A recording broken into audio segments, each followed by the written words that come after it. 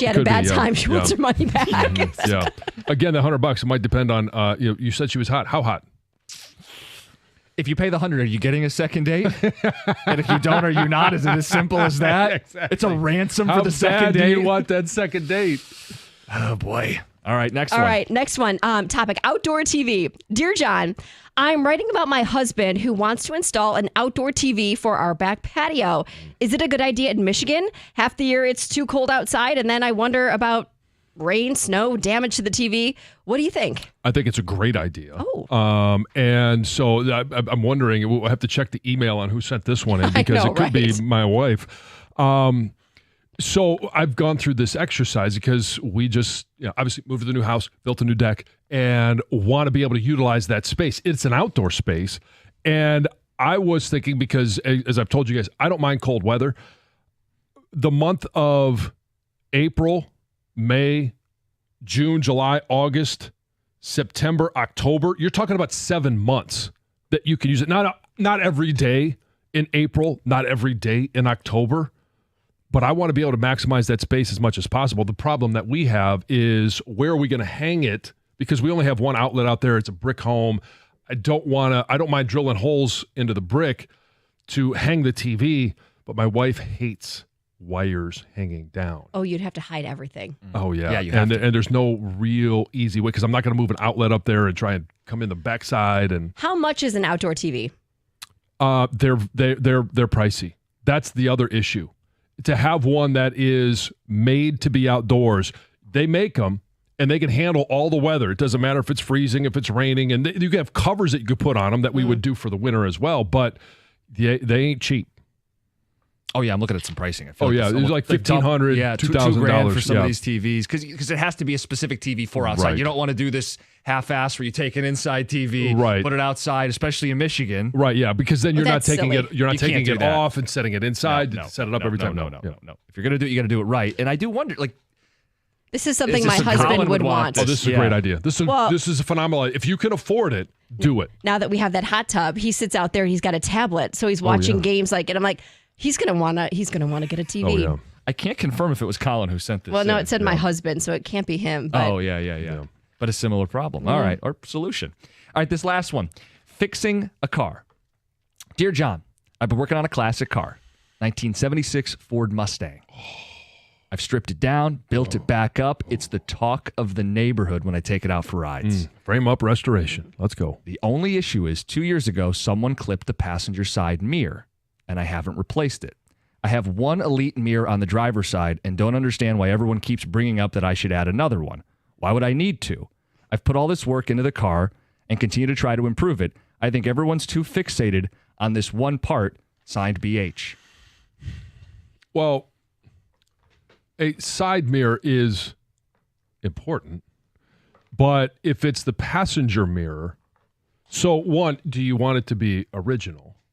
Do you want it to be, that's part of it, is having it in its entirety, even if it's a mirror. It could be a headlight that's cracked. Like, you spent all this time, then fix it.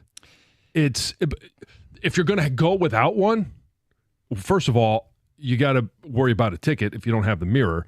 Second is, you can, because your rear view mirror, if you adjust it right, can kind of look for that blind spot, and you could obviously turn your head, as you should anyway, but just fix it. Yeah, my advice would be to call Zedarius. Did I miss something? You did. I have one elite mirror. Why would I need another one? Stop telling me to fix the other mirror. I give my buddy Zedarius a call. I think that'd be the fastest way to fix your problem. Well, yeah, put the mirror on so you can go to your book club. Book club, read the whole book. Make sure you don't just read the first chapter. Read the whole book. My point is, if you have one glaring issue, on. you should probably You're address such the a glaring dork. issue. It was such a bad analogy that no one got it. And that is Dear John. I'll do better next week. It's 97.1. How are we on time?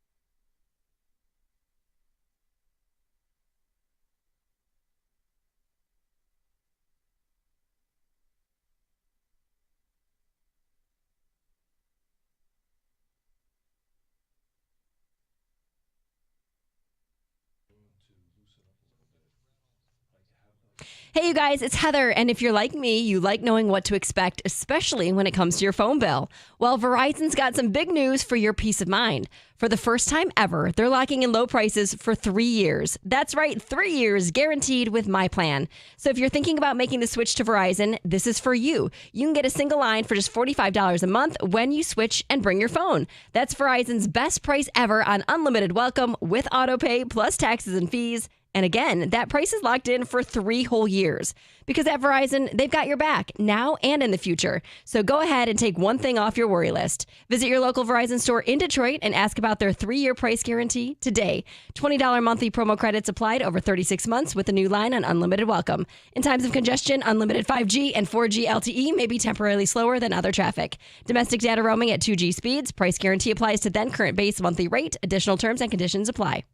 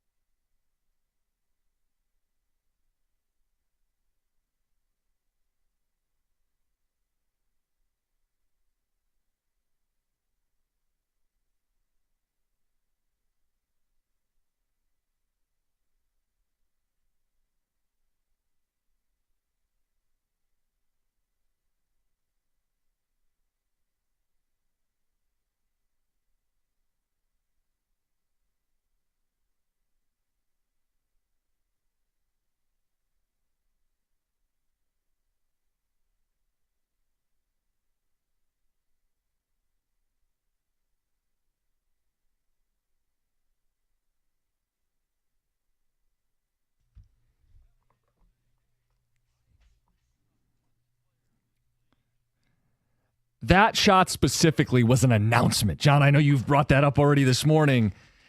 90-90. Cade, back-to-back buckets and a 3 at the Garden. Backs against the wall. Pistons win. It was fun to watch, and it was fun because in the series, and whether they ultimately win it or not, this year we've seen Cade take so many steps forward. We've seen this organization take so many steps forward, and it really you kind of believe, like the Lions when Brad Holmes was hired and Dan Campbell, like it's the best era of Lions football that I've ever known. And I mean, okay, there are a few people that are would compare it to, the 56 World Championship, but there's just not many people around. This is the greatest era. It's not going to be the greatest era of Pistons basketball, but for those that are 20 to 30 years old and maybe don't remember or weren't old enough to enjoy, like this is the greatest era of Pistons basketball in their life, and it's literally only been 1 year. And they still but the excitement of watching Cade grow up, watching this team develop, the thought of what they could do in the offseason, and Cade hitting a big bucket last night, making a couple of big moments.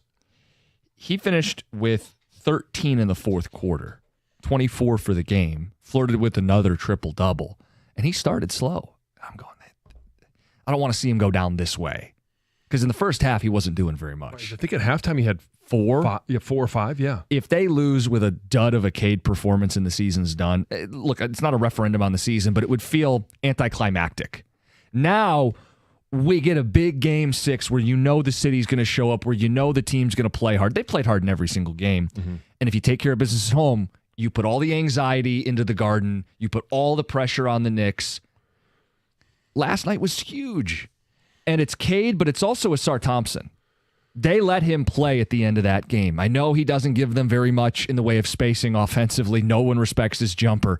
But he defends. He hounds the ball. Brunson finished with the worst playoff game he's had in a Knicks uniform. Fewest points, lowest shooting percentage. Those two things go hand in hand.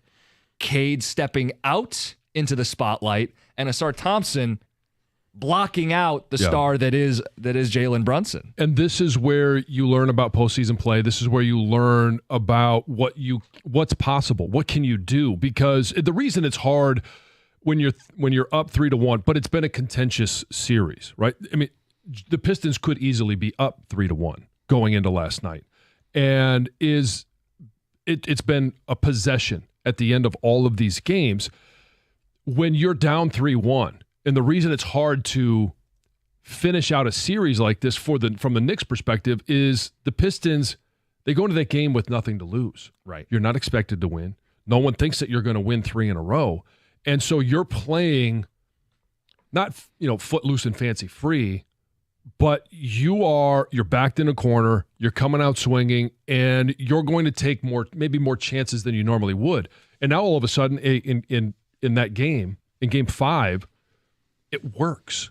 Yep. And now all of a sudden, is there something that Cade did in that game where he's like, you know what, I've never had that mindset before. I've never played like that before. I've never taken that shot before. I've done this. And all of a sudden it worked. And now going into game 6, he's got a little bit of confidence that I can do those things. And maybe it pays off into game 6. Maybe it doesn't. Maybe they force a game 7. Maybe they don't. But then going into next year, taking those lessons, those moments, those feelings, and building on them for next year. Think about it like this. For a young team, when it clicks, it clicks. We saw it with the Lions, right? When it turned, it turned. Yeah. They went from a team where we're going, boy, Dan Campbell's getting some tough questions. I don't know if this is going to work out, right? And then Sheila has to publicly back him. To the end of the season, they're fighting for a playoff spot, and they've won back-to-back divisions. When it flips quick.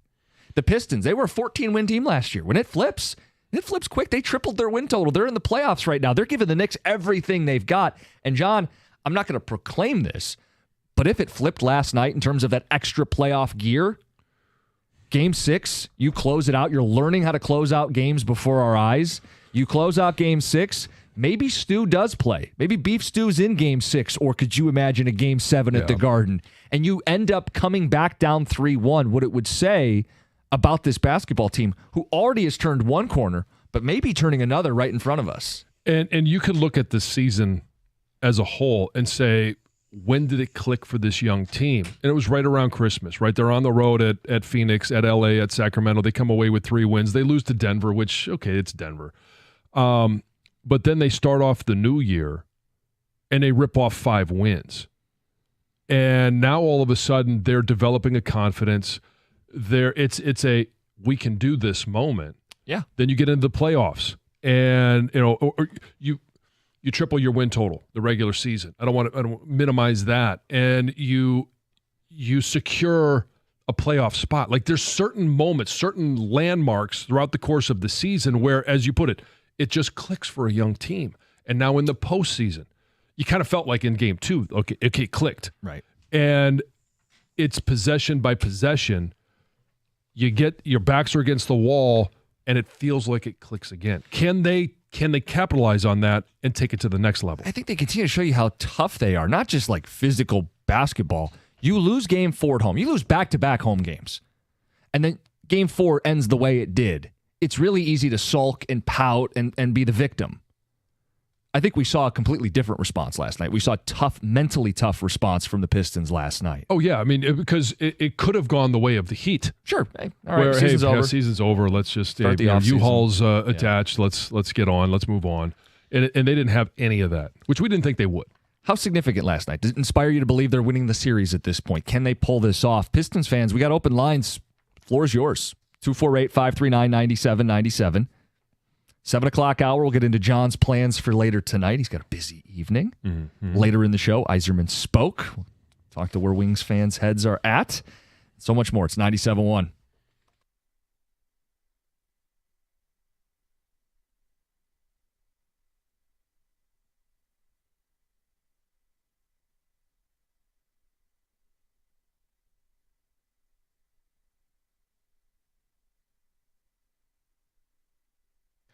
Brought to you by Moran Buick GMC. The Pistons defeated the Knicks 106-103. You don't win a game in the NBA in the low 100s without some good D.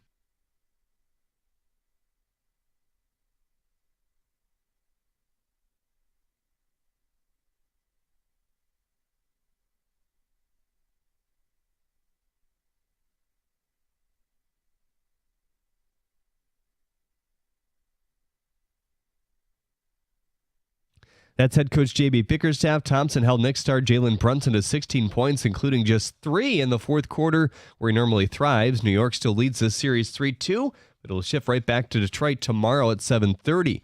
The Astros bested the Tigers for the second straight game, 6-4 the final yesterday. Houston scored 6 runs between the 6th and 7th innings, 3 of which came off Olsen, the other 3 given up by Vest. Gleyber Torres had 3 more hits, including a 2-run homer in the 9th as he attempted a comeback. According to Baseball Reference, the Tigers have the second best odds to win this year's World Series at 15%. The team above them, the Cubs, at 15.9. Red Wings GM Steve Eiserman spoke to the media and was asked if he was willing to spend a north of $10 to $11 million on a player that could help the team. He said absolutely, and they felt that all the way along, as long as they fit a need. The Big Ten released the conference basketball opponents next season. Michigan State will have home and homes with Michigan, Rutgers, and Indiana. Michigan will have Ohio State and Penn State twice. At the Corwell Health Sports Desk, I'm Jeremy Otto. For more, go to 97.1 The Ticket or Odyssey.com.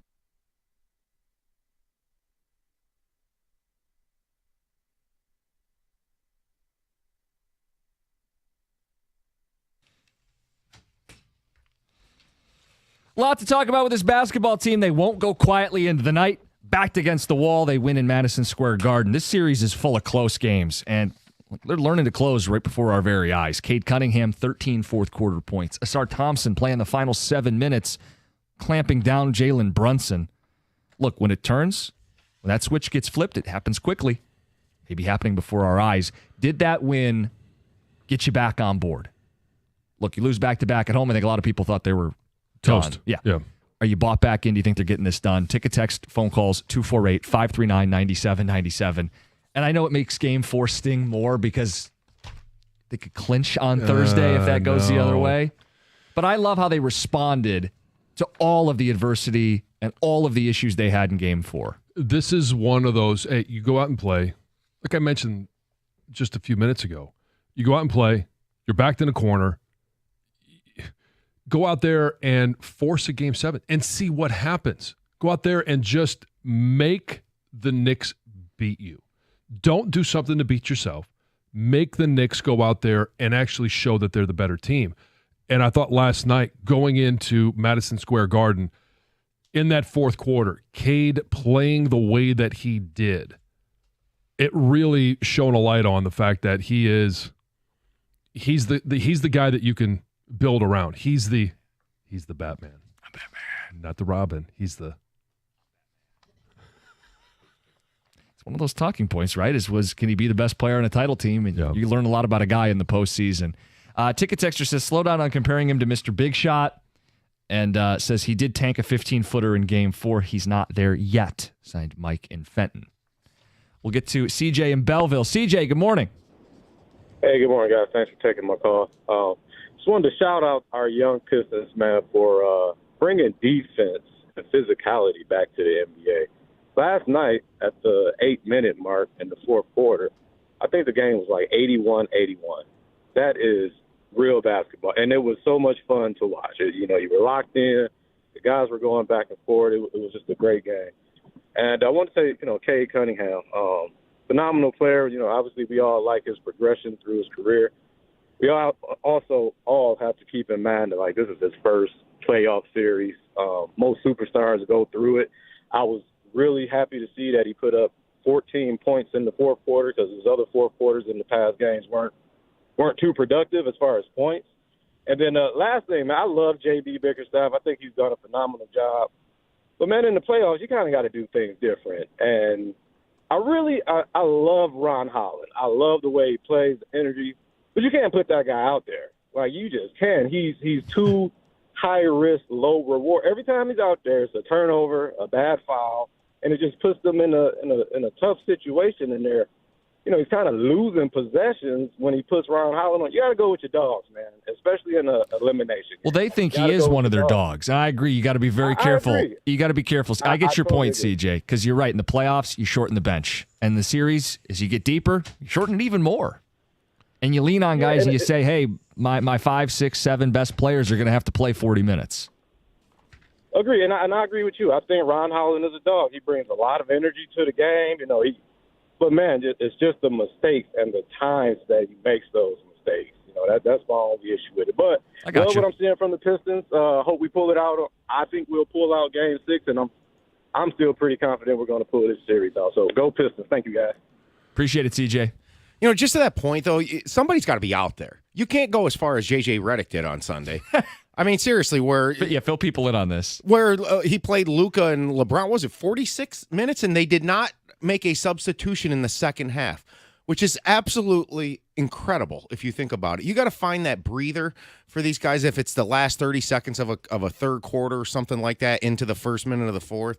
I get it. Holland hasn't been good, but who's going out there if he isn't? Because somebody's got to go out there and absorb some minutes. You're right about shortening the bench, but, I mean, that's a delicate thing, because that can backfire if the guys are winded and done late in the fourth quarter, right? Yeah.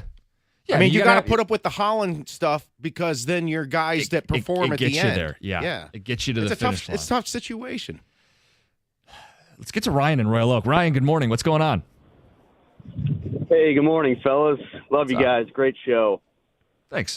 Just wanted to comment on, the game yesterday, and, Game 2 was great too, but felt like yesterday was different than Game 2. Game 2 we kind of controlled, hit a big shot at the end, but this one, the Knicks just kept trying to come back, and this Pistons team, man, they just made shot after shot, stop after stop. I think they showed, the confidence they're building. I really think they're better. They're deeper than the Knicks. And last thing, just Tobias Harris, what he's doing on Towns. Let's not forget how hard it is to guard that guy. He's going to put up his numbers, but he seems to be in his head a little bit. He's undersized on him, but he's just a dog out there. He's hitting shots too. So love for him. I think this team can pull it out.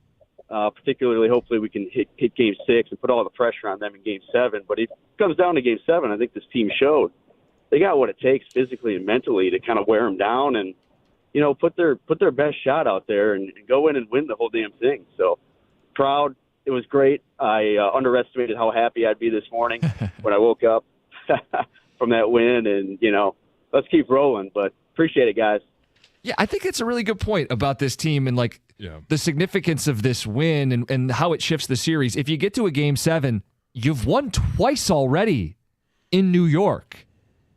Game 7, the pressure's on the Knicks, and the only thing standing in the way from getting to Game 7 is a game here in Detroit. Now, they haven't won in Detroit in this series, but they've been in every game in this series. And if they're figuring out how to close games, John, I mean, look out. Pistons and 7s, it's right there. But now they have to do it back-to-back times because they finished a game, they closed out a game in Game 2. They've got to figure out how to do that and to do it at home. But that's a good thing here, John. It's way to perspective of coming back from 3-1. You just said, can the Pistons come back from 3-1? I don't know. It seems like a tall task.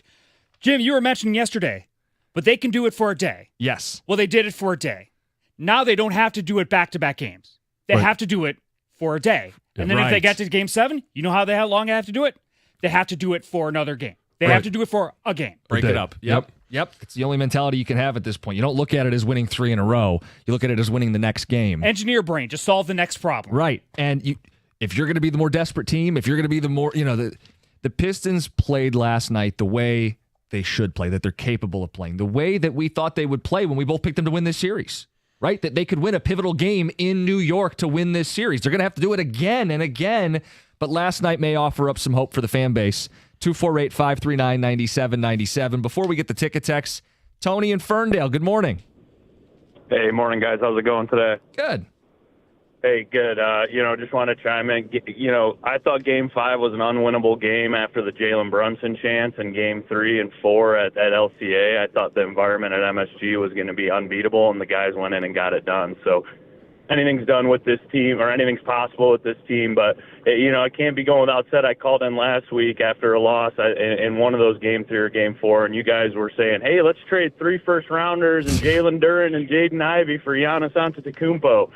This is a perfect example of a team with chemistry, working when they need to, making plays in tough environments. Tony. Is Giannis going to demand the ball in fourth quarter in a game like last night? Tony, I'd still do that trade. Yeah, I mean we're talking that's how to make this team better for next year. I mean, that's two different topics. What we're talking about and what you're talking about is this team being able to, rebound. And I think it's a great point too. That's a tough rebound. With the way they lost in Game 4, it was deflating. It was crushing. They had to get over that to be able to win in Madison Square Garden, where that place was going nuts. And Tony, I think they're to John's point, two different conversations. If the Pistons advance, and feel optimistic after last night, if the Pistons do pull this off, they will face harsher realities in the second round of the playoffs, and you may be looking at it going, yeah, I'd love to add a Giannis to this basketball team. I think we're ahead of ourselves because you're right, the series isn't over, and we are seeing this team grow up before our eyes, but there is a ceiling on this. And that's why those Giannis and Booker conversations will end up coming up later in the summer, because this team's not going to win it all, and you're going to have that honest conversation about how you get better. Some ticket text, 248-539-9797. It's the Knicks' three-point shooting against the Pistons' defense. If the shooting goes cold, the Pistons win. The Knicks have made some huge shots at times in this series. They have, and it's been Karl Anthony Towns that's made a lot of those big threes. For the first time in the series, Brunson looked tired. It's a long physical series, and now the rest is short between these final games. Advantage Pistons, signed Brian. It's a good note. Brunson seemed like he was struggling at the end of the game. In fact, was out the last couple minutes sitting on the sideline. Might have been in pain, bent over backwards. He says, I'm curious to know if the physicality might be taking its toll on him. And a texter brings up bad clock management at the end of the game. I don't know specifically what they're referring to, but I thought the Knicks needed to get Brunson in the game. They needed to take a timeout and get him back out there. Maybe Brunson is running out of gas here. Well, I mean, we talked about it going into the series. Their starting five is who they've been riding with. And they've been doing it throughout the playoffs. Is it taking a toll? Because he is dinged up. And, I mean, he goes off limping at some point in every single game. Yeah. And last game. I mean, hats off to him for continuing to play at a high level. But is the wear and tear going to cost them at the end of this series? And the Pistons have to make it. One thing I'm going to be really curious about is JB made the adjustment we talked about. Asar Thompson closing out the game. I appreciate him listening. I'm sure that's why it was. He's driving around in the morning. I have an epiphany. Yeah. Streaming us from New York. You know what I'm going to do what those guys said? No, I think this was just an obvious, you got to try something. You're facing elimination. Go down with your best defender on the floor in the fourth quarter. This team is a defense-first team. They're not going to score a ton in the half court. If you can get stops, you can get easy buckets. I loved that counterpunch to put Asar out there, and I want to see it the rest of the series. The Knicks will try to adjust. And if they can't adjust in Game 6, John, if the Pistons get to Game 7, I think they're winning this. So it makes Game 6. We'll Game discuss 6 that. becomes that game to win the series. We'll discuss that on Friday. Okay. I'm not I saw the I'm not grin even on your going face. there. You don't want me to- okay, all right, am all excited right. about the potential, the possibility, but let's focus on Game 6. Let's focus on getting a win at the LCA. First things first. All right, ticket, text, phone calls. More of your thoughts. We'll get to John's eventful evening. Oh, yeah. 7:35. Big night coming up. Yeah, look at you. Get to that. It's 97.1. Guys, if you're injured in an auto accident, you're going to want to find someone who's looking out for you. You might be stressed. You might not know who to turn to. Let me tell you about KG Law. Lawrence KG, he's a Detroiter.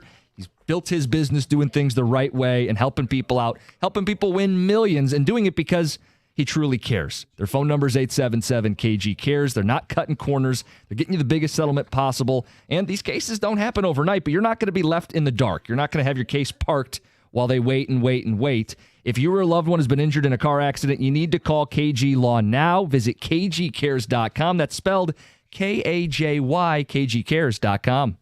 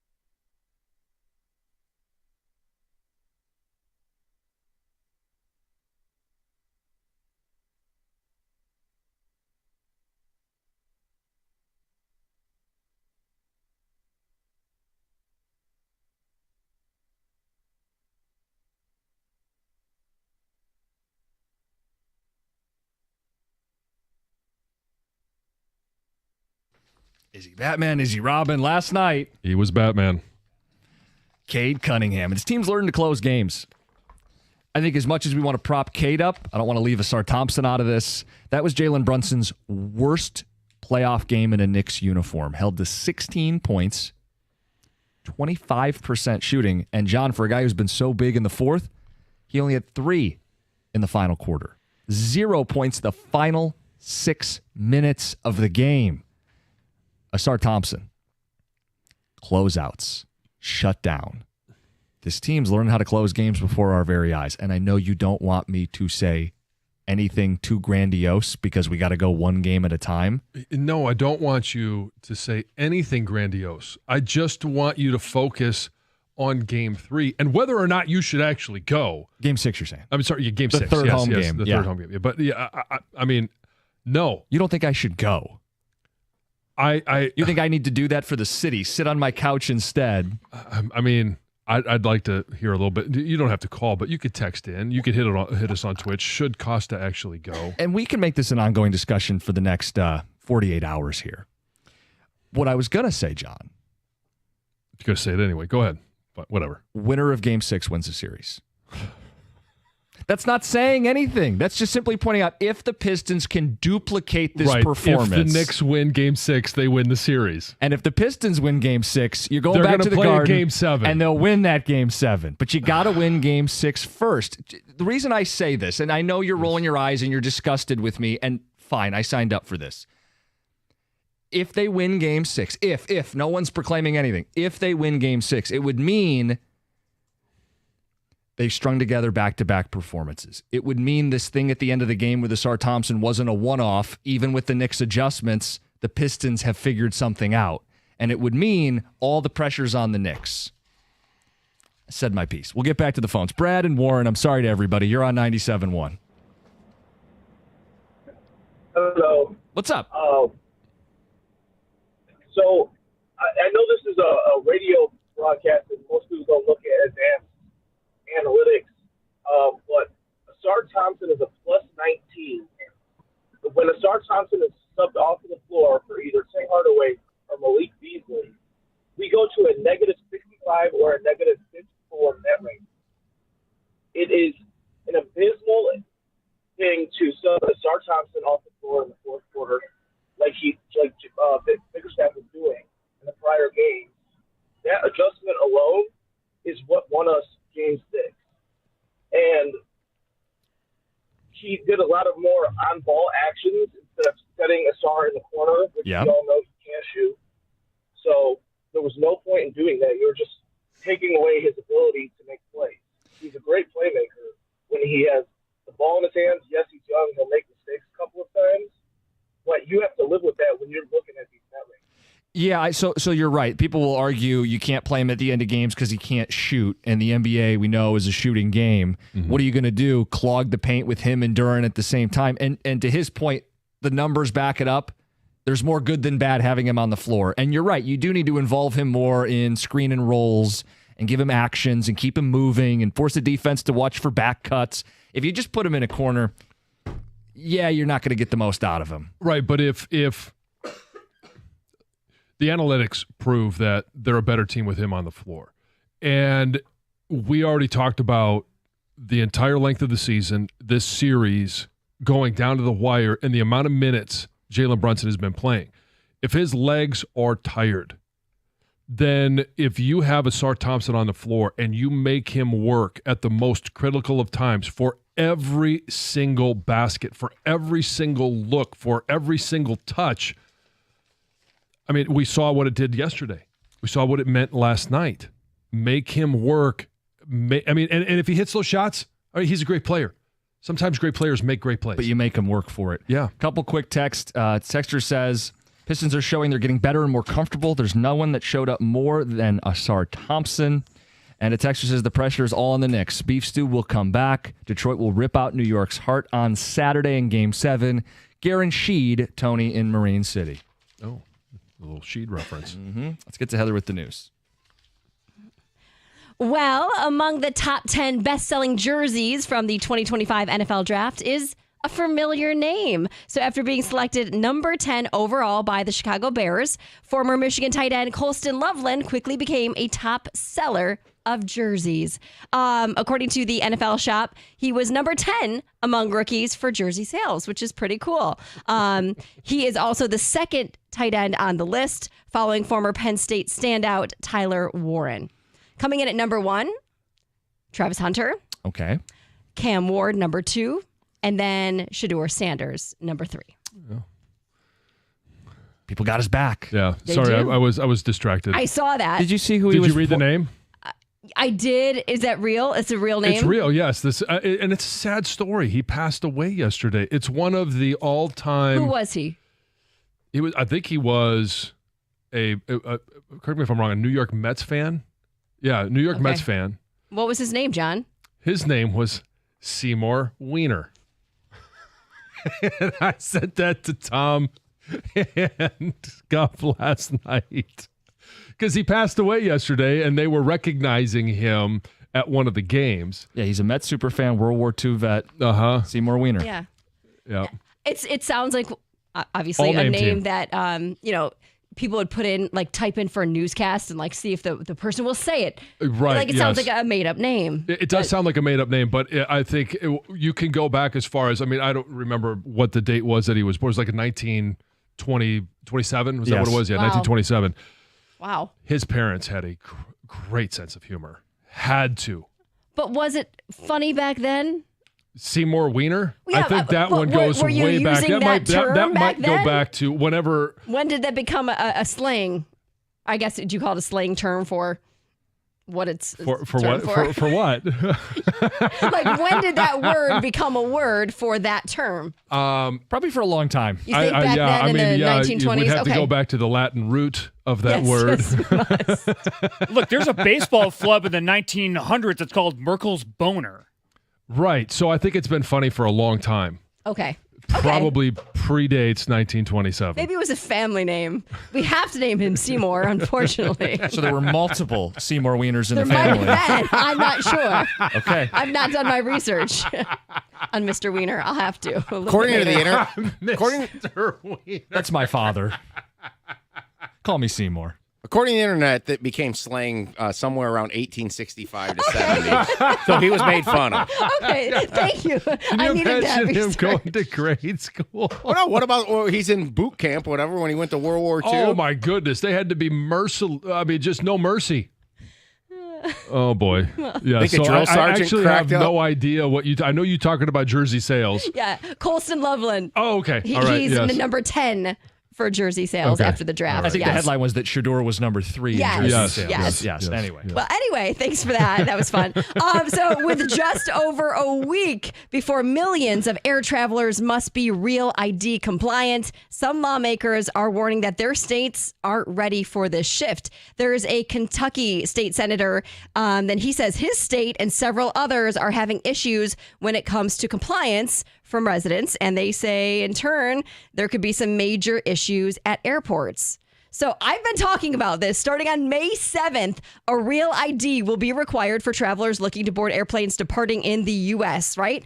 Flying anywhere here in the U.S., you need one. Also for entry to certain federal facilities, military bases, nuclear power plants, you need this real ID. And if you're not real ID compliant, you could be turned away from those buildings, those facilities. And if you're attempting to board a plane, you could face some delays, some additional screening, or just the possibility of saying, hey, you know what? You can't even get through the security checkpoint. I'm glad to know that I'm cleared for nuclear power plants. There you go, John.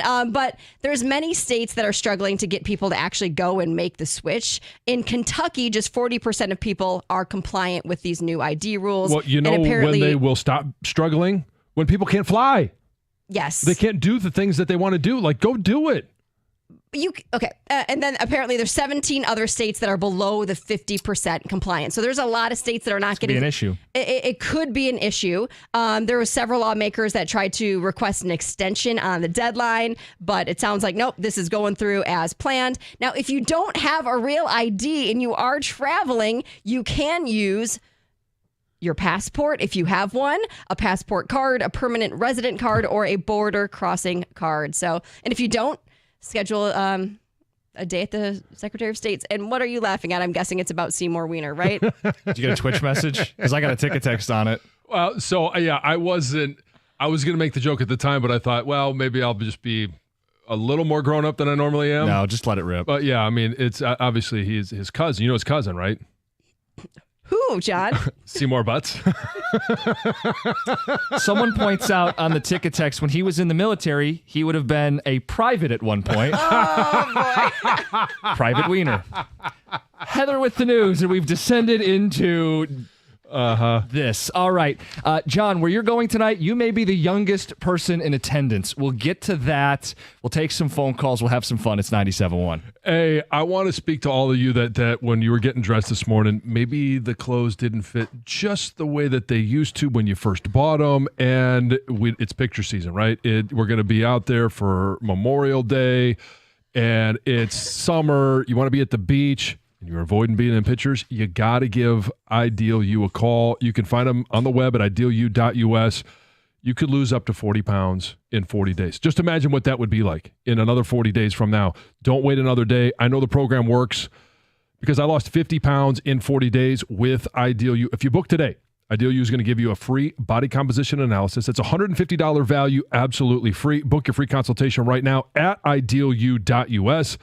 Ideal You is different than other weight loss companies because it works and it works fast. You can lose up to 40 pounds in 40 days and be happy getting in those clothes in the morning and taking those pictures yet again. It's just a little over a month. That's all you got to do. Book your free consultation right now at idealu.us to get your body composition analysis. It's a $150 value, absolutely free.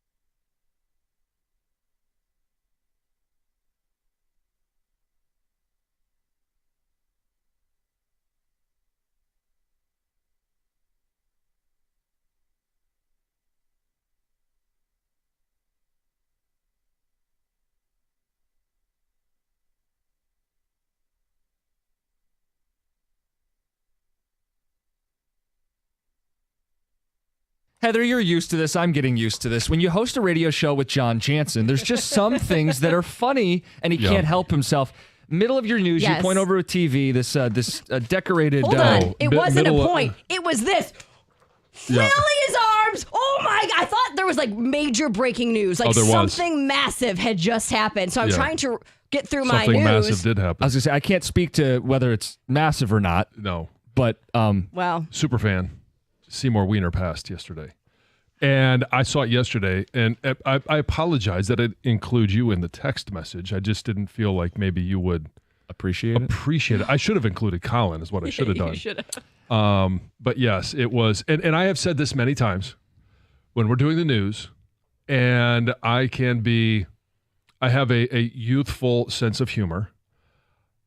You do an unbelievable job of staying focused. I don't think people really understand how focused you could be in moments such as that when there is something completely senseless going on around you. Fought World War II, Mets fan, lived almost 100 years. Wow. Seymour Wiener passes away, and John That's can't an help old himself. Very old. John, a couple ticket texts.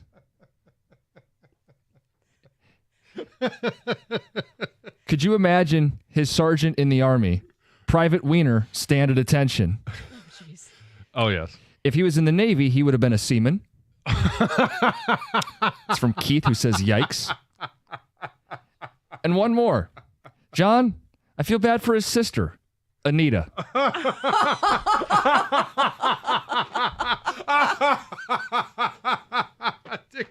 Ticket texters, I love you. I love you. You're so good. All right, before we get to your plans tonight, Kyle and Canton, you got thoughts on the Pistons? Good morning. What's up? How are you? Morning, boys. What's up? Let's go. So I called in earlier in the week saying we were going to take Game 5, and even earlier before that, my son gave me the fact of their starting five has played more minutes than any starting five in NBA history. I remember we you. Have gotten better. We have gotten better every game. They have gotten worse every game. We lose by 2, we lose by 1, then we win. We win Game 6, we win Game 7. It's on to the next round. So Asar Thompson is the game changer there, right? Yes. And then playing that Shaq attack against Robinson, that messed everything up. So, I mean, Asar down low in that combination, let him dunk the ball 20 times in Game 6. Just keep it coming. Off-ball defense is tremendous, and continue the pressure. Our bench will outlast them, 100%. Asar was asked after the game his confidence level in getting to a Game 7. Super confident was his response. And if you get to Game 7, if the Knicks will pack the Garden with anxiety. They are 0-5 in their last 5 home closeout chances, including last night. A few more ticket texters. Says, I'm not one to insult a war veteran, but I heard his wife, Alada, was very happy. Thank you for your service, Seymour. Doug at work. What do you think his nickname was? Tiny?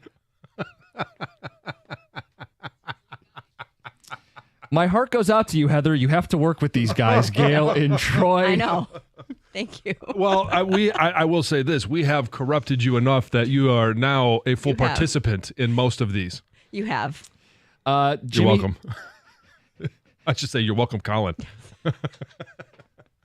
A few ticket textures on the Pistons says, Jimmy, stay home for Game 6. Sit in the dark with the TV off. Look at the Red Wings you got your stupid season tickets for. Says they lost every game you went to. Same building. Stay away. Yeah. There was a question posed earlier. People still let Jim go to games live? Keep cookies away from LCA. All caps. Please tell him to shut up, John. Is your lovely bride going with you? No. Who are you going with? Stoney, probably. That's who I spent Game 4 with. Quick story on that. Stoney does his own thing at these games. This doesn't surprise you, John. No. He's sitting in like the little courtside club because everybody knows Stoney, and it's a good view of the game. So I go, "Where are you at? Where are you at?" And he waves me over. So he and I just sat and watched the game together. I guarantee he'll be at Game 6, and those are pretty good spots. Yeah. So I'll try to sneak over there with him for Game 6. Yes. Well, I hope you have a good time. And I hope for your sake and the rest of our sake that they win. I do too, John, because I'm starting to worry how people are going to react if I show up and they lose. I do want to correct something. The Wings actually won the majority of games I went to. They were 9-8 in games I attended last season. The vast majority. Yeah, yes. All of one more win. Mm-hmm. Okay, tonight for you. Yeah, big concert, Ford Field, AC/DC. I can't wait. This is my Christmas present from my wife. And we've been looking forward to this for a while. We've actually have some friends that have bought tickets near us as well. They're going to go. We're going to meet up at the concert. I can't wait. This is kind of one of those on the bucket list. And I like all genres of music. This obviously takes me back to my childhood. They predate my childhood. But I think there's a lot of people that as soon as, Thunderstruck and some of their great songs come on, it's a turn it up. As soon as it comes on the radio, you turn it up, right? Because you just enjoy the excitement, the energy level. I had no idea.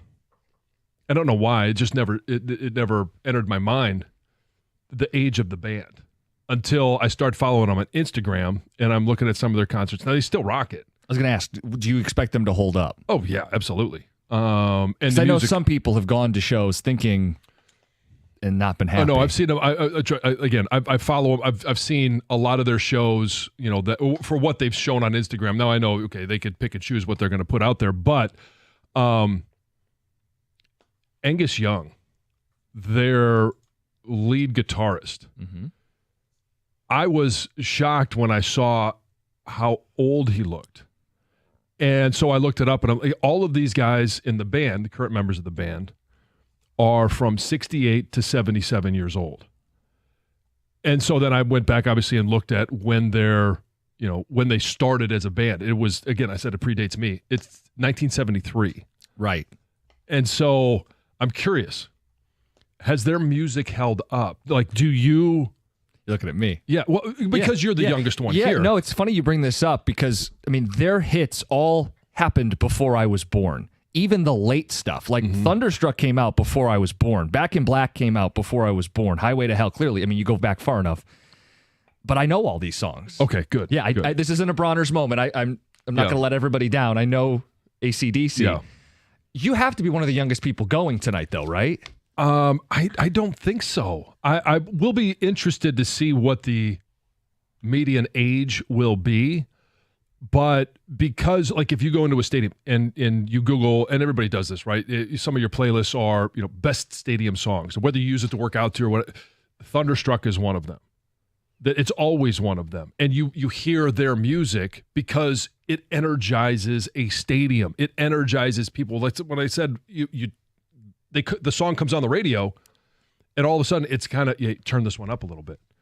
It's one of those. And so I know I won't be the youngest because my wife will be with me, and she is younger than I am. You guys will not be the youngest. I wouldn't think so. No, there's not a lot of new rockers out there. So when these guys all die, who are going to be the next big rock and roll bands? There's not many out there. AC/DC to me is up there with a band that you're introducing to your child. Here, let me teach you about rock and roll, right? So younger generations learn about them through their parents, and obviously these songs are still out there. You're not going to be the youngest ones there. And their music has stood the test of time. Yes. And it will, even when these guys are past and people are playing these songs, it's going to stand the test of time. And Heather, you may still be a little bit younger for this one, but like the 80s, we all remember the one-hit wonders. Oh, sure. Right, where it was just one song and then they just faded into oblivion.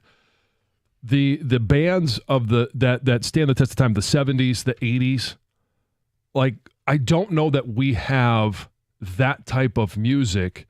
So when our kids, when Lucy is 48 years old, 30 years from now, will she, be talking about the great music of her teen years? I just don't know that we have those bands. And I don't want to get into the whole genre thing. And I know that there's people that love all different kinds of music, but... You don't think people are going to be in the retirement home blaring Drake? Hotline Bling? I just don't feel like it. I don't feel like it'll last as long. So we have so many different questions we could ask people. What do you want to know from people on the phones? Well, I want to know first of all, anybody going? And will I see you tonight? Is this a band that you're sharing with your kids? Because when you listen to their music, they don't have, okay, I know there's some music or there's some songs that have, some risky lyrics, but there's no bad language in it. And the crowd could get a little ruckus, but are you taking your kids? Can you take your kids? Will you take your kids? Will you take your kids? Yeah. Okay.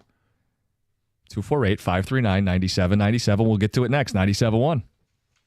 Hey, you guys, if you're like me, you like knowing what to expect, especially when it comes to your phone bill, right? Well, listen to this. Verizon's got some big news for your peace of mind. For the first time ever, they're locking in low prices for 3 years. That's right, 3 years guaranteed with my plan.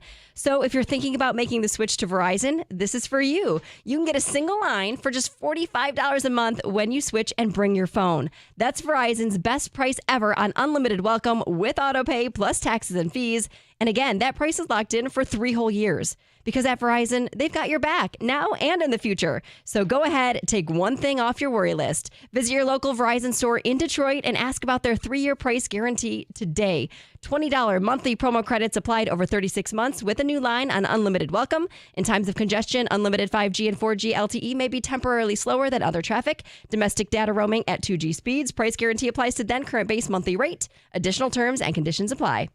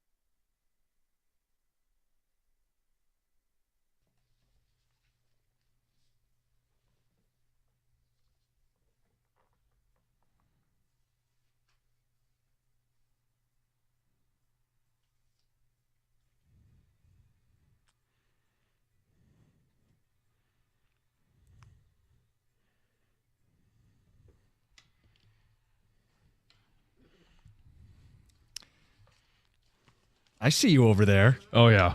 I can't wait. I'm so excited. That got me jacked up. Tonight, little date night. Uh-huh. You're going to the concert, AC/DC at Ford Field. And I joked. I said, are you going to be the youngest people there?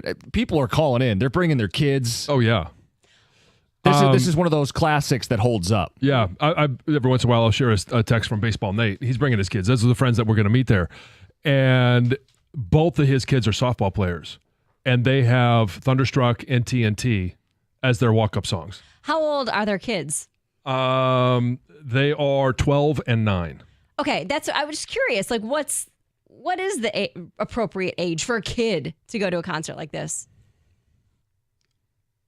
I mean, Sounds I don't like know. that's about right, That's right? about Like right. 10 Yeah, -ish? 8, 9, 10. Yeah, somewhere in there. You want them to remember it. Yeah.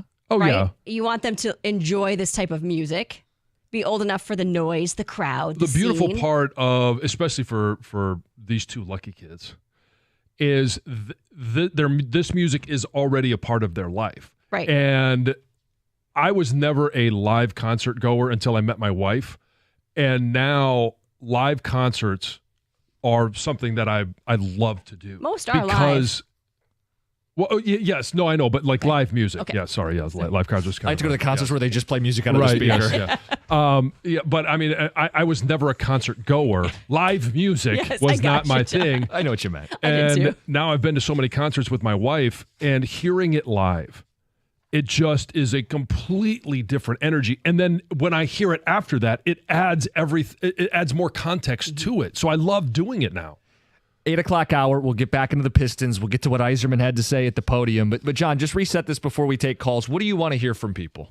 I want to know: are you taking your kids? And one, how old is old enough? And how are you sharing the music of your youth with the kids of today? And because the other text I got was from a college friend of mine who said, as soon as I hear AC/DC, I feel like I got to warm up for basketball.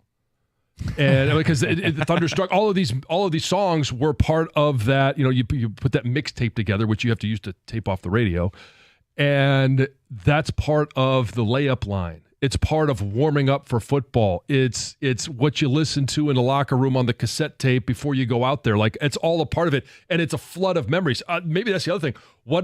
When you hear Thunderstruck, when we came out there, what memory did it invoke? Because great music will do that. Let's get right to it. A lot of people want to talk. Adam in Algonac, you're on 97.1. Good morning, all. Hey, Jansen, I just want to let you know, as a fellow full-grown immature adult, there are never enough wiener jokes. Thank you. I appreciate that. I agree. Anytime. And I want to say my dad raised me right. I'm 39 years old. Some of my favorite bands, Rolling Stones, AC/DC, Fleetwood Mac. My son will be 13 in June. I'm taking him tonight to the concert. AC/DC is his favorite band. We got the tickets as a gift, too, for Christmas for my girlfriend. And I can't wait, man. I really can't. We jam out to it all the time. We jam out to all old school music. He even knows a lot of Motown. But the moment I'm waiting for tonight is during Shoot to Thrill in that breakdown when the whole place is rocking and clapping, sharing that moment with him. Because this will be technically his second concert, but the first concert he ever went to was with Santana when he had that medical issue. Okay. So tonight is his first real concert, and I can't wait to see him freak out and have a blast there tonight. Good for you. Have a great time. Hope to see you there. You too. Y'all be safe. Have a great rest of the day. Yeah. Thanks, too. Adam. I love that.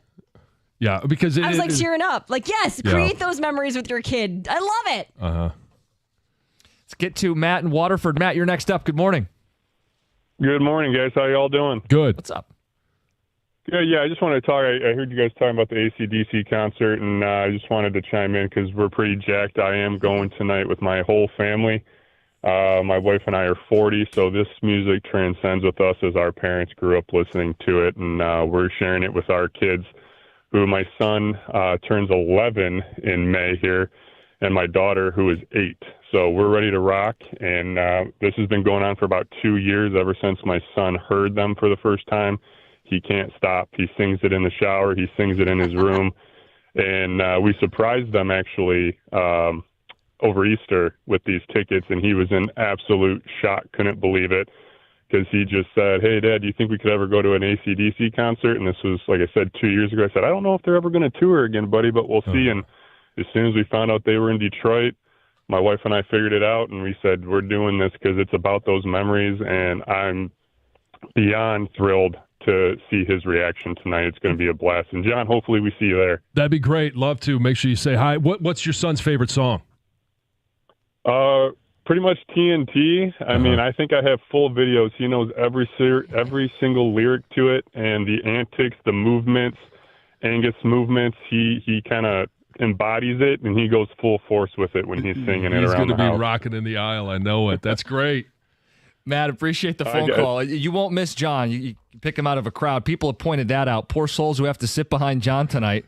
Because we'll be standing up the whole time. So that's an obstructed view. Yeah. Yeah. His 4 rows behind are going to have an obstructed view as well. We'll keep collecting these ticket texts and your phone calls. It's 97.1.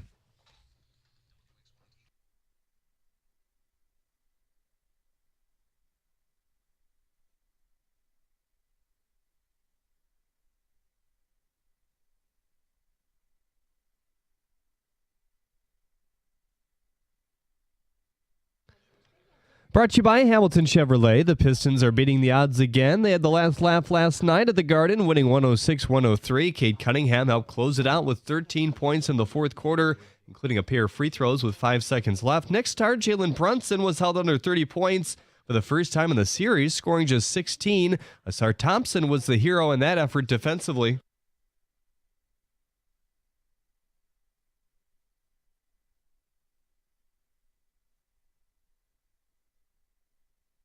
Detroit needs 2 more wins to take the series. Game 6 tomorrow at Little Caesars Arena. It's been announced as a 7:30 tip. The Bucks season came to an end at the hands of the Pacers, 119-118. The victory yesterday. Giannis was involved in a heated exchange with Tyrese Halliburton's father after the game. The Tigers dropped their second game in a row last night as the Astros came out on top 6-4. The game felt similar to the series opener where Flaherty was cruising, and then the Houston offense kicked into gear in the fourth. Yesterday, Olsen was through 5 clean, but a 3-run 6 chased him ultimately. Red Wings captain Dylan Larkin publicly noted his disappointment that the team did not add more at the trade deadline. GM Steve Eiserman didn't say much when asked about it yesterday.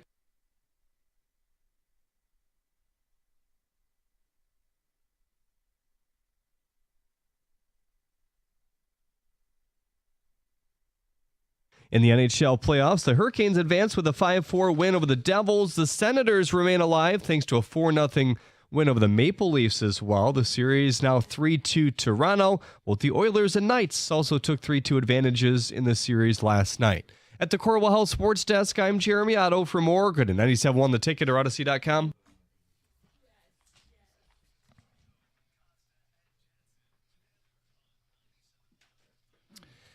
Can I give you a translation on that Yzerman cut? Yeah, sure. If Dylan wants to share that I ripped him a new one, that's on him. Yes, and if he wants to share that with you, I will then again rip him a new one. We'll talk about Yzerman's press conference at 9 o'clock. 8 o'clock hour, we'll get to the Pistons. We got phone calls on AC/DC in town tonight, and John's going to be at the concert. Can't wait. I've been waiting for this one for a long time. A lot of you guys will be there, too, and we're going to get to the phone calls. We did bump back with Thunderstruck. And Texter says, my son who is 4 said, Dad, did you hear that? That's from the Mario movie. Oh yeah. Yeah. Eric in White Lake.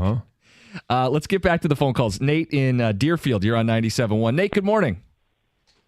Hey, good morning, guys. How you doing? Good. You? I'm great. I'm pumped for the show tonight. John, you're in for a real treat. This will be my 5th time seeing the guys. I'm taking my son who's 8. He plays the drums and I play guitar, so we rock out in the living room all the time, jamming out to AC/DC songs. And he has no idea that he's going tonight. Oh, my gosh. When are you going to tell him? Well, I've had to kind of keep it a secret because we go to a lot of Tigers games, so they've had advertisements in town, so I've been trying to keep him distracted when we go to a game. But I picked out a whole schoolboy outfit for him. I went shopping. He's going to be dressed like Angus. I told him it was in case we go to church or have some fancy formal thing to do. So he's going to think we're going to do something nice and formal after school.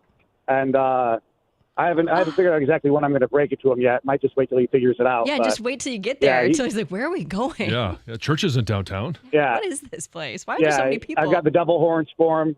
It's going to be a blast. We were at the Green Day show a few months back, and we were up in the front row for that. He got a pair of drumsticks from Trey's drummer, so I went and got the pit tickets for tonight, so we'll be up in the front. So, John, if you see a little kid sitting on dude's shoulders down by the stage, that'll be us. Where is he got a tie and everything too?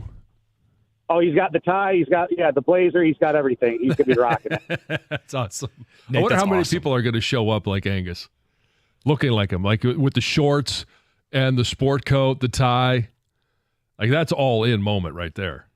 We asked people, are you bringing your kids? Are you sharing this with them? I gave you a hard time, old folks show. People are pointing out this is for everyone. Yeah. 8 to 80. That's what AC/DC draws in. Lucas says, I'm 23 years old. Today's my birthday. I will be there tonight, and I can't wait. I know the word to every song. It's going to be such a high energy concert. I talk about the bucket list, right? And again, the genres that I like. We went to George Strait. Obviously, much different feel at that concert, but I can't wait for this one tonight. And I didn't even think about people dressing up like Angus. I have a question for you, and this is inspired by a ticket texter. Are you at all worried about letdown factor? Because this guy says he's seen Kiss on one of their 13 farewell tours, and it just didn't hold up. They're too old, Matt and Wyandotte. Well, do you have any concerns about that? Not really, because I've seen so many clips of their shows, and I don't know how, the visual of it.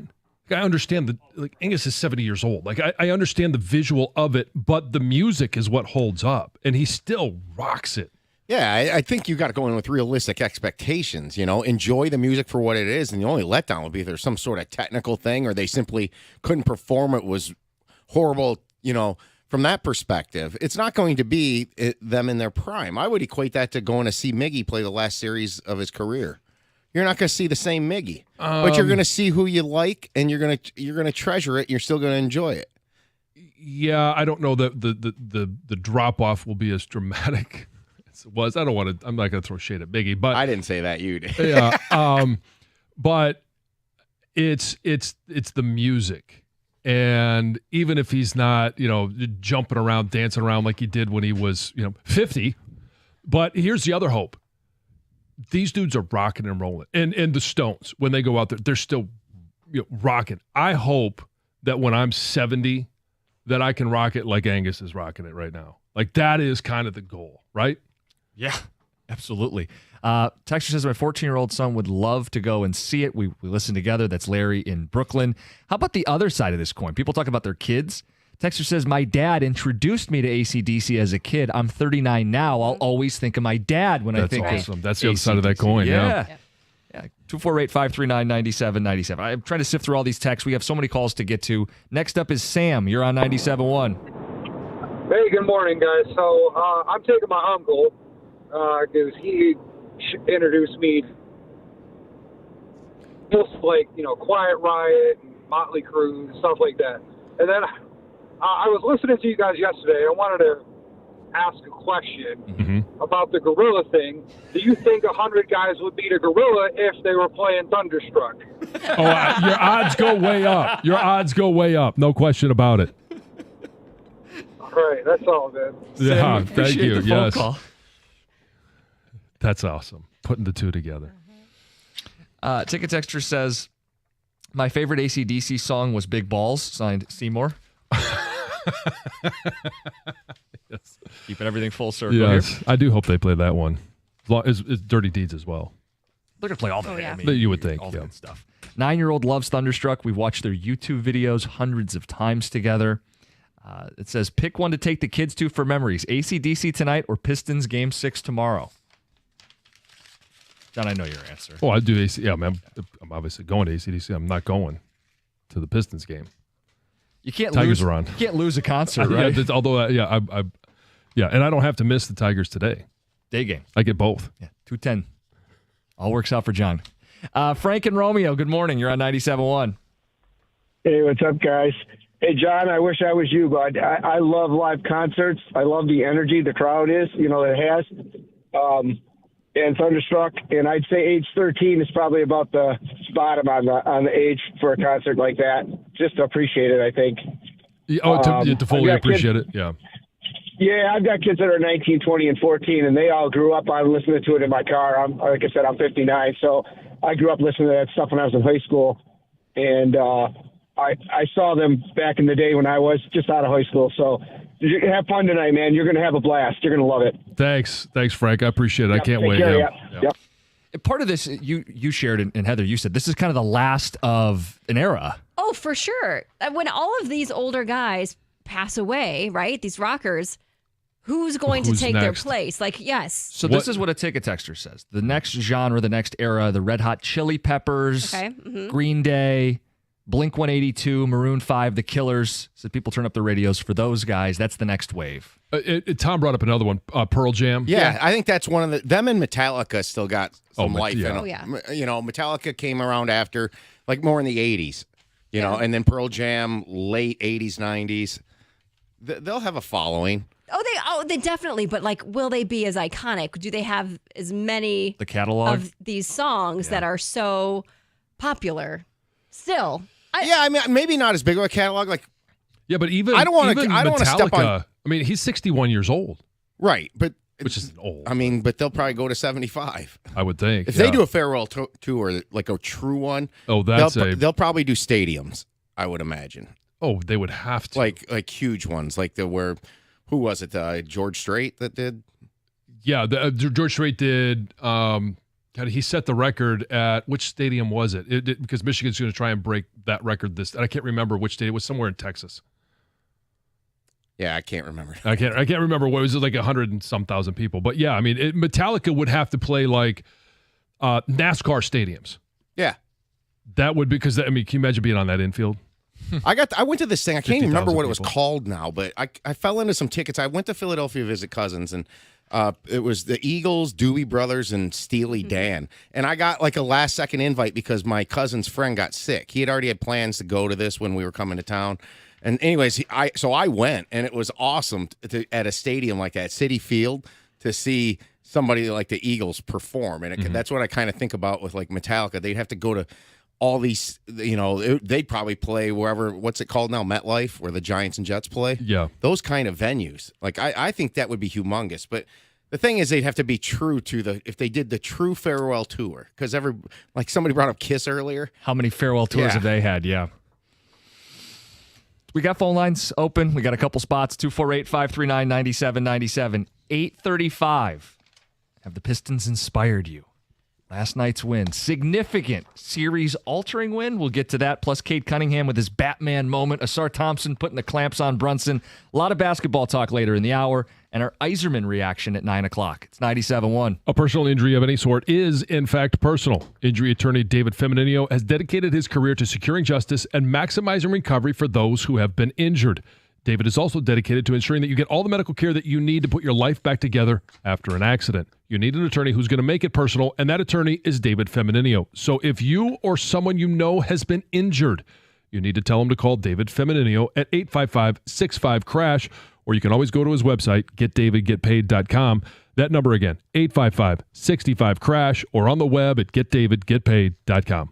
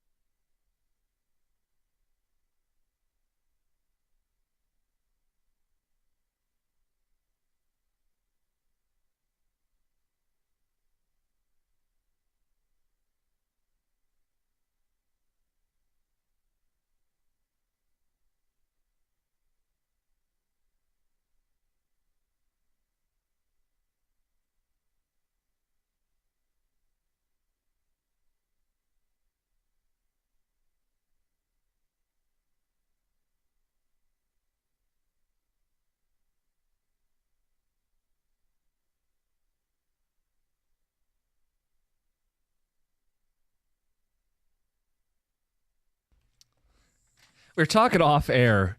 This AC/DC conversation, people are introducing their kids to this. Heather, what are your kids learning? It's funny because we don't really listen. We like rock and roll, right? I know all these songs, but that's not really what we listen to. We still listen to a lot of like old school rap. So I'm like, oh my gosh, we're introducing our children. And Colin knows all of the lyrics. And he does a lot of this thing at home where instead of singing the lyrics, he speaks them. He just talks the lyrics. And it's so inappropriate. And now Emily is she has taken everything. And I'm like, she knows all the words now too. No. And I've been introducing her slowly to like really cheesy old stuff that I used to listen to when I was a kid. Like what? Barbie Girl by Aqua. Who Let the Dogs Out? Oh yeah. Macarena. There's nothing like watching a 3-year-old who let the dogs out. She loves it. So does Brooks. It comes on. He's like, yeah. His arms are waving. Yeah. We'll introduce this other stuff later, but Baby Got Back. You know what? She's never heard Sir Mix-a-Lot, but I could really? Totally do a lot of Salt and Pepper. We do a lot of Shoop. Yes. John's going to be at AC/DC tonight. We're a million questions and spin-offs. Are you taking your kids? The question about like the last of an era. So many different things to get into. Let's knock out a couple phone calls. Paul and Taylor, you're on 97.1. Hey, what's up, guys? I don't get to go this time, unfortunately, but I got to go in 96. I don't know if, John, you remember back in the day when at Harmony House you had to wait outside for tickets? Oh, yeah. Yeah, we got lucky, and the guy in front of us got his lotto ticket called, so we were second in line for tickets when I was 18 years old. I was 21 rows from the stage, main floor for AC/DC at the Palace. It was amazing. Take earplugs, because your ears will ring for 3 days. Mm-hmm. That's all right. I'm willing to make that sacrifice. Are you not going to do any what? Like Ear earplugs protection? or no? Nothing, really? No, I've never even I would say considered kids should do that. The young kids should definitely, especially that one little kid that's going to be right there on the floor in the pit. Like the 8-year-old from Yeah. earlier? Yeah. Give him. Got to experience the full throttle. I mean, no, Colin has had to have surgery on his ear because he's lost hearing and had a surgery when Emily was born. Like it does. Yeah, protect those little kids. I get Those it. little Yeah, ears. You can act like a tough guy, but your ears are gonna. You could do Protect some those. damage, especially at a show like that. Yeah, I'm not wearing earplugs, and Do you see John wearing? yeah, earplugs? come on. No, I He know who I'm goes in with talking those big to. earmuffs. Like Drew Brees' Yes. kid after the Super Bowl. Oh, right. Yes. Earmuffs. Yes. Rick and Pinckney, good morning. What's up? Good morning, guys. Hey, John, I bought my son, who's 23 years old, the tickets for Christmas, and we've been anticipating for 4 months, and we are stoked. We've had our Back in Black T-shirts. We're ready to rock and roll. And I work in education, and I think music, along with sports, is a great way to bridge generations. Last year, I took him to the Def Leppard and Steve Miller and Journey concert, and we had a blast, and we can't wait for this evening. That's awesome. And you're spot on. Sports, music, it does. You know, the classics will bond generations. That's stuff you can share. Yeah. That's how Lisa gave it to me. Was I got an AC/DC T-shirt, and I thought, oh, this is cool. You know, graphic tee, and I'm like, because I'm a big fan. Are you wearing that tonight? I will wear it tonight. Yeah, okay. Yeah. I'll probably come home with some new merch too. There you go. For sure. It depends on how long the Definitely. line is. But Jim, you've probably never done that. Heather, the reference to the Harmony House and standing in line. I was little. Yeah. Right. Like I was young, so I don't think I ever stood in a line because the first concert I went to, I was in. I might have been in elementary school, but I didn't purchase the tickets clearly, but I remember it, and I remember Harmony House quite well. So yeah, I did that for a Waylon Jennings concert. Did you? Yeah. So explain this concept to me. Like so before the internet, I couldn't get it on my phone. Yes, you couldn't get it on your phone before cell phones. You used to have, and this is back when. Have you ever had a paper ticket? Like going to sporting events, yeah. Okay, yes. Yeah. Well, concerts used to be the same Yes. thing, paper tickets, Yeah. and so you used to have to. They would say, "Hey, at 10 a.m." The tickets are going to go on sale, but you had to physically be in line. People would line up sometimes. I mean, overnight was no stretch. Sometimes people would line up for days. I did 14 hours for the 95 Cup Finals, and I was one of 200 people to get the tickets. Wow. 7 o'clock, and they didn't go on sale till 9. 7 p.m. the night before. Yeah. I mean, you're talking about people. And for some of these concerts, it would literally be days. People would be camping out. It was more of a thing than the whole like Black Friday sales where people would, go the night before and get in line for sales. Like ticket sales was a big deal. Ticket Texture says, Jim, what about you? You listen to a lot of disco? The Bee Gees. And I feel bad for those who chose the Tigers last night instead of the Pistons. John. Well, I mentioned it. I watched the second half of the Pistons there. Well, we're all waiting to get your Pistons breakdown. We'll do it coming up at 8:35. We'll get into it because last night that was an inspired performance. We'll get to whether people are rethinking the series now. Let's get to Heather with the news. Heather, what's going on? Well, 2 teens were shot in Hamtramck on Monday night, and now a 15-year-old is in police custody. 15. Hamtramck police say a 17-year-old girl was shot in the head. A 16-year-old boy was shot in the torso after an argument that took place at an apartment complex. Thankfully, both are expected to survive. Police say that the shooting happened, like I said, after this dispute. They say there was no threat to the community. A popular Livonia burger joint, Bates Burgers, is temporarily closed as it works to clean up from a kitchen fire. So early Tuesday morning, a fire broke out, caused the most damage to the grill, but also some damage to the restaurant's walls, silverware, things like that. Nobody was hurt in the fire, which is the good news. And the GM says that a new grill has already been ordered on the way, and the plan is to get the restaurant back up and running as soon as possible. And the exact cause of the fire is still under investigation. This is pretty cool. After playing for 40 years, a Macomb County man won $6 million on a scratch-off lottery ticket. Wow. $6 million. The man, who is going to remain anonymous, says that he's been playing scratch-offs, like I said, for 40 years. He buys them all the time. And when he saw his winnings on this one, he said he nearly fainted. Couldn't believe it. He has already collected his payment of $4.1 million. He says he plans to take a vacation and then save the rest. So he's not going to splurge unless it's a really, really fancy vacation. Yeah. But sounds like he'll be saving, which That's is pretty cool. cool. Hey, tickets for the NFL Hall of Fame game are now on sale. Oh, yeah. So the Lions and the Chargers will square off in Canton, Ohio on Thursday, July 31st at 8 p.m.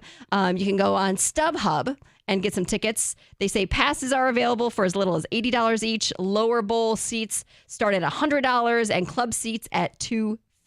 I already know fans who have bought tickets. You do? Like people who are itching to go because it's cool. You see the Hall of Fame. It's a preseason football game, but you're never going to go unless the Lions are there, and this is your opportunity to go. Yeah, the Hall of Fame is really cool, and they've updated it, even recently. But the game, you're not going to see a lot of the stars play, but it's your first chance to get a feel for fall and football. Yeah, they have updated it. There's a new class every year, John.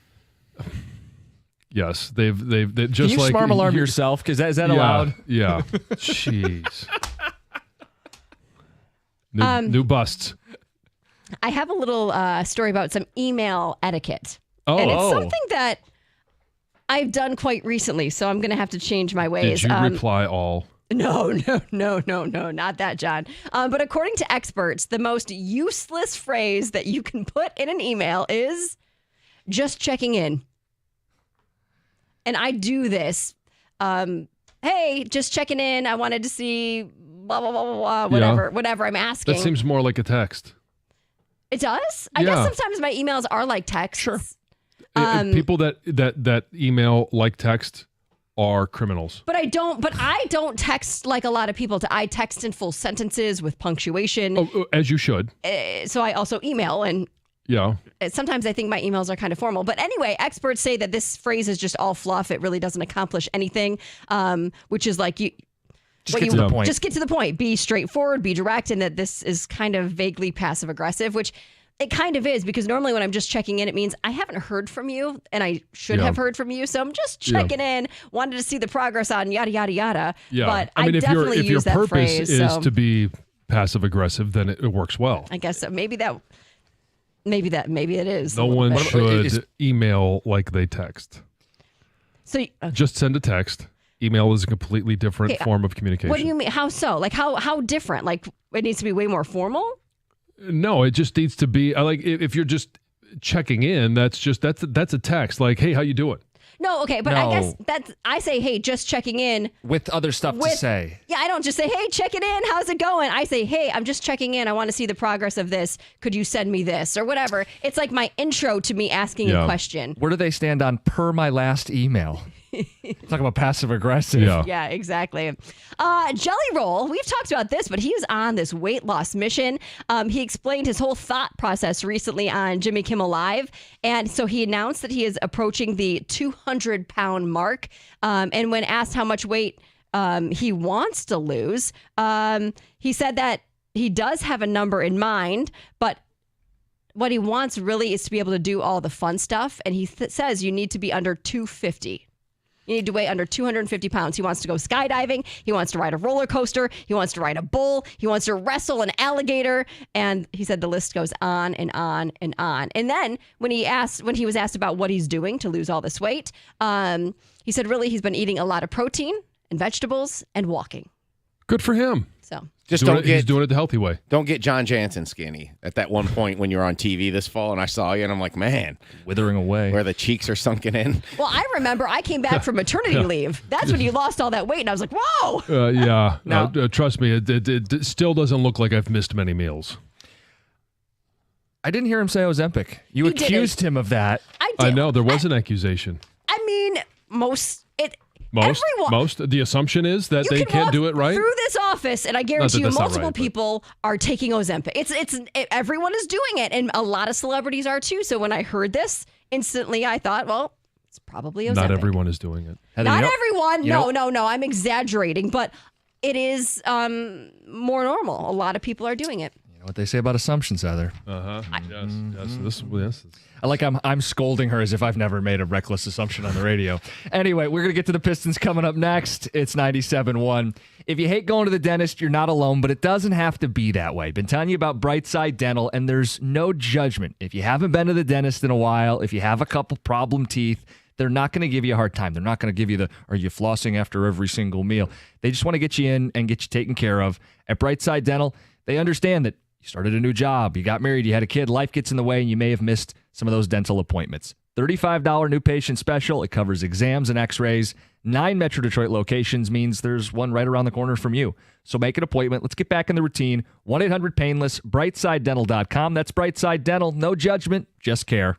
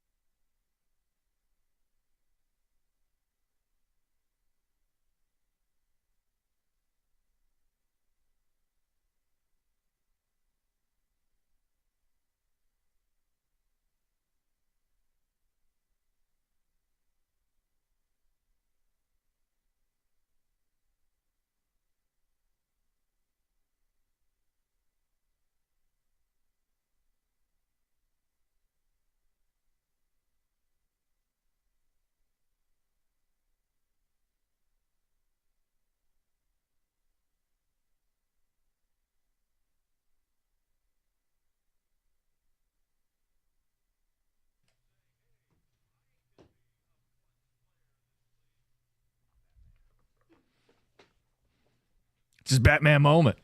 Yep. Not a Robin. Cade's a Batman. They nailed it. 13 fourth quarter points. That three specifically, John, that got your antenna up. Because that gave him a 2-possession lead. That's a big fourth quarter shot. And I've been talking about all these fourth quarters. Where's Cade? What's he doing? And it doesn't have to be the score. It doesn't have to be the shot. Those are the ones that we prefer. Those are the ones that stand out the most. But are you the guy with the ball in your hand that sets up a teammate, that takes the initiative to win the game? The biggest thing that will eventually get the Pistons to a place where they can win an NBA championship is Cade's ascent. And other things will matter, but Cade's ascent is the most important. And he missed the game-winning shot in Game 4. He was so much better down the stretch in Game 5 at the Garden, backed into a corner. The Pistons team, that's a hell of a response. That's an inspired performance. You lose both games at home. Series is a formality. You're going to lose. You can pack it in. You can look ahead to your offseason, and wow, what a season we had, right? We overachieved. Love the performance. These have been nail-biter games. Games 3s, Games 4, and Game 5. All nail-biter games. The Pistons are every bit in this series. You come home, if you can duplicate, you put all the pressure on the Knicks in Game 7. An anxiety-riddled Madison Square Garden, a Knicks team that has lost 5 straight home closeouts. That fan base will be very antsy if you take care of business Thursday night, and we've earned that. Another home basketball game, a playoff atmosphere for the Detroit Pistons. I think Cade should get all the flowers today, but I also think Asar Thompson deserves some love too, because his performance was what we were calling for. Have him on the floor late. To his credit, didn't have a bunch of dumb fouls, didn't have a bunch of turnovers, and stayed in the game late and helped shut down Jalen Brunson, who had his worst playoff performance as a Knick. 16 points, lowest. 25% shooting, lowest. And he only had 3 points in the entire fourth quarter. That was as inspiring a performance as we could ask from this Pistons team. It's everything that you needed. And it's the moments throughout the course of Cade's career where you're like, okay, how do you unlock Cade? And we've watched it this year. Some of it is the roster construction around him. Some of it is just his development and getting to this point. Now it's that next step, unlocking him in the playoffs. And I felt like we saw that a little bit in Game 2, in the response from Game 1. And now we've seen it down 3-1 on the road, Madison Square Garden, and he was in control of that fourth quarter. It was Cade's game. This was Cade's team. And that's what I think we all wanted to see. Are you inspired? Can they pull this off now? I think the most inspiring thing about that win is not that their backs were against the wall and they're down 3-1, it's on the road. It's being able to respond with how they lost Game 4. That was a deflating moment in terms of the foul that wasn't called. And I don't know how they internally handled that, but to be able to flip the switch, whether using it as motivation, but just to get over that heartbreak and know that our backs are against the wall. We can't worry about that moment. We can't wallow in that moment. We've got to respond, and we have to respond now.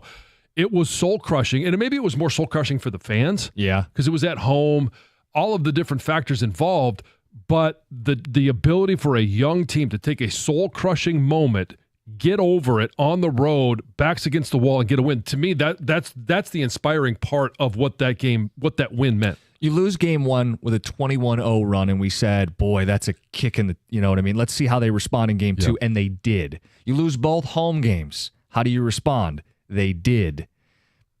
But now they got to win multiple in a row. Yeah. Well, it wasn't just losing those home games. It was losing it the way they did. Yeah. No, I think it's a good point by you. Specifically, the heartbreak of the end of Game 4 to bounce back as emphatically as they did, it should inspire people. I mean, you thought they'd win the series. I thought they'd win the series, and we've been tested at a couple moments in this series. But the Pistons are every bit as good as the Knicks. We've watched it play out that way. Yeah, I think you could feel and should feel pretty good right now. This team has worked for everything that they've earned this year. And now what have they worked for? They've earned the right to play a Game 6 at home and try and send it to a Game 7 back to Madison Square Garden, where they have been more successful against the Knicks than they have been at home. I was going to say, you've won 2 games on the road already. If it really comes down to a Game 7, you really like their chances. Got to get there first. 248-539-9797. We got open lines for Pistons fans. Shout out Cade's performance, Asar's performance. Noteworthy that Brunson, he was in the torture chamber. I mean, he was fighting for his life out. He injured, comes back in the game. The Pistons did everything they needed to do to close out that game. They're learning how to close games before our very eyes. And I think there's something we need to keep in mind. Things change quickly. When the light bulb goes on, it goes on. We saw it with the Lions. Remember at one point, 1-6, and Sheila's answering questions about Dan Campbell's job. End of that same season, they beat the Green Bay Packers and have since won 2 straight division titles. We want to see more, but that switch flipped in a hurry. The Pistons went from 14 wins to 44 wins. It flips in a hurry. If Asar is a closeout defender, if Cade's a closeout player, if this is really happening in real time, you very much believe you're winning this series. The Tigers, that switch flipped. Yeah. From 0 to 60. I mean, 0 to 120. I mean, they went from 1% to make the playoffs to winning a playoff series and forcing a game 5 for an ALCS spot. It flips quickly, and it may be flipping for the Pistons before our very eyes. And now it's always about the next step. How do you take that next step? What is the next step? Because we saw a response from game 1 to game 2. And then you get 2 games at home. They're both losses. It doesn't matter how they were lost. They were lost. Now you've responded again, and you could tell that there's lessons learned, whether it's coaching by JB and putting Asar Thompson in there in the fourth quarter, or it's Cade and just being able to have the confidence that you could take over a game. It's, can you now take that next step and win back-to-back playoff games, win a playoff game at home, force a game 7. And all you have to do is be good on one day. Don't worry about game 7. I know you want to talk about it. Whoever wins this game wins the series. There's going to be, if the Pistons do win, there'll be a game 7, and that'll be a completely different obstacle for them to get over. Texter says this has quietly been one of the best series yet in the playoffs. The Knicks are battered and bruised, Pistons in 7. So this is someone inspired by what they're seeing. It says, all the pressure is on the Knicks. Beef stew's coming. Detroit will rip out their hearts on Saturday. Garen Sheed, Tony in Marine City. Oh, another Sheed. The best adjustment was not letting Thompson handle the ball. He wasn't throwing it into the third row. He gets off his feet so fast off every touch. He says he wasn't turning it over, and Duren might be the second best passing big man in the game. Well, I mean, he's definitely good at distributing it, but I mean, I don't think he's the best passing big man in the game. That's the guy we talked about last week. Talk about the Pistons earning another home game. Fans, get that home game. You're giving me a hard time for going to that home game. Only because of your track record. Winning record in Red Wing games this year. Sneaky. People don't realize that. Costa can sit at home with his cats, Nate in a van. Costa. Nate in a van. Costa, stay home. You've already made your point. More playoff games at LCA than Steve Yzerman this season. We'll get to that at 9 o'clock. Cookies thinks too much of himself to sacrifice for the city. He will go to game 6 and we will lose. I actually think so little of myself that I don't think showing up is going to make a hell of a difference. This one just says, keep Cookies away from LCA, all caps. Mm-hmm. I know that you're a big proponent of booing. Yeah. I propose if the awful happens, if you see Jim Costa, let him know your true feelings. This is so out of line. He's trying to sick the city of Detroit on me and have me booed everywhere I go. What have I done that's so reprehensible? Don't answer that. Cade Cunningham comes out on fire. 12 points, 6 assists, 5 rebounds first half. He's going off into the locker room for halftime. He sees Costas there. Just this look of dread overcomes his face. Yes. An obstacle we can't overcome. You know what they showed him on the Jumbotron and everybody starts booing. All right, I got to tell you, my friend one time, we went to Palace Vision when I was in senior year in high school, and the Pistons were playing the Celtics like in the second round. And so the game's in Boston, obviously. Yeah. And my friend was a Larry Bird fan and a Celtics fan. And so he wore his Larry Bird jersey, which was the stupidest thing he could have done. And so the Pistons were winning this game. and place is going crazy. And they showed him on the jumbotron, and he had like his hand and his face in one hand like that, just miserable, and the place is going boo. It was unbelievable. Why would you wear that to Palace Vision? I know. It was absolutely unbelievable. He deserved that. He did. Mm-hmm. It was great. I think being booed is an experience that everyone should have at some point in their life. It's a humbling moment. I've been booed many times. And I think I don't know. I mean, you're a big proponent of booing children, so why would it be a big deal if somebody booed at you? I'm not a big fan of this, though, like rooting people on. All right, this has to stop because, like, for the show and for lots of reasons, Jim needs to go to games. Yes. We don't need to, like, make this a thing. I'm embargoed from attending games in the city I grew up in, all the teams I want to watch. All right. Yeah, but the only one that you regularly go to is the only one that didn't make the postseason. God, I wish you wouldn't have said that. We'll talk about it at 9:02. There's just facts. I'm happy you're only doing the Yzerman stuff once today because I don't think I can handle talking about it twice. We'll talk about it. 9:02. It's 97.1. Hey, grass is going to start greening up. We're actually going to get our sprinkler system going today. Can't wait. And if you want a great, lush green yard, Natural Way Lawn and Tree Service, you got to get in touch with them. 888-GET-GREEN or on the web at naturalwaylawn.com. Right now, purchase a full lawn program. You're going to get free grub control, but you got to mention my name along with 97.1 the ticket. And here's what you get with that full lawn program. Problems that you don't have to deal with. They will take care of everything. They're not going to, something's going to pop up and then all of a sudden, hey, next week it's another problem. No, they're not going to bother with it. They just fix the problems. That's what I love about Natural Way Lawn and Tree Service. The problems that you're going to face right now that you want to try and prevent. Crabgrass. Still not too late to treat it, but you got to do it now. And it's the dandelions. We see them popping up all over everybody's lawn around the city. Take care of it because they're going to rob your lawn of water and nutrients, and you got to do it before they go to seed because as soon as that happens, hey, they spread everywhere. They're not going to give you a runaround. It's a locally owned company for over 35 years, so keep your money local. They're involved in local charities, Michigan-owned, Michigan employees, Michigan families. The number to get in touch with them, it's 1-888-GET-GREEN or on the web at naturalwaylawn.com. Natural Way Lawn and Tree Service. Get green, stay green with Natural Way.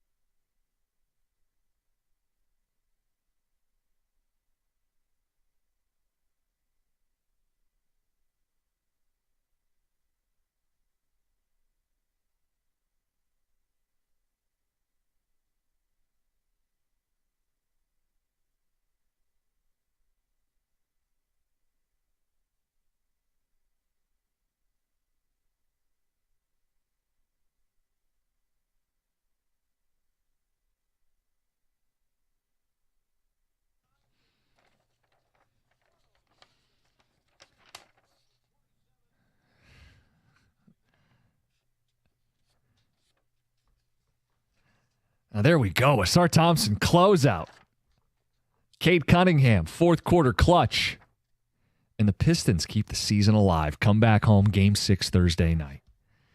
Ticket Texter says, Cookies, it's not just the city of Detroit that's on you, but also the city of Frankenmuth that has beef. Yeah.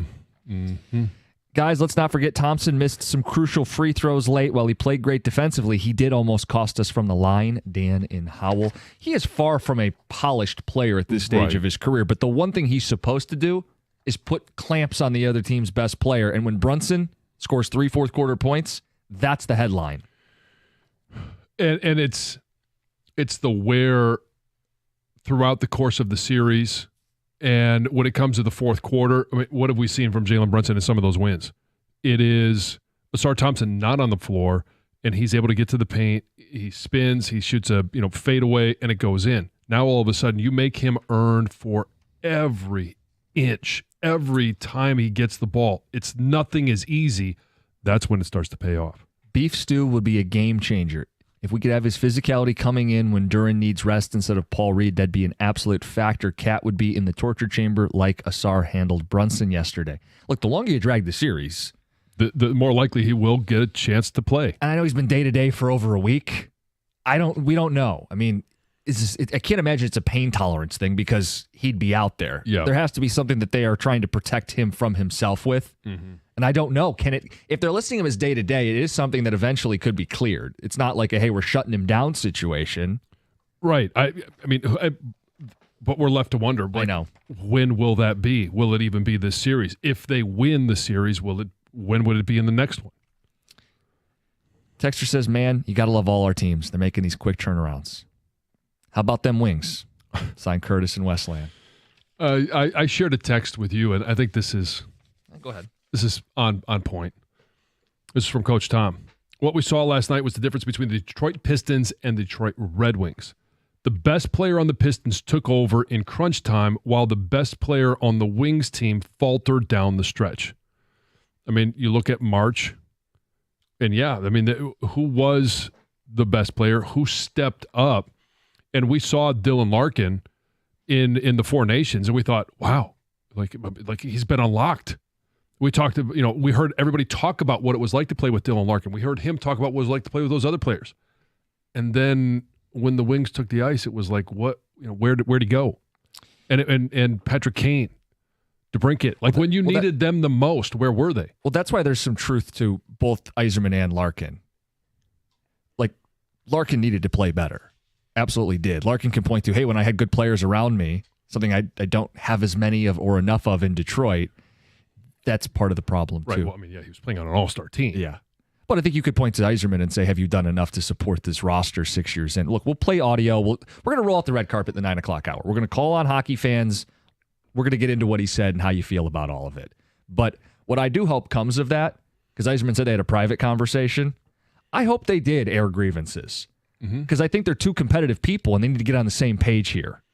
If Yzerman read him the riot act and said, listen, you're the captain, you got to step up, you have to boost morale, and he basically said those things yesterday at the press conference. Yeah, but if he said it to him in person, then I think that can be a healthy conflict behind the scenes. You need to have those healthy conversations. It's not always going to be comfortable. Yeah. And I don't necessarily know that he sat him down and read the riot act. I think that's a little bit reading into it. And I do think that there were probably points shared on both sides that, maybe Dylan Larkin didn't think about this, or Steve Yzerman didn't see it from his perspective. Like, it's a long time ago that Steve Yzerman played the game.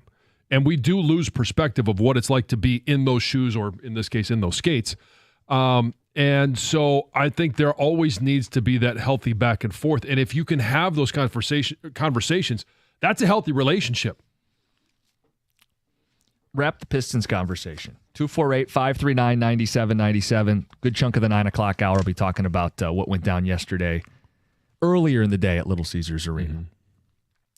Ticket texters with their thoughts says, I don't think Cat would get in anyone's face if Beef Stew was playing. He would have hit someone last night. He's so underrated in what he brings. That's Dan R. It shouldn't be lost though that they've won 2 games in this series without Isaiah Stewart. Yes. And when he comes back, if he's able to come back in this series, all right, it's interesting that they use those words, like, if he hits someone. Like, okay, there needs to be limits on his aggressive style. We talked about that. Would he cost them 2 free throws? Would he cost them a technical foul at some point? Like it needs to be somewhat measured. At least pick and choose. Mm-hmm. And I think we were going to see that if he was healthy, how he would handle this environment with the raised stakes, the raised blood pressure, teams that are going to, you play a team enough times, you're going to get under each other's skin, and it's how you handle it. Oh, yeah. I mean, we talked about Jalen Brunson was under everyone's skin after one game. One game. Can you imagine playing 5 against him? Want to rip his, you know what I mean? Like you'd want to rip his head off. Mm-hmm. 248-539-9797. Pistons win, keep the season alive. Inspired performance last night. That's there for you. We're going to keep talking Pistons if you guys call and text about it, but we did promise that we'd play some Steve Yzerman audio from yesterday, talk about where you're at as a Red Wing fan. It's 97.1.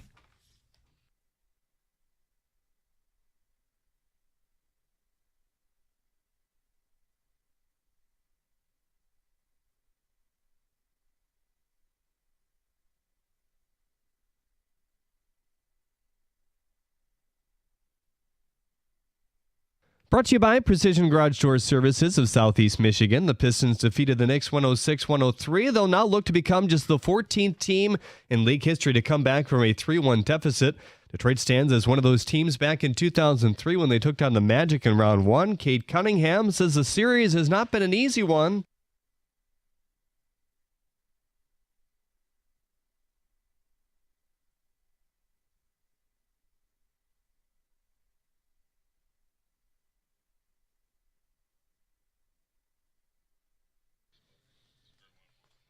Asar Thompson was the X factor. He had the best game of the series, scoring 22, many of which came from dunks. Game 6 coming up tomorrow at LCA.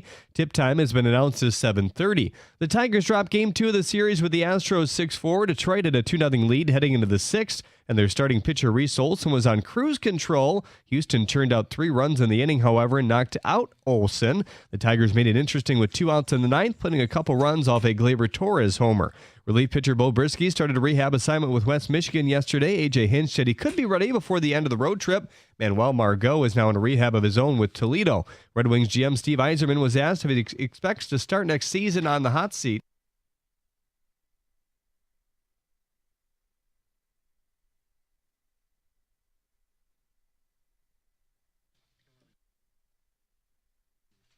Seattle has been chosen as the next city for expansion in the Professional Women's Hockey League. Detroit has been linked to the league after the success that its takeover tour had at Little Caesars Arena. The league now has 8 teams that plans to expand to 10 by 26-27, according to sources of the AP. At the Corwell Health Sports Desk, I'm Jeremy Otto for Morgan and 97.1 The Ticket or Odyssey.com.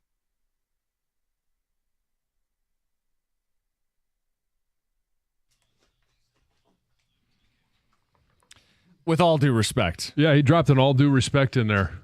Let's say whatever I want, and then with all due respect. I don't care what you think. And he shouldn't run the team based on what the headline writers or the talking heads have to say. But I thought Steve came out swinging yesterday. I thought there was a defiant tone the entire way. And defiant from a media standpoint, well, that's interesting. There's some juice there, right? Some little subtle shots at the players and the fact that they didn't perform. Defiant in that he's comfortable with what they did at the deadline. Comfortable with sticking to the plan. Defiant's interesting if you're in the media. But if you're a fan, sticking to the course and justifying everything you've done, miss me with that.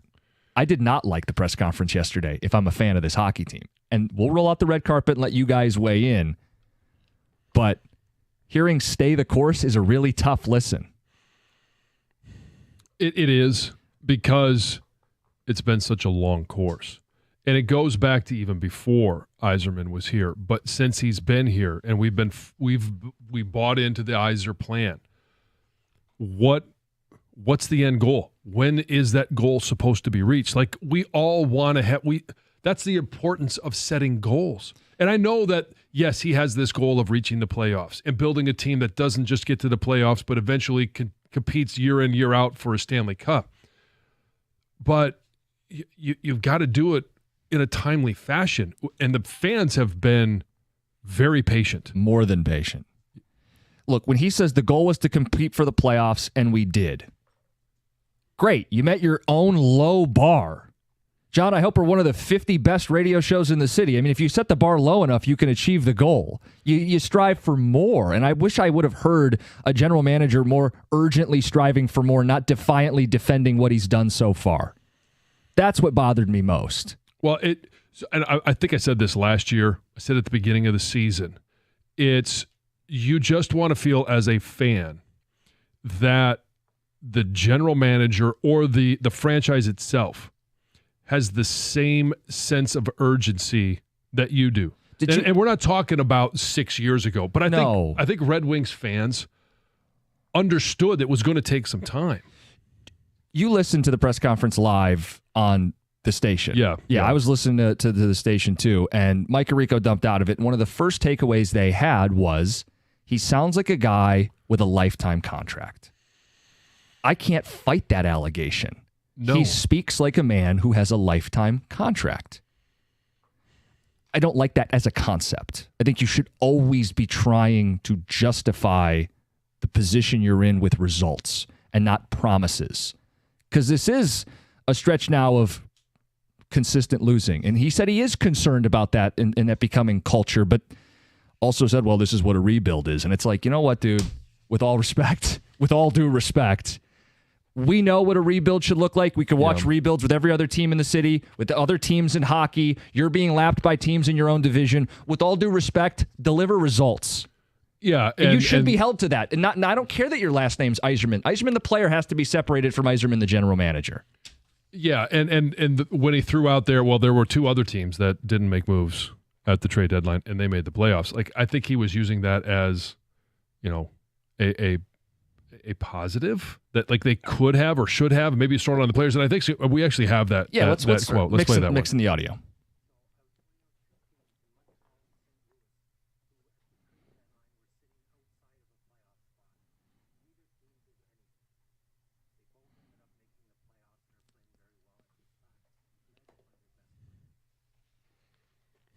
Long pause. Led by their best players.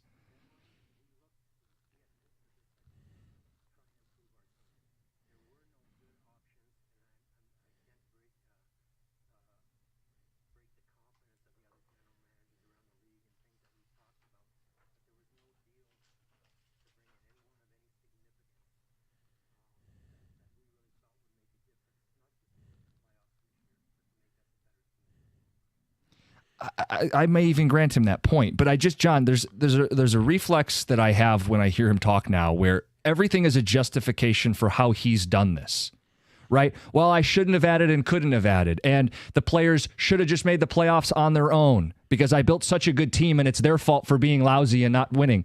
Steve, maybe you didn't put the right mix. Yeah. Like when Stoney asked him about pro scouting, and he goes, well, it's been a mixed bag. Some of the short-term deals have been good. The inference there is the long-term deals haven't been. Says we're going to have to be choosier with some of these deals. Well, boy, I love hearing that with a bunch of cap space, that you guys are going to be cautious in free agency was the inference there. And then he admitted that this pro scouting staff is like learning on the job. Steve, this isn't minor league hockey. Yeah. This isn't a minor league organization. This is the Detroit Red Wings. Let's not be figuring it out on the fly. And it's a very passionate fan base. And so yesterday, I know a lot of people, because we had talked about it, we told everybody, hey, 2 o'clock, this is when's going to happen. I know Doug and Gator did the same thing. Hey, 2 o'clock. Mike and Rico opened the show. In moments, we're going to have Steve Yzerman. When you heard Steve Yzerman talk, what type of emotions did you feel in that moment? How did you respond? And now, since you've had a night to sleep on it, how do you feel about what you heard yesterday from Steve Yzerman? I want to know from fans, what are you thinking this morning? We'll get the phone calls in the mix. 248-539-9797. It was a very long press conference. There's a lot of things you could have latched onto that may stand out to you, that may have sent you into feeling a certain way. Maybe you were reassured. Maybe you're reassured because, hey, Steve is sticking to his plan and the Yzer plan, and he knows what he's doing, and we trust Steve. Maybe you got encouragement. Maybe you're different than I am in that way. I felt like we're going to get more of the same old, that this plan is going to stay on its course with no additional urgency, and we'll get there when we get there, damn it, and hold it. You can use the bathroom when we arrive. It kind of had that tone. There was a defiant tone from Yzerman, and you make of that what you will. Let's get to John in Detroit. John, you're on 97.1. Hey, guys. How you doing? Good. Good. Yeah, I'm looking at my Eiserman signed jersey here. I love the guy. I've loved him for decades. But he is just like the organization. The Illages, there's no urgency. Where's the Detroit district? Where are all the buildings that were supposed to be there? Where's the neighborhood they were supposed to build? And, Steve's been there for decades as well. I know he left, he came back, but there needs to be more urgency with this hockey team.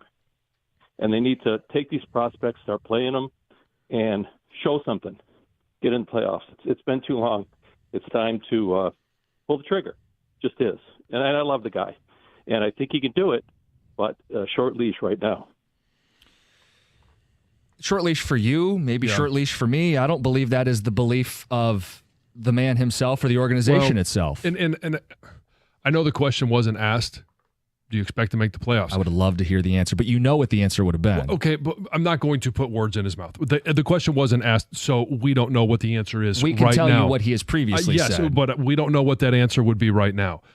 But, and timing is not great, and maybe not the fault of Steve Yzerman in regards to it being the 100th year, 10 years next year since they've made the playoffs. If there's not a sense of urgency going into this season, then I don't believe that there ever will be. Like, if you don't understand what it, and it's not that he doesn't understand. I guess I'm struggling to find the right words because I am frustrated as well, as every fan is. I think he is too. Well, I don't doubt that because he was a competitive player. Do anything to win competitive player. Play on a busted up knee, limp through the playoffs. We're waiting for that sign of do anything to win from the current position that he's in. And we just haven't seen that. We haven't, and that's the issue, is it needs to be acted on this summer in some way. I think Birchie asked him a question about, seeing Ottawa and Montreal, teams that are maybe more on, have previously been put in your tier of competitiveness. Rebuilder, or whatever you want to say. Seeing them make the playoffs, does that add, I'm going to butcher what Birchie said, but something, does this put more pressure on you? Does this put you in a position where you need to do more? And he said, there's something significant. And he said, yes, but it's easier said than done. So there's always the excuse built in that, well, we'll do the best we can, but if we don't, then you'll just wait a couple more years. Like Kosa, probably not ready for this season. The Wallman explanation was no and no, nothing to see here. Pro scouts learning on the job. Players have more to give. Not that we misevaluated. They just didn't play to what we thought. What if you were wrong? Is that ever an option, that you were wrong? No, it's the players haven't lived up to what I signed them to do. Translation, you were wrong. Well, I think there was a kind of a backdoor admission that when he talked about the short term and the long term, and the inference was that some of those long term deals didn't work out. Like, okay, clearly they were wrong on some of those players. To the phones we go. Jeremy and Wayne. Jeremy, what did you take out of it? So I am going to go back to the Larkin comments about Eiserman. So I did not like how he said we needed to look for a new player, and then not even thinking about it, the best player available was Dylan Cousins. Like, who is Eiserman going to get rid of for Dylan Cousins? He's not a game changer for the Red Wings. Mm-hmm. So hit Larkin going cold. He finally played 82 games. He went cold for 9 games, didn't even get a point. Yeah. If he was hurt, he shouldn't have played. He should have said he was hurt. He was just taking up a first-line roster spot. That's crazy. You're right. I just think Eiserman needs to get rid of his pro scouting department. Signing Justin Hall and Tarasenko was a horrible idea. I just don't think it's all Eiserman's fault when the last 3 years they choked in March. 2 years in a row now they were in a playoff spot. This year they went on a 7-game win streak twice and then decided to go on an 8-game losing streak. So that's my thought on it. I think it's more of a captaincy and a leadership than Eiserman. More on Larkin than Steve. Yes, that's more it for me. I think Eiserman's made some horrible moves, though. I'm not saying he's a saint.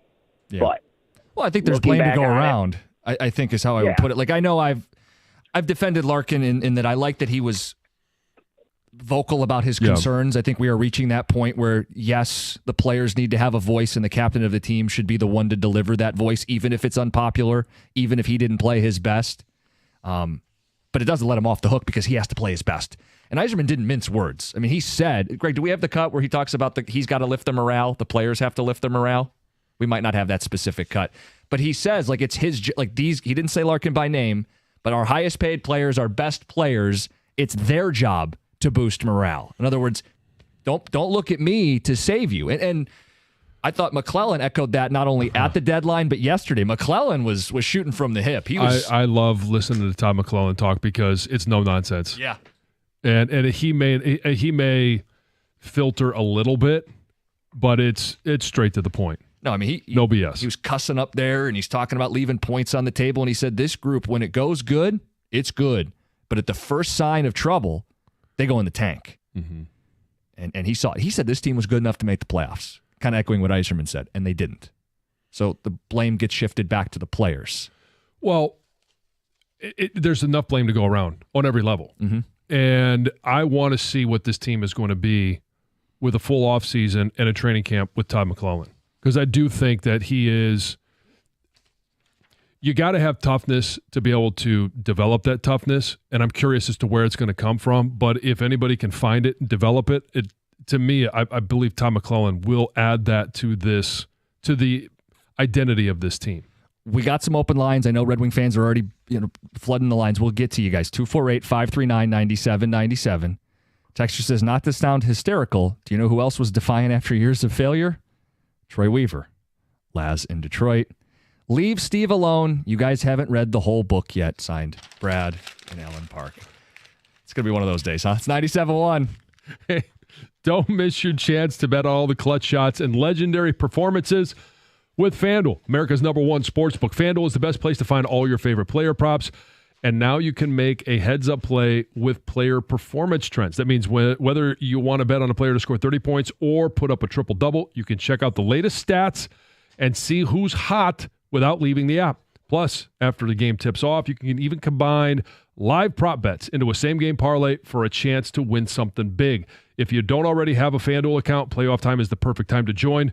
You're going to get started with $250 in bonus bets if your first $5 bet wins. So visit FanDuel.com/971Detroit to join today. That's FanDuel.com/971Detroit and make every moment more with FanDuel, official sports betting partner of the NBA. Must be 21 or over and present in Michigan. First online real money wager, only $5 first deposit required. Bonus issued as now in trouble. Bonus bets that expire 7 days after receipt. Restrictions apply. See terms at sportsbook.fanduel.com. If you have a gambling problem, call 1-800-GAMBLER.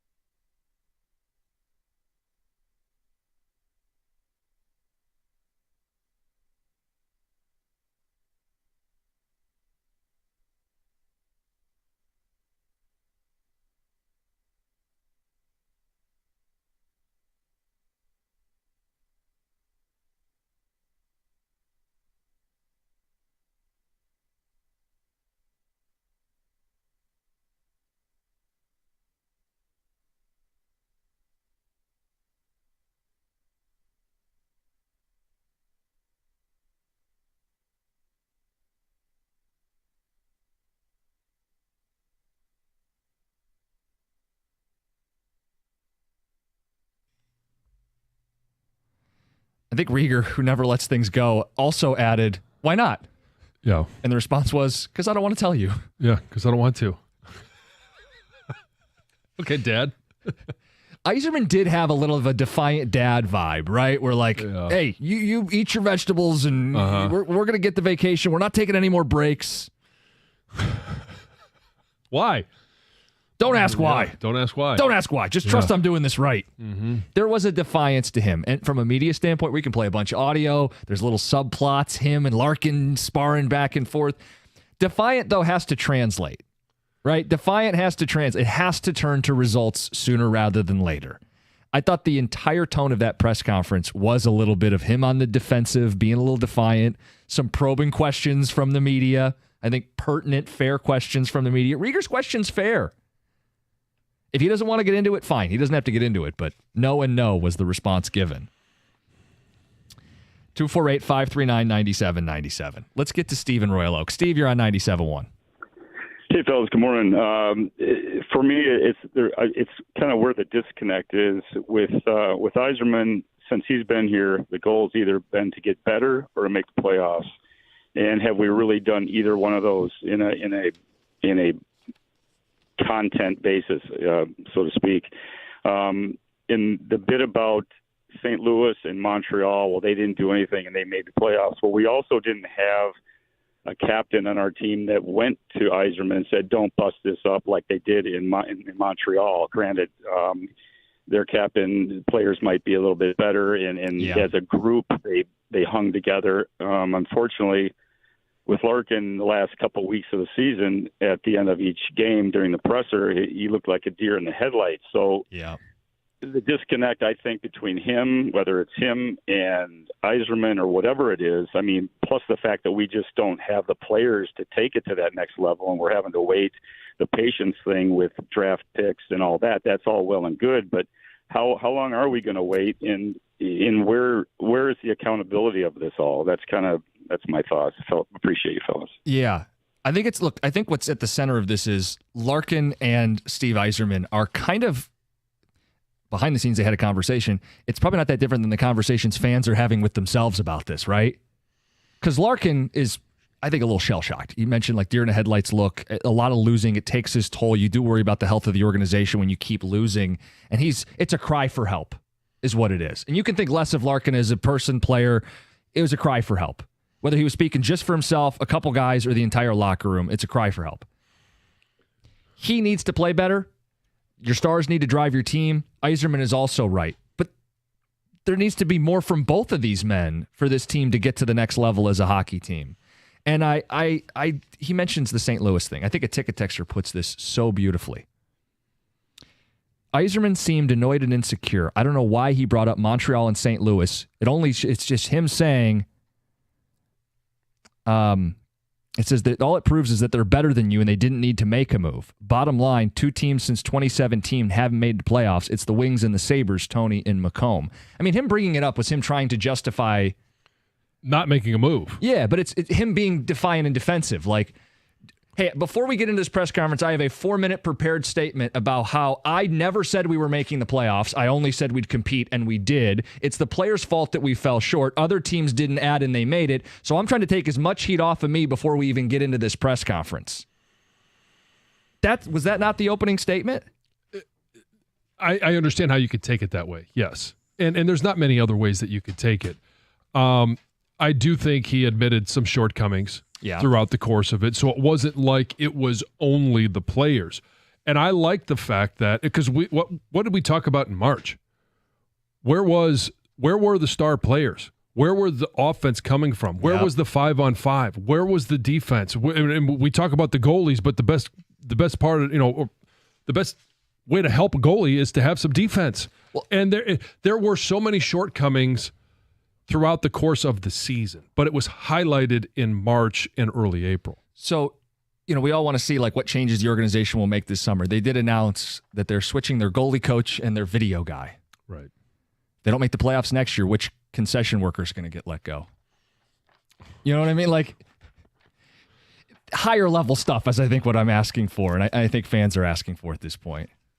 Yes. I deserve that one. Yes. Really, I thought I'd get a few more at this point. 20 minutes into a Red Wing conversation. Oh, you're doing so well. Thank you. Ticket Sector says, how would you like to be a player after Yzerman's comments? What kind of leader blames his players? Well, I didn't see it as player from somebody that's been in a locker room. I took that as I better step up or they're going to make some changes. You've got to have an introspective look when the season is over. Yes, there are a lot of things that go on as to why a team didn't reach its goal. And for right now, that goal is making the playoffs. You have to look inside and say, what could I have done? And I think Steve Yzerman does that. I don't think he sits there and says, oh, it's everybody else and not me. No, and I'll tell you this story. It's buddy in Tampa texted me. Yzerman used to be down in Tampa, and this guy covers the Lightning. And he texted me out of the blue last Friday. And he said, hey, you might find this interesting. Steve Yzerman's at, I don't know if it was Friday night, whatever the night, game 2 of the Tampa-Florida Panthers game. He goes, Steve Yzerman's at this hockey game with a press credential. And normally when he comes back to town, he's chummy and he's chatting people up. He is feverishly writing notes all by himself, locked in, dialed in.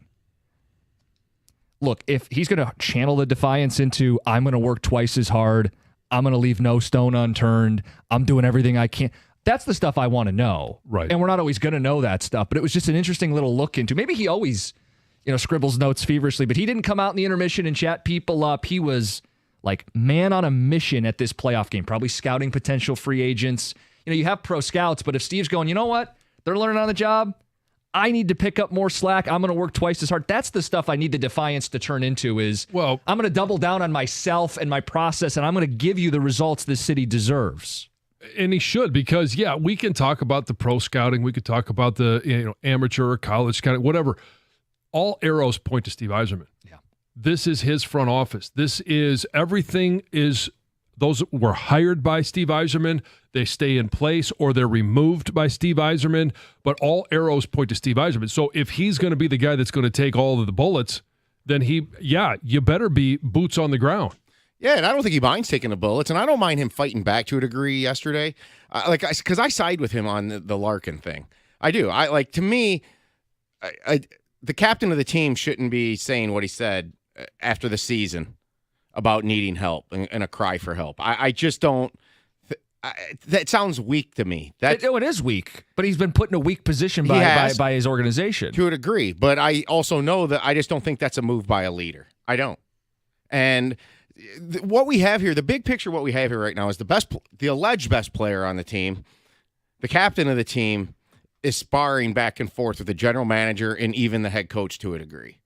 McClellan called out Larkin 3 to 4 games after the Four Nations. He didn't respond.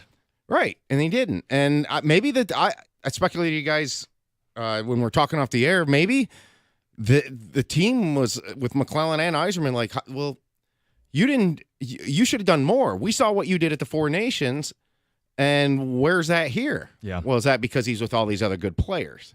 See, it just comes to the point where it's what everybody points out a lot of times. He's a second-line center. That's how he performed. I mean, it's just the truth. And Eiserman's asking them, they paid him top-line money, and he didn't give them that. I mean, these are all facts. I'm not mad at Yzerman barking back at him. I have no issue with the healthy, and that's why I stress it needs to be healthy. They had their private conversation that Yzerman did not want to divulge. I hope that they didn't skirt around anything. I hope they were bearing their souls in that conversation. I hope Larkin told him how he really feels about the roster and didn't couch any of the statements. And I hope Eiserman told him in no uncertain terms how it's going to be. And they need to get on the same page. Well, that would be the healthiest outcome. Yeah, there are certain things as a player that you need to be, as a captain, that you need to be able to have and say to your general manager. Other things that are a little bit off limits. So I'm hoping that they respect each other's professionalism and limits, but there are certainly things that need to be said from the team. That's part of wearing that C. And no one should understand that more than Steve Eiserman. Makes all the sense in the world. We've got open lines. We'll get Heather's news in the mix coming up in the next couple minutes here. We still have time if you want to weigh in, though. how you feel after listening to some of Steve Yzerman. If you watched that press conference live, we carried 20-plus minutes of it live on the station yesterday. I took it as a defiant tone, as a guy who is defensive of the job he's done and believes if they just keep doing it this way, it will work. If that inspired you, great. If you're left wanting more, you can fill in that blank on the phones. 248-539-9797. Hey, Detroit, it's finally time for baseball and getting back outside, and I've got your drink for the season. Surfside iced tea and vodka, made with real brewed tea with summer in mind. And they're a proud partner of the Detroit Tigers. Surfside is only 100 calories, 2 grams of sugar with no bubbles. Their iced tea and lemonade variety packs are so good, and with no carbonation, they're super easy to drink. Just look for Surfside Sunset Stripes, Surfside iced tea and vodka, sunshine in a can. Must be 21. Please drink responsibly.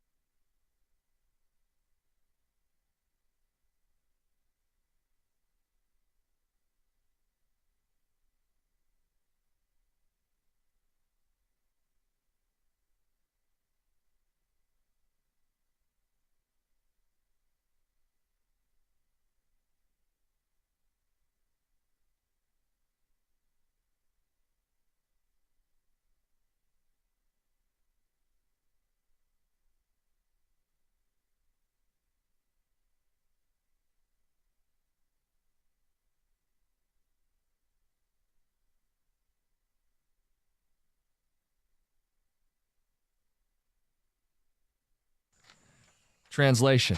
I ripped him a new one. If he wants to tell you about it, that's his business. That's how I took it anyway. I didn't take it the same way. No? No, I mean, I could see how you'd take that, but I think maybe I'm there needs to be... traumatizing it. a healthy conversation between the two of them. As I mentioned, there needs to be things that, I mean, as a veteran, a guy that's been in the locker room a long time, Patrick Kane can certainly have some of those conversations, but not every guy can go into Steve Eiserman's office and say the type of things that need to be said from the players like a captain can, or like a captain should. Ticket Texter says, I've never felt Larkin should wear the C. He's soft, not a leader. Another one says Larkin is a second or third line center on any of the current playoff teams. Third line is outrageous. That's ridiculous to say. If you want to say he should have played better, I'll join the chorus on that. Red Wings' very public squabbles between leadership and the organization points to chaos. They need to get on the same page. I hope this does get them on the same page. Mm-hmm. For a city that was once called Hockey Town, it's sad to see the former legend and GM afraid to put any expectations out there. He's treating the fan base like we're the Ducks, not an historic Original Six team with high standards. Tony in Florida. Larkin was right. Yzerman not adding at the deadline the last 2 years when they're in a race is inexcusable. Steve is nauseating to hear, kind of like Harbaugh was in interviews. Now, hold on. Harbaugh was That's an a whole adventure. different, a whole different level of nausea. Sometimes I felt like Harbaugh would start a sentence and not know how it was going to end. The similarity is that they were both came home to try to win championships, and it took a way longer than people thought. Yeah, and I do think there became a point, though, where Harbaugh had to make some really tough tweaks. Well, he went back to his roots. I'm not quite sure if that applies for Eiserman. I'll defend what I said about Larkin earlier, but I will defend Larkin in this. It has got to be awfully difficult to be in his shoes throughout this entire rebuild. I mean, the losing has got to wear on him. This has been going on his entire career here, minus the very first season they appeared in the playoffs, right? And they lost to Boston in 5 games or something like that? Yeah, I think we all can empathize with Dylan in the respect of grew up here. He loves his team. He's drafted by his team. He gets a taste. He's skating with Henrik Zetterberg, the captain. They're in the playoffs, and you think, wow, what a career we're headed for, only to have to be the guy who goes out after all the losing during the worst of the rebuild and stand up there and take all the arrows. And then you think, well, it's going to get better, right? It's going to get better, right? And it's not significantly better. I know they're winning more now than 2019, but they're still not a playoff team. But you're sitting there, if you went back on Eiserman's career, and at some point it's like, get me some help. This would have been like getting into 91 and 92 and no Lidstrom and Fedorov are coming. Right. And in Larkin's shoes, you're kind of like, get me some help from the outside. I just don't think he should have said it publicly. Oh, that's fair. 248-539-9797. Let's get to Bill in Utica. Bill, you're on 97.1. Good morning, gentlemen. What's up? And go Pistons before we get crazy. Yep, there we go. So I view it as this way. Chris Ilitch is not his father. He's not going to spend a lot of money on this team, as you can tell. Second of all, Eiserman is an old school veteran, but he always had a chip on his shoulder when he was the captain. And I know that personally from talking with him. And Dylan Larkin, as the captain now, they both share similar, but again, you said there's no help. I mean, they're not helping Dylan Larkin. He's wasting years and years of his life right here. This is the preem crop of his years, which is just going away. It's just evaporating. He showed what he could do in the Four Nations with a little help. And, that's the problem. He got a little taste. And he's like, hey, look, if you just made a deal, if you just gave me a little bit of help, we could get over that edge. And once you get into the playoffs, well, anything can happen in the playoffs. Well, look at the Pistons, for example. Pistons are an underdog. We rarely see upsets in the NBA playoffs, and here they are fighting tooth and nail. Now, the key is they fight and the Wings don't, but if you get in the playoffs, it shows you have an opportunity to grow as an organization. I think the Pistons, whether they win this series or not, will have grown as a franchise. If the Wings get in, no, they're not ready to win a Stanley Cup, so Steve's not going to invest in them, but there is worthwhile rewards to getting in the playoffs and getting that experience. The only pushback I'll have on that other caller is this is not about spending in hockey. Agreed. We can have those discussions. Some of them were put to bed by what they were willing to spend on Bregman in for the Tigers, but in a sport that is governed by a salary cap, they are right there with almost everybody else in what they're spending. Yeah, they're not $10, $20 million under the cap. They're within a couple $1 million when the season starts. There's not a lack of financial backing for the roster right for this hockey team. That's where I question the easy button of blaming Chris Ilitch. I think the blame is on Steve Yzerman, and I think he knows it, and he's got to work twice as hard, and he has to deliver a winner for this city. I mean, again, I mentioned all arrows point to Eiserman. Ultimately, all arrows point to the owner. They're the boss. And what did we say about when Sheila took over for the Lions? A lot of things changed. And she is providing the leadership to Brad Holmes, to Dan Campbell, to Chris Spielman, to all of that organization. It's a good point. And now we're looking at, we're seeing production, and we saw, okay, they moved on from Alavila, and he brings in Scott Harris. Takes a little bit of time, and there was some pains along the way, and we like what we're seeing now from the Tigers. We'd still like them to add a bat. We'll see what they do at the trade deadline. But for the Red Wings, yeah, it's how willing is, or how long is ownership going to be patient with Steve Yzerman? That's the bigger question about ownership in terms of the Red Wings, not are you willing to spend? I'll add no notes. That's perfect. It's one of the first things Valeni Enrico brought up when they dumped out of the press conference is he sounds like a guy with a lifetime contract. That is a question for ownership. Because if you are running the team like you have a lifetime contract, you can keep the rebuild going perpetually. You don't ever have to take a risk at a trade deadline or in free agency, because if it doesn't work, you just get another year to call up a bunch of other young kids. Mm-hmm. And if they don't hit the ground running right away, it's okay. It might take another year for them to get established. And if it doesn't take another year, well, it's on the players for not playing well enough, so we just got to get new players. And I think we're starting to get to that point with Eiserman. I say starting to. Some people are already fed up with him. Mm-hmm. We are getting to the point now where it is on you to put better players on the ice, whether that's tougher players, mentally, physically, winning players, additions in the offseason, additions at the deadline. You got to start doing that stuff, or we are truly going to get stuck in this mediocrity. And I mean, I'll use another example. And okay, you're in a city where 3 teams have made the playoffs, and you're the team that's not. Trajan Langdon has been there for a year, and Cade was there before. Some of these players were here before, but he's been able to unlock them by the additions through free agency. And we still have yet to see what they're going to add through the draft, and more years will produce more opportunity. But what are you willing to do in free agency to take what you believe you have in a roster in players and complement them, accentuate what they do well, and find ways to win so that you do make the playoffs, so that you are a contender? Well said. Nathan and Warren, you're on 97.1. Morning, gentlemen. What are you thinking? Man, I'll tell you what, I watched the entire presser yesterday, and I was seething. I had a lot of issues with what he said, the least of which was the comment that there were no players, there was no moves to be made at the deadline that could have helped this team. Like, does he think that we don't have the internet or a TV? Like, I mean, Dylan Cousins, Brad Marchand, Rantanen, there was 2 top 4 defensemen that were moved to the deadline. Any of which of those guys would have helped this team? Don't say that there was no one available to help this team. They were clearly available because they got moved. You just didn't make the move. And he would tell you, I didn't want to give up my picks and players in those specific circumstances. Now, Rantanen's a unique one. There was only a couple teams he was going to play for. But the rumor was if you wanted Dylan Cousins, you'd have to part with Marco Kasper. I stress rumor. I don't know where it comes from. It may be Steve Defense, but I would not have given up Marco Kasper for Dylan Cousins. Cousins did score the second goal last night for Ottawa, which was a huge goal, putting them up 2-0. The next 2 goals were empty netters. And Gossespierre had an assist on the game-winning OT goal for Carolina. Steve did say they wanted to bring him back. I think he chose to go to Carolina, and they had to pivot, and they added Gustafsson, who just wasn't as good. And Bregman went 3 for 5 last night. Breaking up the hits. This guy. By the way, Maeda had a clean inning last night. Gave him a chance to win. Yeah, closer. I'll play all the hits for you. Yeah. We'll get to Heather's news. We'll take a couple more phone calls. We'll wrap the hour. It's next, 97.1. Hey, did you wake up this morning and maybe the clothes didn't fit the way you wanted them to, or you avoid being in pictures?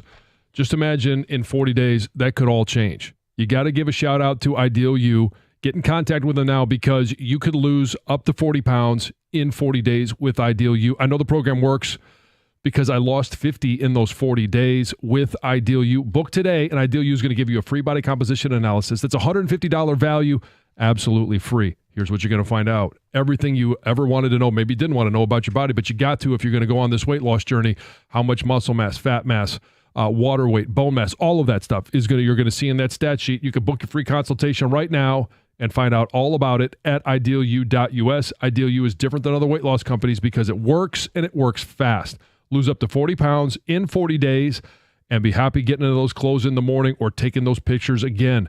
Book your free consultation right now at idealu.us to get your body composition and analysis. That's a $150 value, absolutely free.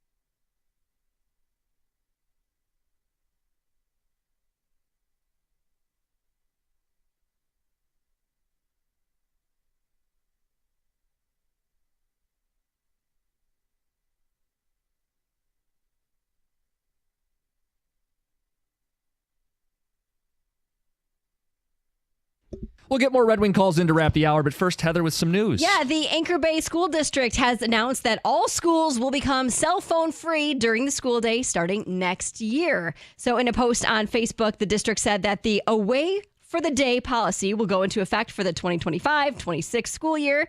And under this new policy, it will require students to put their phones or their devices in their locker or their cubbies at the start of the day, where they're going to remain until the final bell. They must be turned off, stored out of sight. And it's not just phones.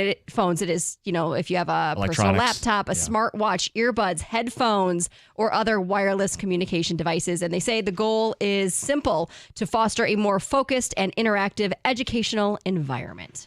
And I know this has been, a debate, and there's no laws, right? No, there's no law. It's a trend. A lot of school districts Yes. are going this route. I think eventually there will be a law, but I think most districts are headed this way. I think we're all a little too obsessed with our phones, a lot too obsessed with our phones. Yes.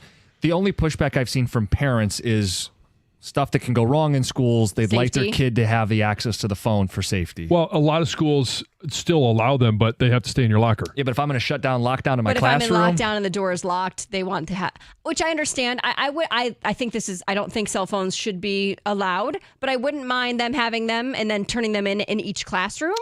Carry them with them and say, hey, when you come into my room, you put it in whatever it is. Yeah. You put them in these little cubbies, or you put them in a box, or you put them wherever, but at least then they're That's a still good with compromise. them, Yeah. but they're not engaging on their phone or whatever. A former Oakland County youth hockey doctor has been sentenced to at least 10 years in prison after being sentenced on Tuesday in connection to years of sexual abuse. 68-year-old Z. Levran was arrested back in 2022, was charged with 28 sexual assault crimes inflicted on young men, teens, and patients in Michigan. Prosecutors believe that there are many more victims, but 13 have come forward. This guy spent more than 20 years providing medical assistance to youth hockey programs in Michigan and Minnesota. Several victims read really emotional impact statements on Tuesday, each saying pretty much the same thing. They have now lost trust in medical professionals and in people in general. Their trust has been shattered. Each of them basically called this guy a monster. He is still facing similar charges in Minnesota. A Troy woman has been reunited with her stolen French bulldog after police initiated the sting operation. So it all started when this woman's dog ran away from home. A woman in the area found the dog and thought, I can find the dog's owner by posting a photo of the dog on Facebook, on social media. So she did that, and somebody reached out and said, hey, that's my dog. And kind of they had some fake evidence, and she said, okay, here you go, gave the dog away. Well, that man, Malik Montley, then took the dog and tried to sell it for a profit on Facebook himself. That's when the original owner, the actual owner, saw that, and she went to police, and they set up this sting. So she, the real owner, messaged the guy and was like, I'll buy that dog, met him in a location, and police were there watching. When money was exchanged, dog was exchanged, police got him. He is now facing a felony charge. And Fats, the dog. Fats, that's the dog's name, is back home with its family. The whole time I was like, what's this dog's name? At the very end of the article, it says Fats is back where he belongs. I like that. Martha Stewart, 83 years old and has accomplished a lot in her life, but there's something she's never done. She's never ordered delivery.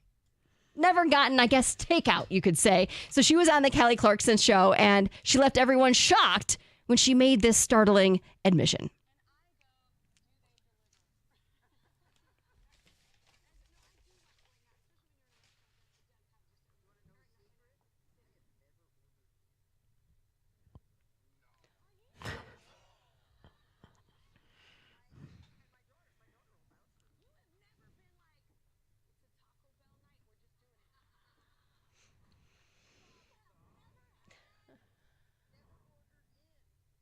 What about pizza, though, right?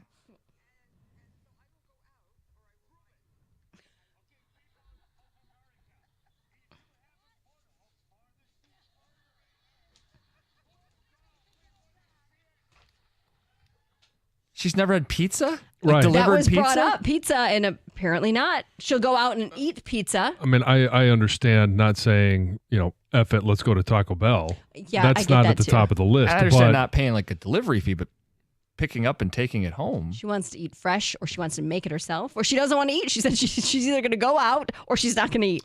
Maybe that's the key to being a smoke show, as you put Smoke show. it. 83-year-old Come smoke on. show. You're really going to go down that road again? What? You She got to looks be good, kidding me. guys. 83. She's 83 years old. Okay, she looks good for 83. Smoke show is She's not an how I would describe her. 83-year-old smoke show. No. Mhm. It's Heather with the news. Thanks, Heather. All right, we had people waiting. Bill Belichick knows what a smoke show is. No. But he won't tell us how he met. Yeah, she's 24. Martha's 83. I think that's part of John's point. That's part of the point. Look, Martha looks, I would say, not obviously as good as Jordan Hudson, but she looks pretty darn good. But not a smoke show. Yeah, I think she is. If you missed our Pistons stuff, we spent a lot of time on it. Odyssey Rewind. This hour's been all Red Wings. Want to get a couple of you guys in here if we can. I know Stoney's itching to get in. Paul in Northville. Good morning, Paul. Hey, guys. Appreciate you guys having me on to banter some hockey. Cookies, I love the piece you shared about your guy down in Tampa, because that makes a lot of sense. I mean, that series, that's textbook playoff hockey, right? Yeah. That's where you want to be. Beating what out of each other, kind of fucky, a cross between football and hockey. The guy that I think, and we've talked about this before on the air, that they should bring into town as an advisor. You can't fire the captains. You got to bring in an advisor. It's a guy who, in 2018, the two teams that he built met in the Stanley Cup final. He built the Capitals, left them, went to Vegas, You're talking and McPhee? basically built 100%. He built that Vegas team out of basically what the Wings need to do. All free agent guys, no first liners, mostly second liners, third liners, guys like Dylan Larkin.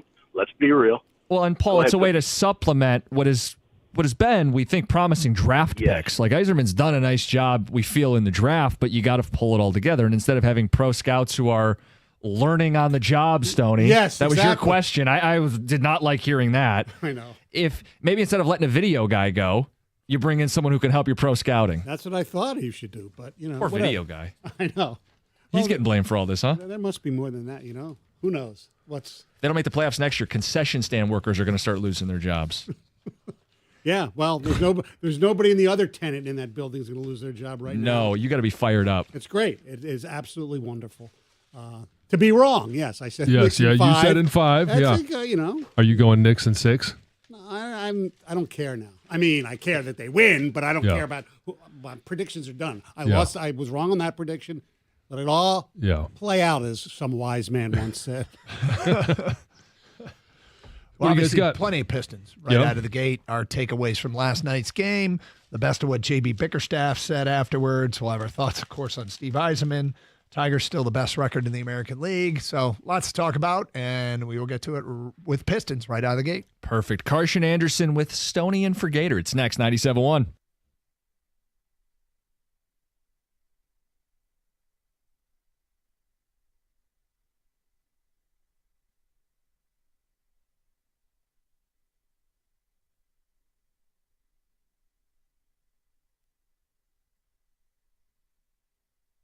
Brought to you by Precision Garage Door Services of Southeast Michigan. The Pistons officially extended their playoff series with the Knicks thanks to a 106-103 victory yesterday. The head coach, JB Bickerstaff, excited to head back home.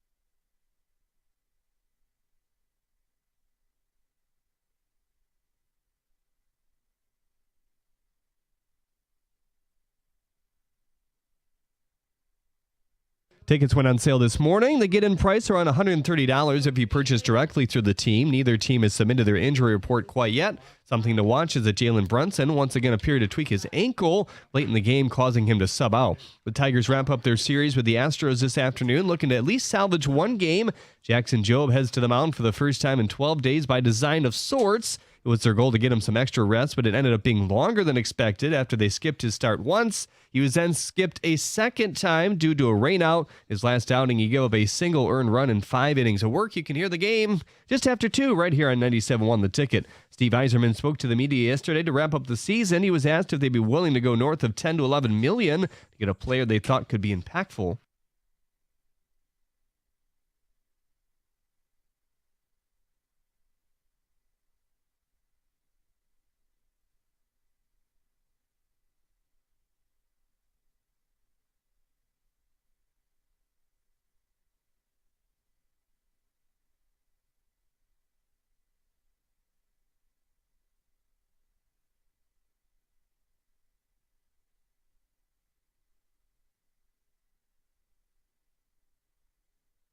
The Big Ten released the conference basketball opponents for next season. Michigan State will have home and homes with Michigan, Rutgers, and Indiana. Michigan will also play Ohio State and Penn State twice. At the Corwell Health Sports Desk, I'm Jeremy Otto. For more, go to 97.1 The Ticket or Odyssey.com.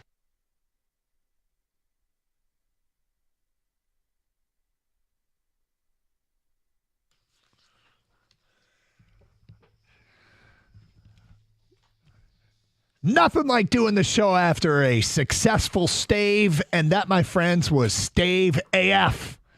The Detroit Pistons still alive. Not dead yet. Love it. That is Mike Stone in for Scott the Gator Anderson, who is out today. Hello, Michael. How are you? I'm wonderful. Hey, as you pointed out, staving is wonderful. Staving is wonderful. Have you ever used the word stave in any other form? context? No, never. Of course, no. And never, ever, ever. It is a great sports term. Yeah. When you do it, it's awesome. When it happens to you, you start to get scared. Yes. But is the first, if staving, and we determined yesterday that staving does not include a Game 7. That is not a staving off elimination. No, it's just an elimination game. Yes, everybody, once you get to Game 7, nobody's staving. You're trying to close out the series. Yes. You're staving when you're trying to elongate the series, which you can't do after a Game 7. What are you going to do, win in 8? So anyway, this is the first successful stave since the Tigers did it with JV on the Hill against Oakland in 2013, October of 2013. It's the Pistons' first successful stave since I believe it was the 2006 playoffs. Did we say yesterday? Against Miami, right? Against Cleveland. Oh, against Cleveland. Yeah. But anyway, did you ever answer?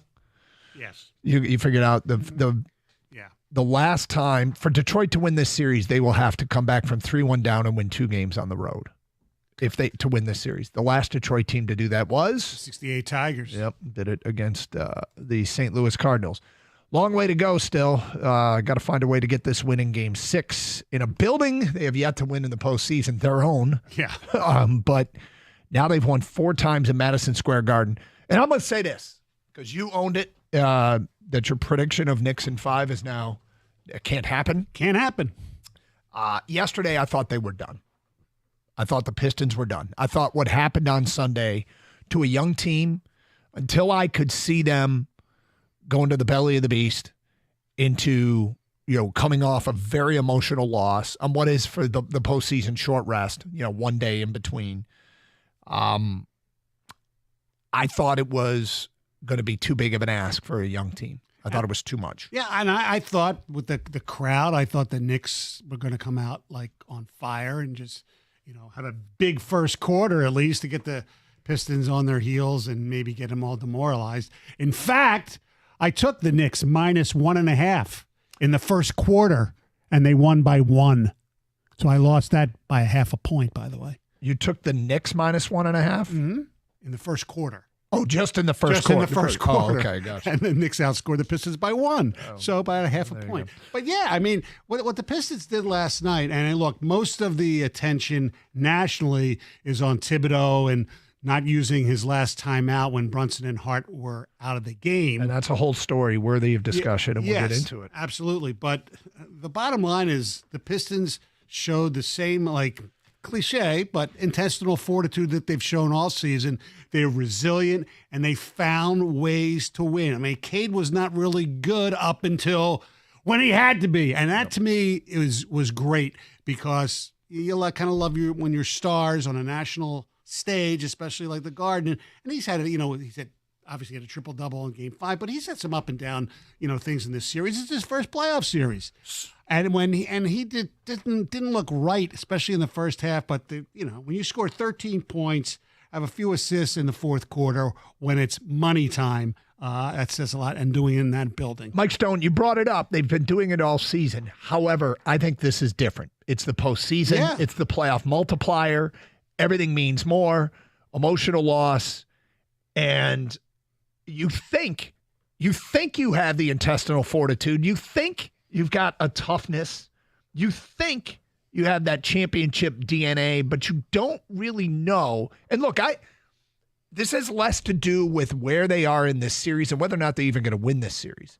What I know is they answered a bell there. We know now they can do they can bounce back from an emotional loss, go into hostile territory, and show up. Yeah. In that moment in time, with the pressure is on, the Detroit Pistons showed up. And I actually think yesterday was monumental in the building of a championship caliber team. You have to win games like that. Mm-hmm. And when you're piecing together a young team, you're drafting players, you're getting guys that are talented. But what's in the chest, you don't know. You hope and you think, but you don't know until they've passed that test. And that was a test yesterday. Oh, no doubt. I don't know if they physically have what it takes to win this series, but I do know now they mentally have what it takes to win a series like this. And down the road, I think that was a turning point for this team. And look, I see a future where the Pistons are better and more equipped to compete for a conference championship and for an NBA championship. But you can be talented and not have that championship DNA. And I think yesterday's game was indicative of a group that actually has it. Physically, they might not be ready. They have players that are still getting better. They certainly need to add a piece or two.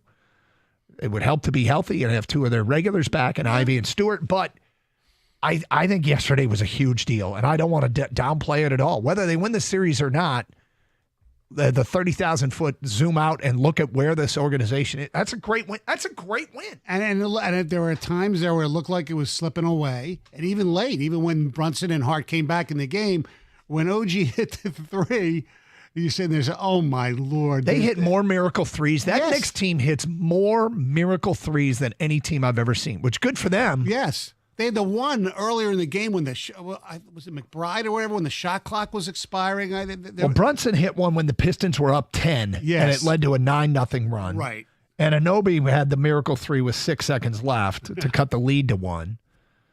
They just hit.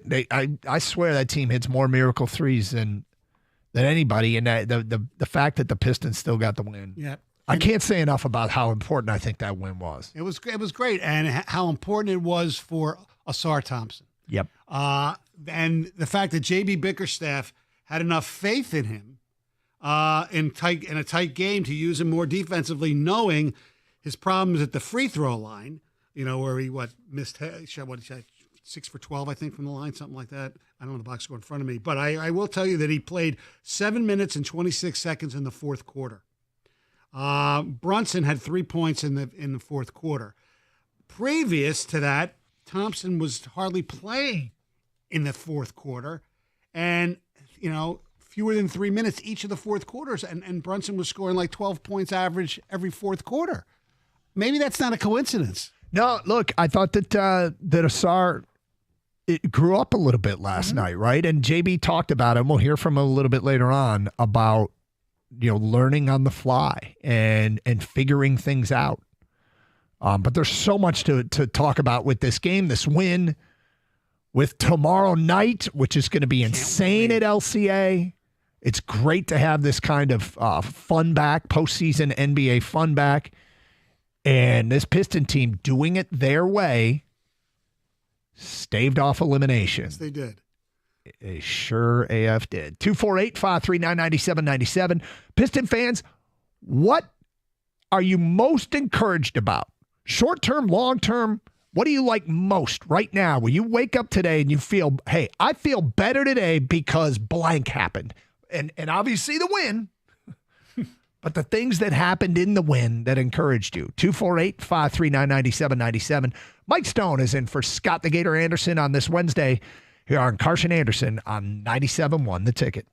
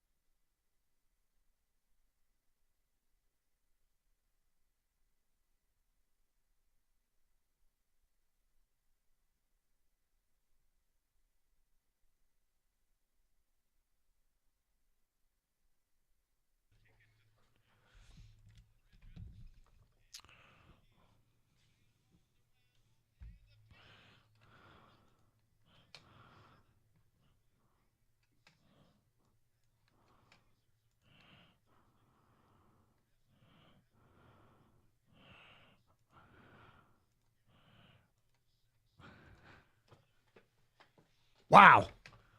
Huge win for where this organization is. I don't want to downplay it at all. I think that was massive for the Detroit Pistons. And look, you see, a championship timeline. They're not going to win the NBA championship this year. But if you kind of see a long-term timeline, I think that's a game that is one you put a pin in and you circle back to, an important one in their growth. Let's welcome in Kang, our producer, who also big-time NBA guy, watches a ton of the Pistons games and other playoff games. Your thoughts on what you saw last night? Don't oversell it, Doug. I think it's humongous, this win the Pistons had last night. Mm-hmm. I'm so impressed of what they've done. I mean, it's because they've never been here before. The most of these guys, of course, Tobias Harris, Schroeder, we know they've been to playoffs before. But the other core guys, the main guys, Ausar Thompson, Jalen Duren, your star, Cade Cunningham, never been like this before. Backs against the wall at MSG. And this is one of those wins where I don't know what's going to happen the rest of the series, but I know for the culture of this franchise moving forward, I think we're going to look back and go, remember that game when they got jobbed in Game 4 and they didn't care. They put that behind them, went to New York City, and took that game in front of Spike Lee and Ben Stiller and the rest of that crowd, right? No, seriously. Like, the fortitude that this team has shown, unbelievable. Unbelievable. And now, we talked about this yesterday. It's not about winning 3 games in a row. It's about winning 1 game 3 times, right? And they got one out of the way. Now you go back to LCA. I'm not saying they're going to win it or anything, but God, man, bring that out the feels good. stave again. Yes. Yep. Is there like a trident or what is this? Like I don't know. It like a staving stick? Is there I don't know. I like the idea of a staving stick. Let's get a stick. Better than a selfie stick. a staving staff? I don't know, right? Yeah, something. No, but unbelievable win. I didn't think they could do it. They proved me wrong. I'm so glad they did. And God, I almost threw up like 4 times in the last minute of that game. Oh yeah, because history tells you that you don't feel comfortable. No, you shouldn't. Throwing up's appropriate. Yeah, and it was very nerve-wracking. And I, being the pessimist that I always am, I just expected them somehow, even before, when Brunson was and Hart were out of the game, I thought something crazy was going to happen. There were 2 things, one crazy, one nearly crazy, that happened in the last 25 seconds of that game that it is certainly acceptable if it made you pee a little bit. Yeah. One is that inbounds pass with 25 seconds to go where like the Knicks had it and tried to save it in bounds and it bounced to a Piston. Right. That was oh my God, did they just turn it over? And then the Anunoby Miracle 3 with Cade right in his face where he basically threw a soccer throw in like overhead and that went in. And when you those two moments in time were scary as hell. And yet they found a way. Yeah. They found a way. I mean, we talked about earlier, Ausar Thompson, and he should be discussed for what he played. 725 in the fourth quarter. He should be discussed. Yes. Oh, I thought you said he should be disgusted. I'm like, wait, what? No. And another guy who, goes through some ups and downs in the fourth quarter, Jalen Duren. How much time do you think Jalen Duren spent on the bench in the fourth quarter? I don't know. 12 seconds. Is that what it was? Yeah, 11:48 he played in the fourth quarter. He was 3 for 4 from the field and had 6 rebounds. I mean, that's what you need in those situations. Guys to come through in the clutch. And look, Cade was great in the fourth quarter. 13 points, 2 assists, and he just seemed to have a certain amount of calm to him that he didn't have as much earlier in the game. But we go back to, Cade in the fourth quarter in Game 5, Cade in the fourth quarter in Game 4. This is, we asked prior to this series, how tangible is playoff experience? Because is it more important than the Pistons winning the regular season series against the Knicks 3-1? I think we're seeing the importance of it, and we're seeing grow up moments. Right. And Cade getting used to the stage and how important it is. Ausar Thompson, finding a way to stay on the floor. I mean, they still do things like the Cade foul early in the game in the backcourt where he has the basketball and he cuts off. It was Hart. Was it Hart or Anunoby? I can't remember. It was Hart. Was it Hart? I mean, that's that's unnecessary. And suddenly Cade had 3 fouls in the first half. You can't do that. You can't. Asar picked up a backcourt foul in game 2. Yeah. It was unnecessary. Like there are. By the way, you're too valuable. One of Cade's fouls early was absolutely a disgrace call. The charge. Yeah, I mean it was. He didn't touch him. Well, Brunson's a veteran. No, this wasn't on Brunson. It was the one on okay. Hart. It looked like Hart collided. Okay, fair enough. Yeah. Because the one on Brunson, I want you to picture this because here's what I think he did. The charge. I think Brunson might have embellished a little bit. I'm just saying. I think he might have. I think he might have embellished the contact there. Just saying. Anyway, huge win. And this team is learning. The thing about a series is you make adjustments. You get to kind of figure out the other team, the guy you're guarding, and I think that's what happened with Asar last night. Asar he's played limited minutes this series, and he was my X factor because of the defense he could play on Brunson. But he came out game 1 a little too hot, and he was picking up fouls way too early, way away from the basket. Look what happened last night. He learned how to kind of play off him a little bit, still cut him off, make him change directions, make him work. And he's able to stay on the court longer because his defense is that important. Throw in the fact that, hey, he gets to his spots where you can throw him lobs and dunks and easy baskets. The offense helps the confidence, helps him play better defense. He was huge last night, obviously, for them. But I think it's a lot because of the experience, Doug, during this series that he's learning Brunson and how he plays. And I think even the coaching staff is learning, too, how to use him offensively. I mean, backdoor cuts they were running, and Duran made a really good pass. Cade made a really good pass.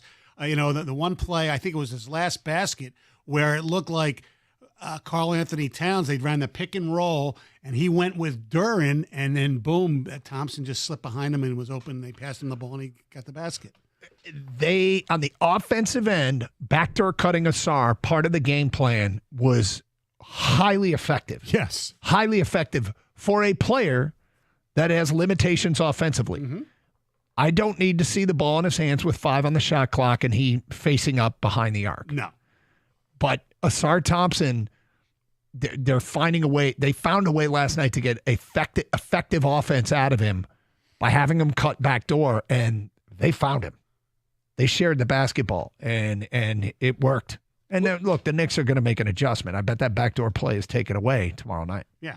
And that's part of the thing that's frustrating with the Pistons all season long. Stoney, you know this, that with the podcast, you watch a ton of Pistons basketball, is that they have turnover issues because they don't space the floor well a lot of times when Cade gets doubled. Right. There should be someone open, right? There should be, if you're getting double teamed, there's a man open. The Pistons usually have a problem sometimes finding that spacing and where Asar should be, where Duran should be. They should have that at all times once Cade gets doubled. That should limit the turnovers that we see. Correct. Absolutely. And it also helps when your three-point shooters are making threes. Yep. I mean, that's been a problem for a lot in this series, especially Malik Beasley, who we love, but he has not been the Malik Beasley of the regular season so far. Didn't he hit his first 2 though last night, and they were big early? And everything's tougher in the playoffs. Yep. And there was a moment last night that was my favorite moment that probably is not significant at all with the outcome of the game. We will get to that today at 10:31. We are asking Piston fans, outside of the win, what's got you most fired up about the way last night's game went? What are you most encouraged about? Jared in Ypsilanti writes in, I'm feeling ultra confident in our defensive abilities with Asar on the floor. However, when he is not, our defense efficiency drops significantly. Going forward, I'm hoping they can get another guy into a similar role, whether it's through trade or a current guy like Ron Holland. Next text, unnamed texter. I'm encouraged that they are actually finding ways for Asar to be part of the offense. His defense is too important for us to play 4-on-5 on offense. Next text. I'm encouraged that the Pistons match the Knicks' physicality in Game 5. The Pistons can pull this series out if they simply duplicate their Game 5 game plan against the Knicks in both Game 6 and Game 7.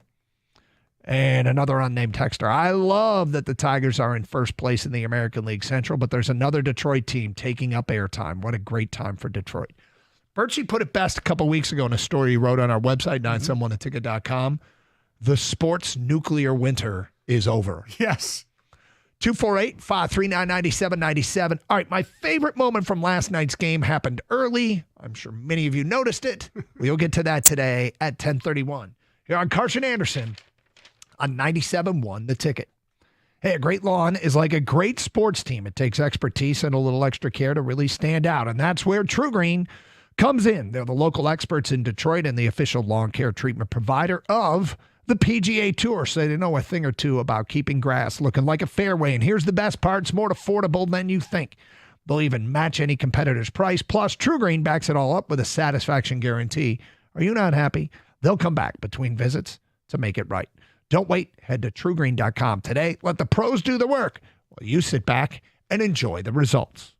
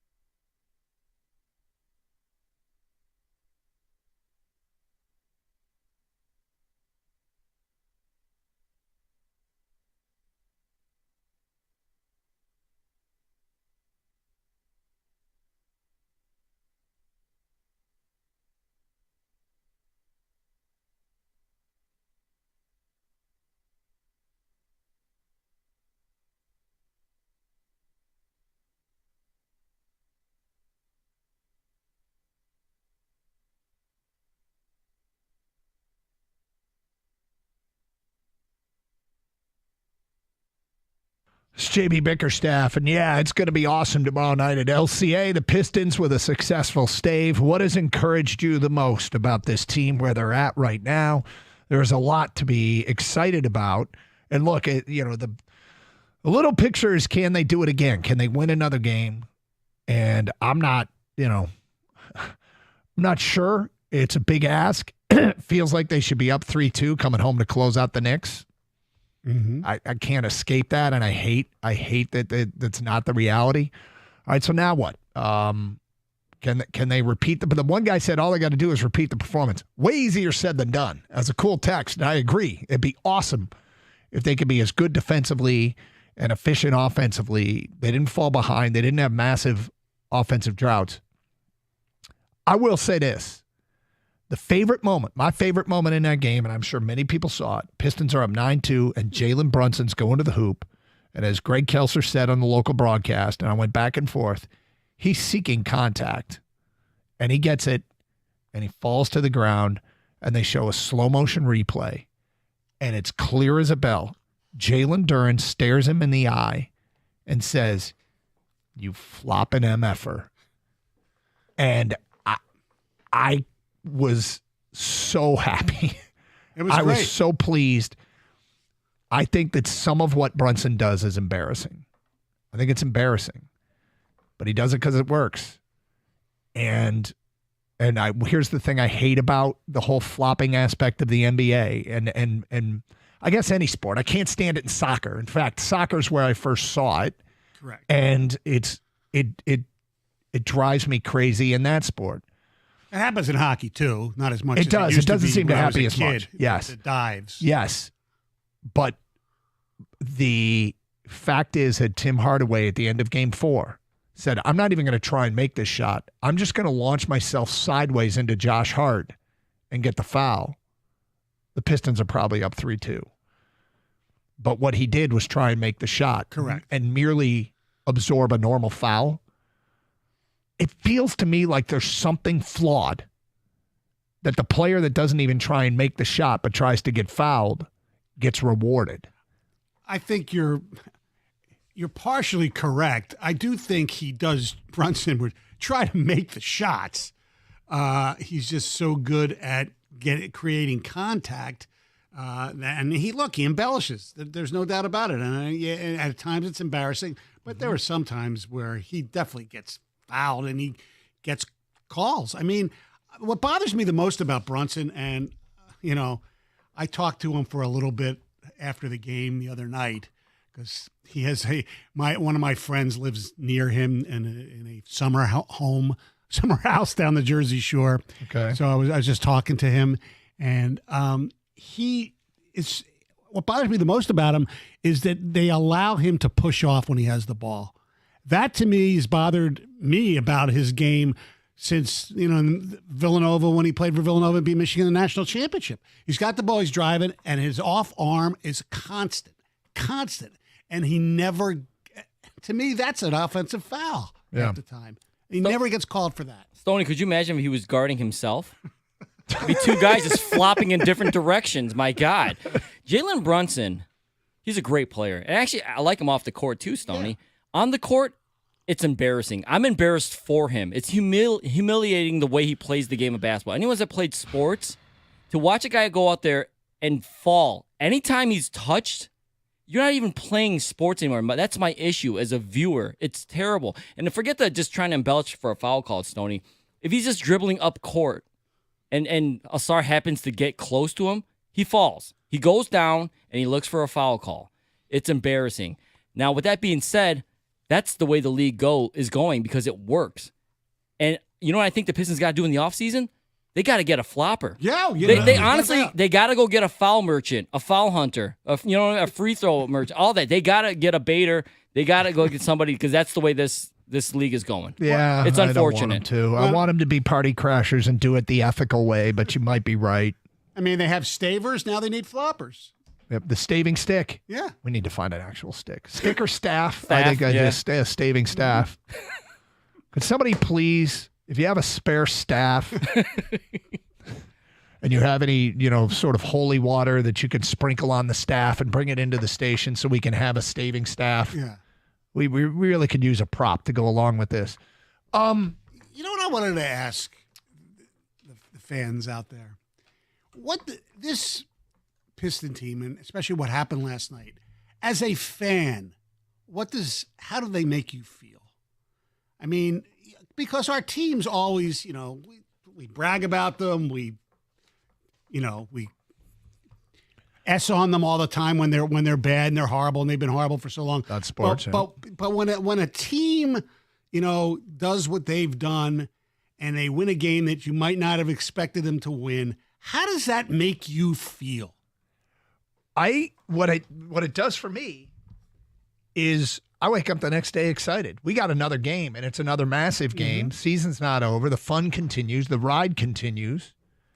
I mean, I can't even imagine if they win Thursday, the build-up for Game 7.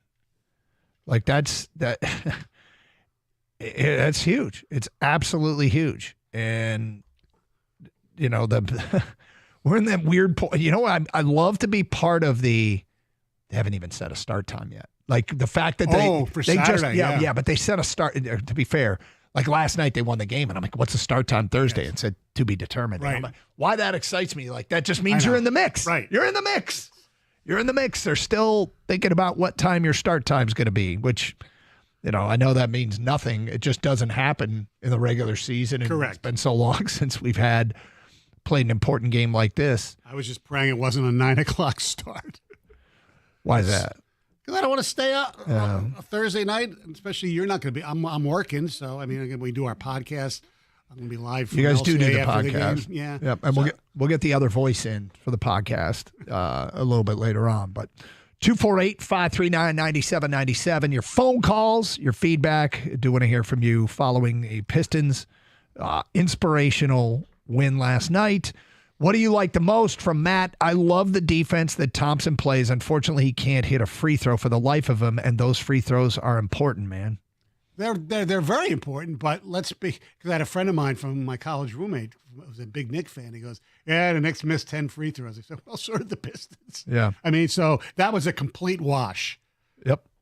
Although the hack of Mitch, I love that. That was one of my. That was going to be my thing for the thing I like the best. They did it. Schroeder made a foul. Wasn't that great? Yeah. Makes sense. Yeah. Guy can't hit free throws. Yes. I love they caught Duran on camera telling Brunson, "You flopping MFer." Duran early vote for champ of the weekend. That's from Ed. NBA players are amazing athletes, correct? Jalen Brunson has terrible balance. He seems to fall a lot. Yes, he does. He does seem to have terrible balance. That's an excellent point. I don't think it's a balance issue. Of course it's not a balance issue, Stone. I know. I'm encouraged by Jalen Duran's performance last night. One of the least talked about factors about this team all season is when Duran plays well, they win. When he doesn't, they lose. He is the true X factor. It's from Tony in Tampa. Look, an X factor is a perfect way to describe him. Yep. There are a lot of people in this town who believe he's like a top 5 center in the NBA. He's not, because he has no outside game that you need today. He can't make a shot, longer than 4 feet.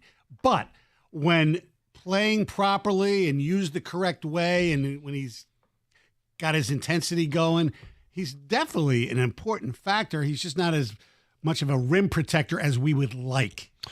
From Charles and Dearborn, the game seems to be slowing down for Asar Thompson. I'm hoping it does the same for Ron Holland. It looks like his mind is way ahead of his body right Yes, you're correct. 248-539-9797. We'll get to more of your phone calls and feedback coming up. Also, we will talk about whether or not the Pistons intentionally did something late. That helped lead to a win. That at 11:02 here on Carson Anderson on 97.1 The Ticket.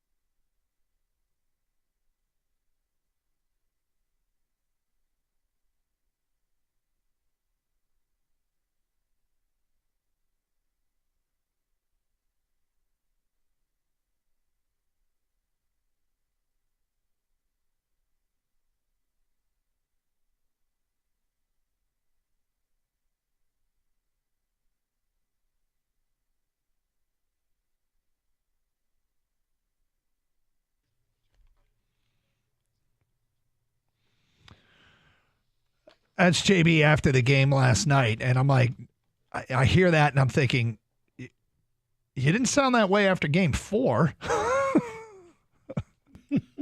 Right? 248-539-9797. Let's get back to your open line calls. Al is next on 97.1. Hello, Al. Hey, what's up, guys? Hey, Al. Hey. Hey, y'all, man. The officiating mattered when it only matters if Hardaway is shooting a jumper and gets knocked around. At the end of a playoff game, you're down by 1 point. Right. Hey, but what I called about, man, was about Brunson, and not just Brunson. It's the league, and he's probably the premier flopper. But the league should probably address the offensive players getting rewarded for creating contact. It's kind of out of control. You run up in there and you bang into people and you stay around looking for a whistle. Dude scored 37 points the other night and managed to be a total embarrassment to the game. He spends more time on the floor than any 5 players combined. It's ridiculous. I really would like to see the league address offensive players not getting rewarded for creating the contact. It's kind of out of control. Yeah, I don't know what can be done. I mean, I do hear you. And look, I've been pitching about Trae Young for years. Can't stand the way he plays the game, and I think he is the premier flopper. But he and Brunson they have mastered the art form.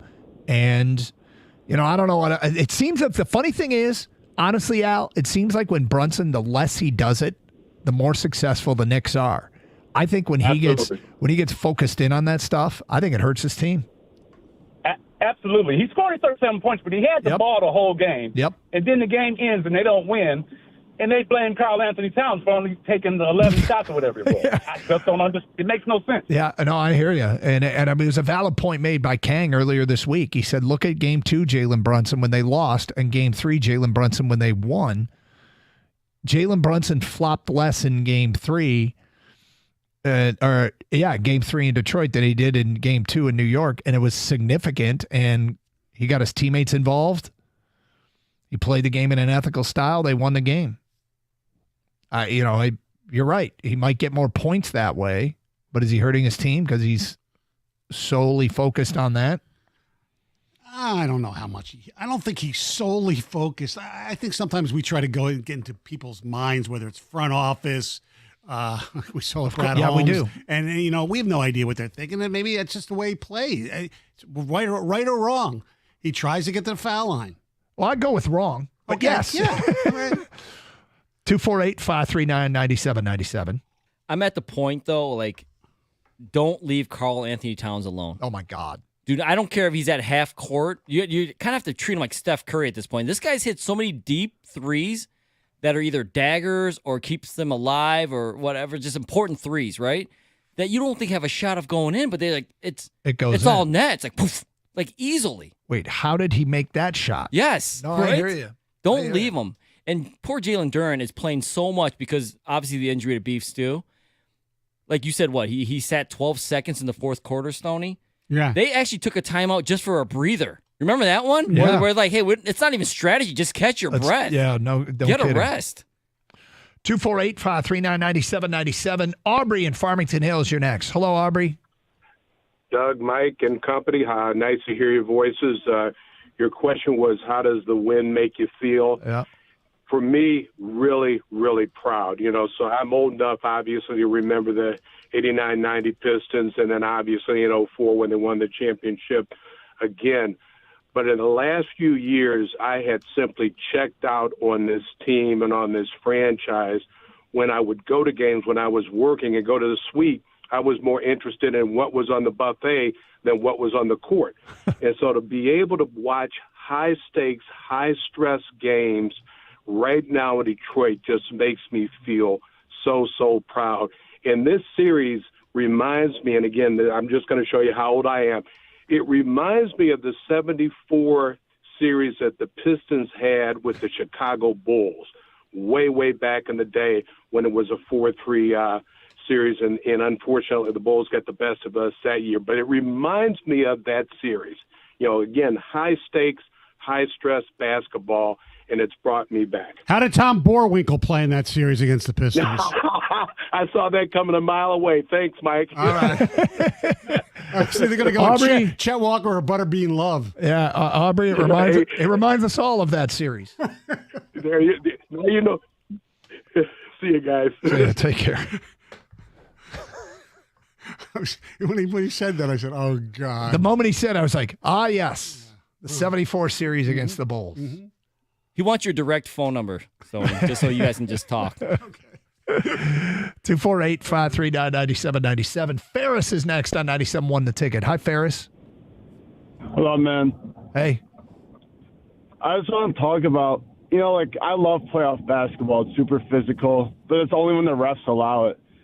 But if they're going to over-call fouls, it has to be consistent. And I see, we saw Jalen Duren gave Cat a little shoulder yesterday, and he gets a foul call.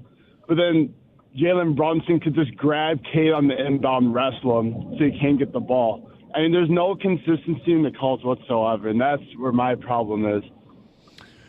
Yeah, I think it's an incredibly difficult sport to officiate, and I think that's all we can ask for is consistency. If do your best to be consistent.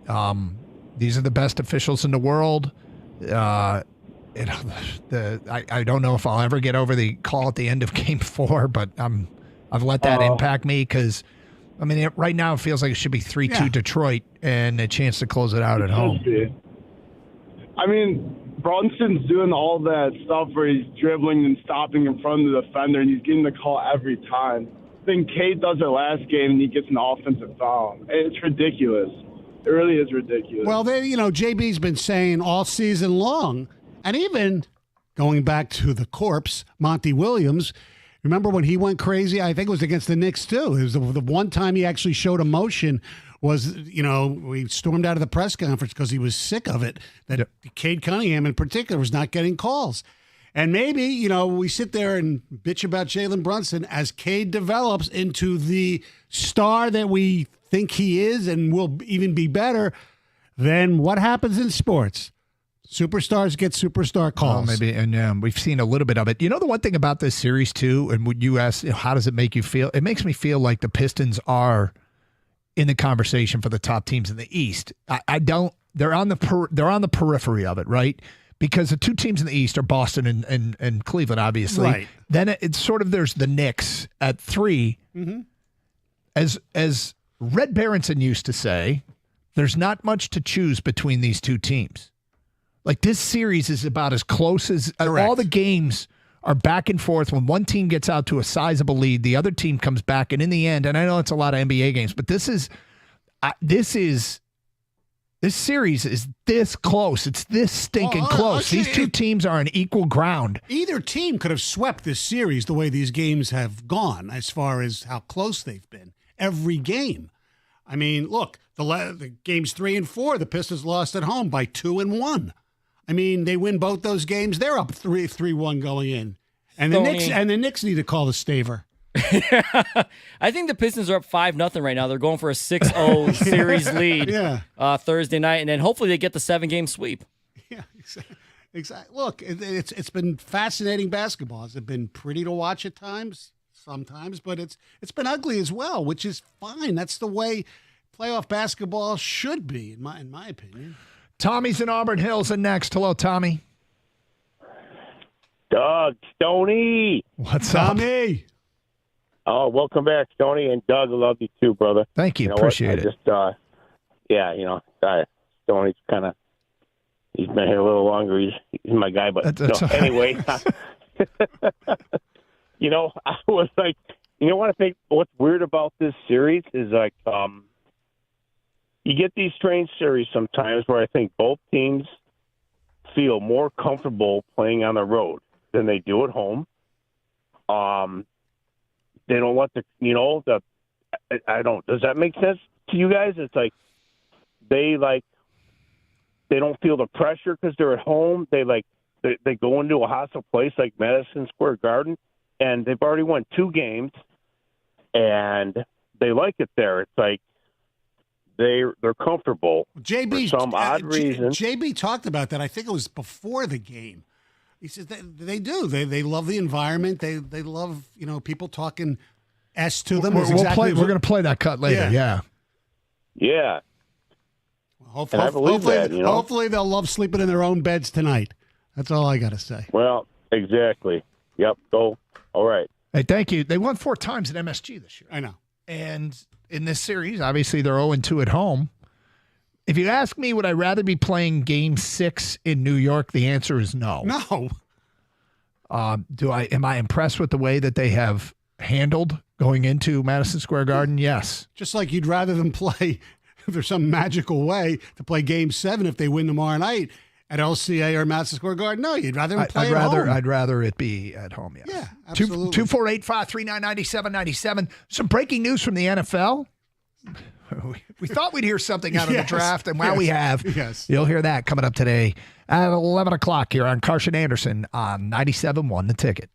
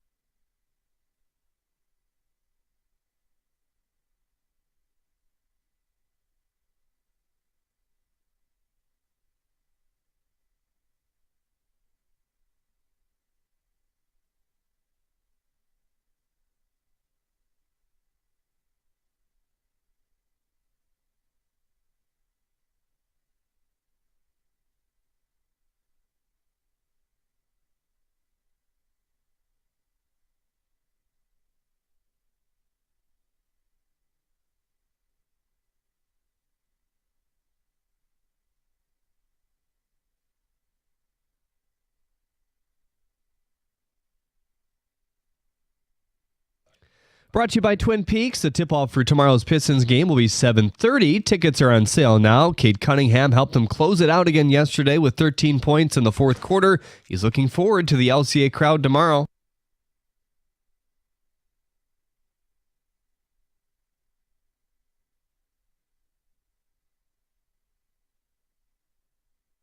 The broadcast of Game 6 can be heard over on WWJ News Radio 950, pregame at 7:05. This afternoon, the Tigers look to win the final game of their 3-game set with the Astros. Jackson Jobe will toe the rubber for the first time in 12 days after being skipped twice for rest. Hear Dan Dickerson's call right here on 97.1 The Ticket at 2:10. MLB Pipeline released their top 150 draft prospects. MSU lefty 6'8" pitcher Joseph Durwa was 70th. He throws in the mid-70s and had a deal in place to transfer to Vandy in the offseason, but decided to return to East Lansing. Novi High School left-handed pitcher Uli Fernsler also made the list at number 93. His scouting report reads he's one of the best strike throwers in the high school class this year across the country. At the Corwell Health Sports Desk, I'm Jeremy Otto. For more, go to 97.1 The Ticket or Odyssey.com.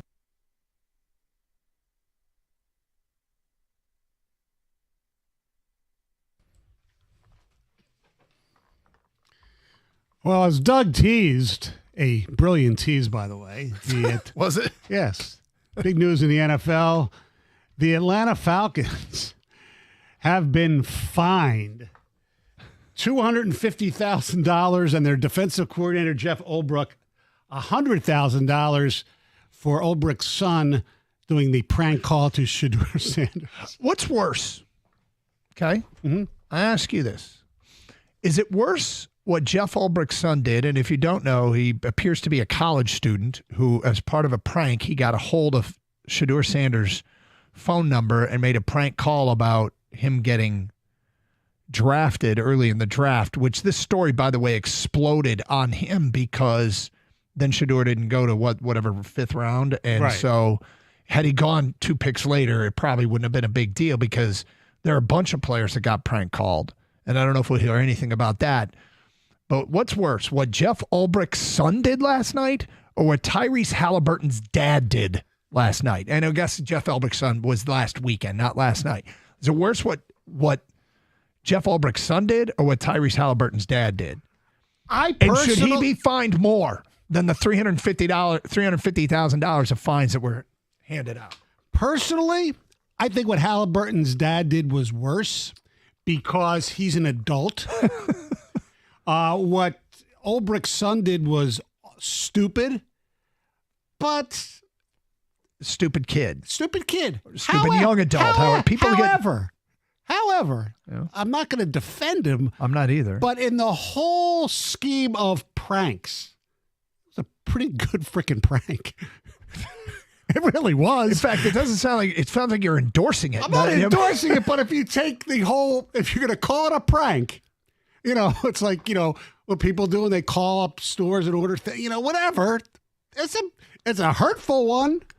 What do people do, Stoney, when they call up stores and order whatever? What are you talking about? No, I don't want to go back in the old. What you used to do? No, well, the old one my father used to tell me. There used to be this, either it was tobacco or coffee. I don't remember. It was called Prince Albert. And people used to call and say, it would be like, you know what? I'll modernize it. It would be like Kenny, okay, with his, not Captain Morgan. What's the one? Admiral Nelson. If somebody would call the liquor store and say, do you have Admiral Nelson in a bottle? And the guy would say, yeah. And you say, well, let him out. Yeah. No, that's a prank. Yeah, okay. A prank call. That's an elite prank, Mike. Well, hey, Stoney, is your refrigerator running? Yeah, exactly. You might want to go get it. Okay, right. So as far as if you're going to call this thing a prank, he pranked. It was a good prank. I just flew in from Boston, and boy, are my arms tired. I don't think he should have done it. I think it was disrespectful. But it was mean. It was mean. But in the whole, aura, or if you put it in the prank. I got to tell you, I think the NFL disagrees with you. They fined a team and a coach $350,000 today. I understand, but they fined him because what happened because the guy's iPad exposed personal numbers. But if you just look at it in the whole prank vernacular. All right, Stoney likes pranks, Doug. He likes the prank call. He likes the prank call. I think he's pretty similar to the normal guy that sits in that chair. Pro parent prank call. Who tried to endorse and downplay the Kool-Aid Man challenge yesterday at the same time.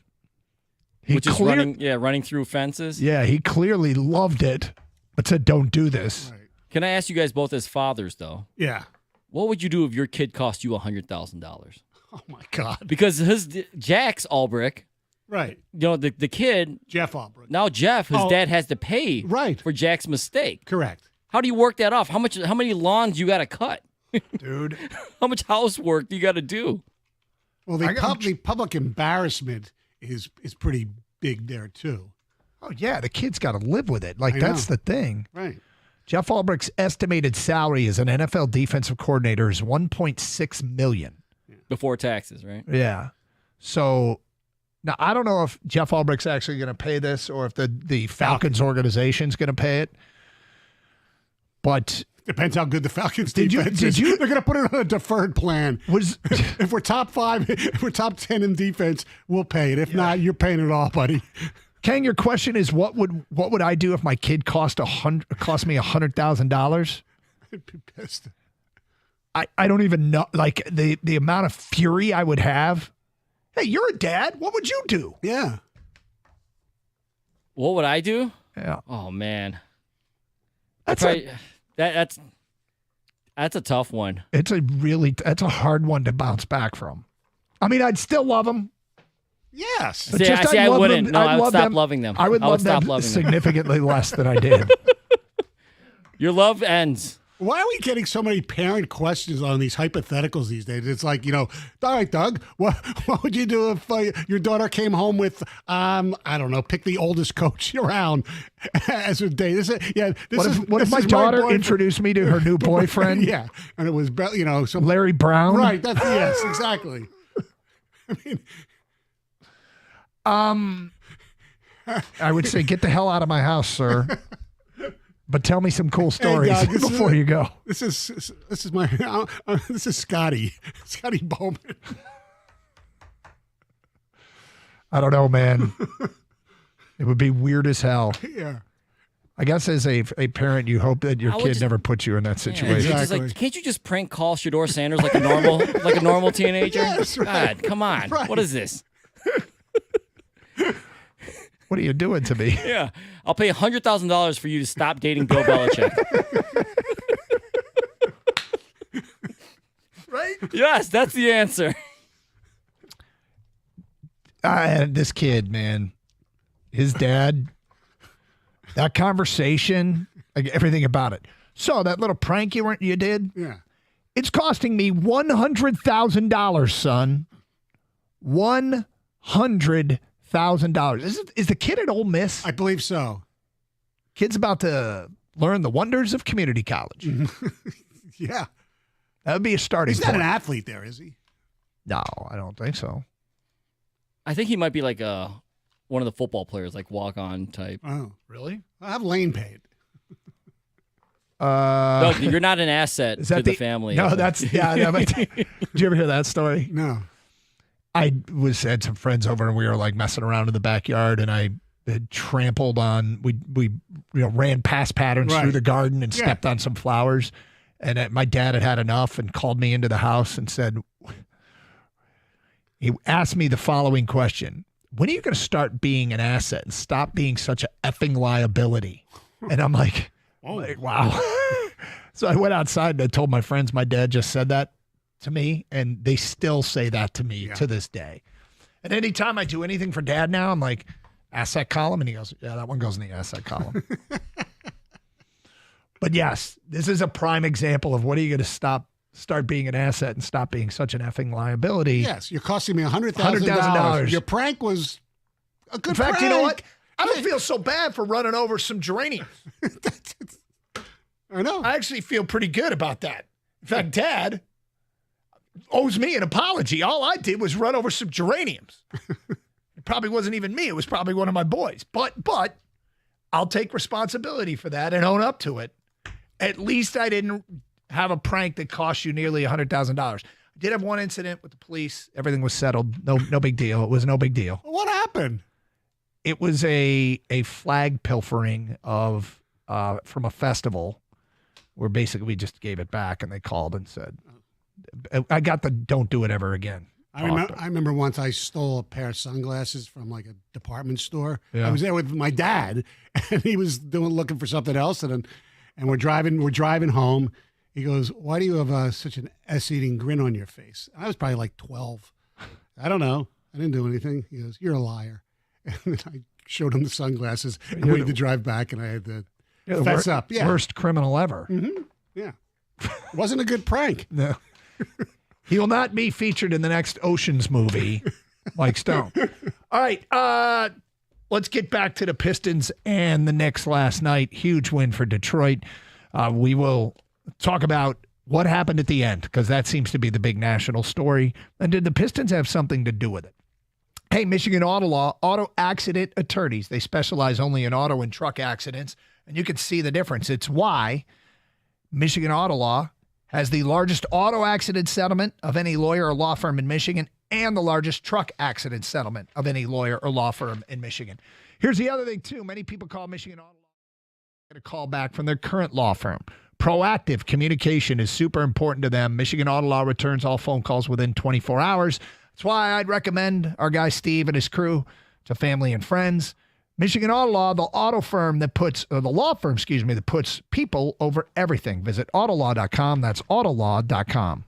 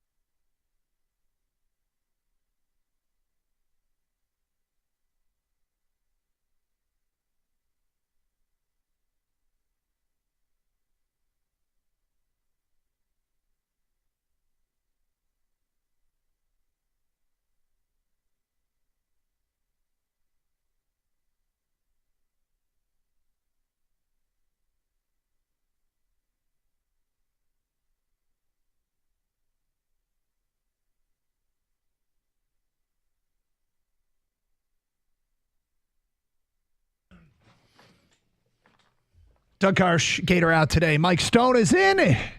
Huge win yesterday for the Pistons, 248-539-97-97. All right, so the big story nationally is two of the Knicks' best players spending a minute and a half standing at the scorer's table and not being able to get in. I'm going to start with this. It is awfully coincidental that Jalen Brunson gets hurt virtually every fourth quarter.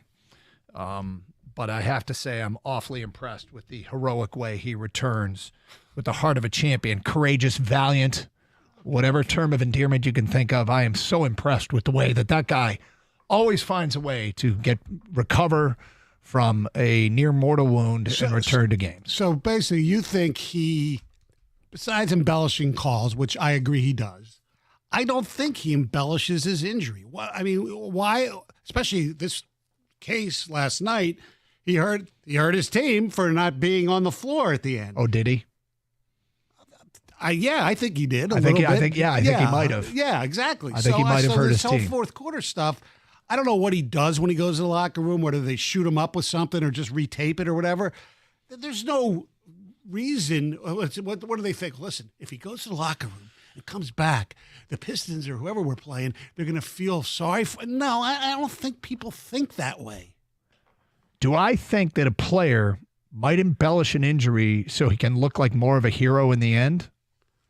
No. I don't know. I just think when you're a competitor, I don't think you think like that personally. But then again, I've never played the game.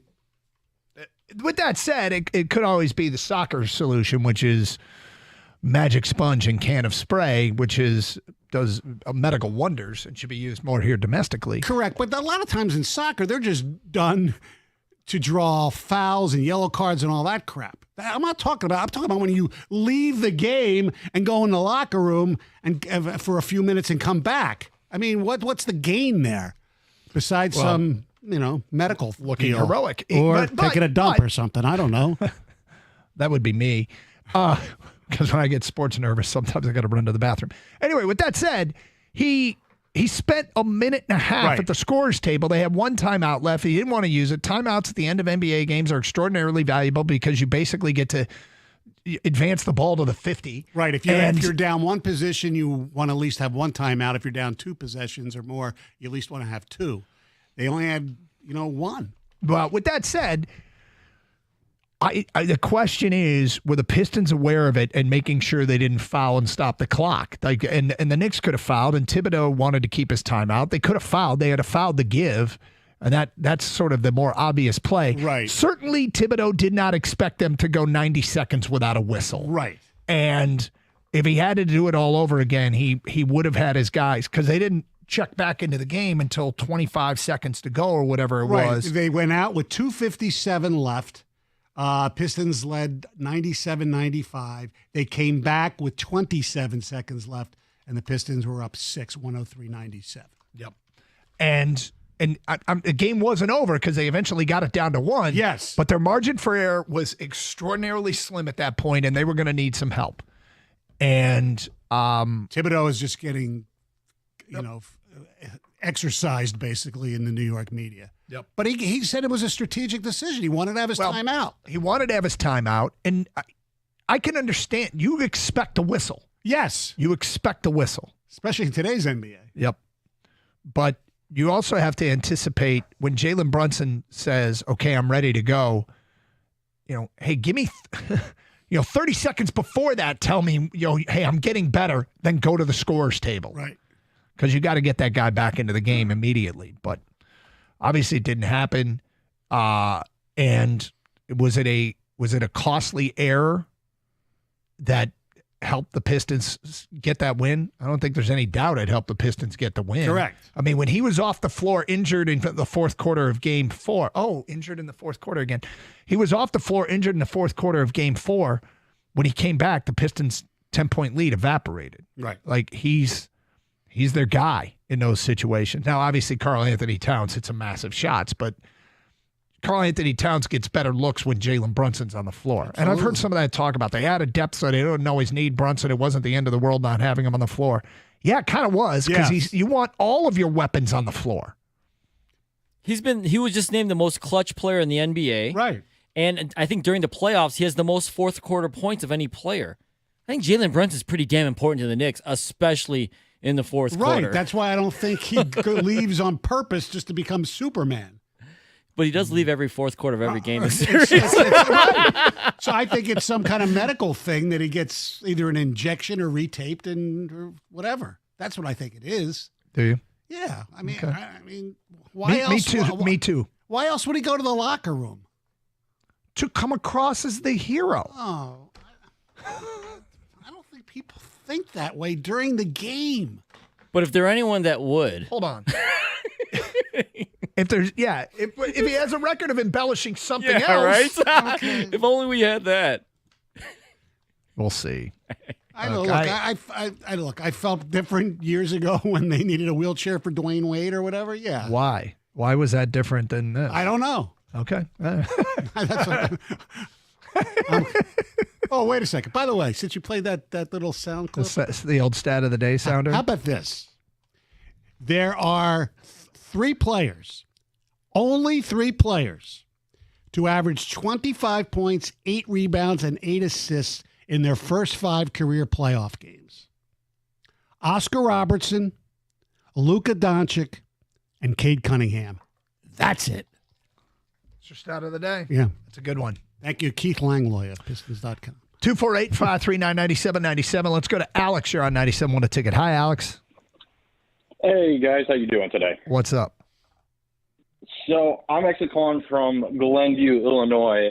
I'm a transplant of downriver, but fun fact for you, Doug, Yeah. I'm 20 minutes east of your favorite city, Schaumburg. I spent many a weekend in Schaumburg, Illinois. Is that for near soccer. Champaign? No, it's soccer Oh. tournaments. Anybody whose kid plays travel soccer, you're going to end up at Grant Park in Indianapolis or Schaumburg, Illinois. But anyway, yes. It's the Troy of Illinois, but Gator's doing okay. I heard he did the Kool-Aid challenge yesterday. That's why I got it, so. He didn't. But that's funny. So, Kings, don't watermelon shark me, but I heard a stat that's very concerning about Bickerstaff. So I thought he's done a great job. I definitely tuned in, been one of those people, hey, I haven't watched Pistons basketball in a while. There's no question he did an amazing job. But Tim Bontemps of the Hoop Collective podcast on ESPN, he knows way too much about NBA, way more than me. And the reason why he was let go in Cleveland was because of his offensive efficiency. Now, his last year, he was about 14 or 15. He's let go the very next year with nearly the identical same roster. They're at about 1 or 2. After watching these last couple of games, seeing the offensive schemes plays, is it something we should be cautious and be looking out for in the future? So, Alex, I think the one thing about J.B. Bickerstaff is if you look at anything here, he can always improve on. As time goes by, if it's a deficiency, is it something that he can address, whether it be with a hire in the staff or something that he can, change his philosophy? I have no issue with nobody's perfect. So maybe he needs his Ben Johnson, so to speak. And he could. I just always I do agree we need a second superstar behind Cade. It's looking great.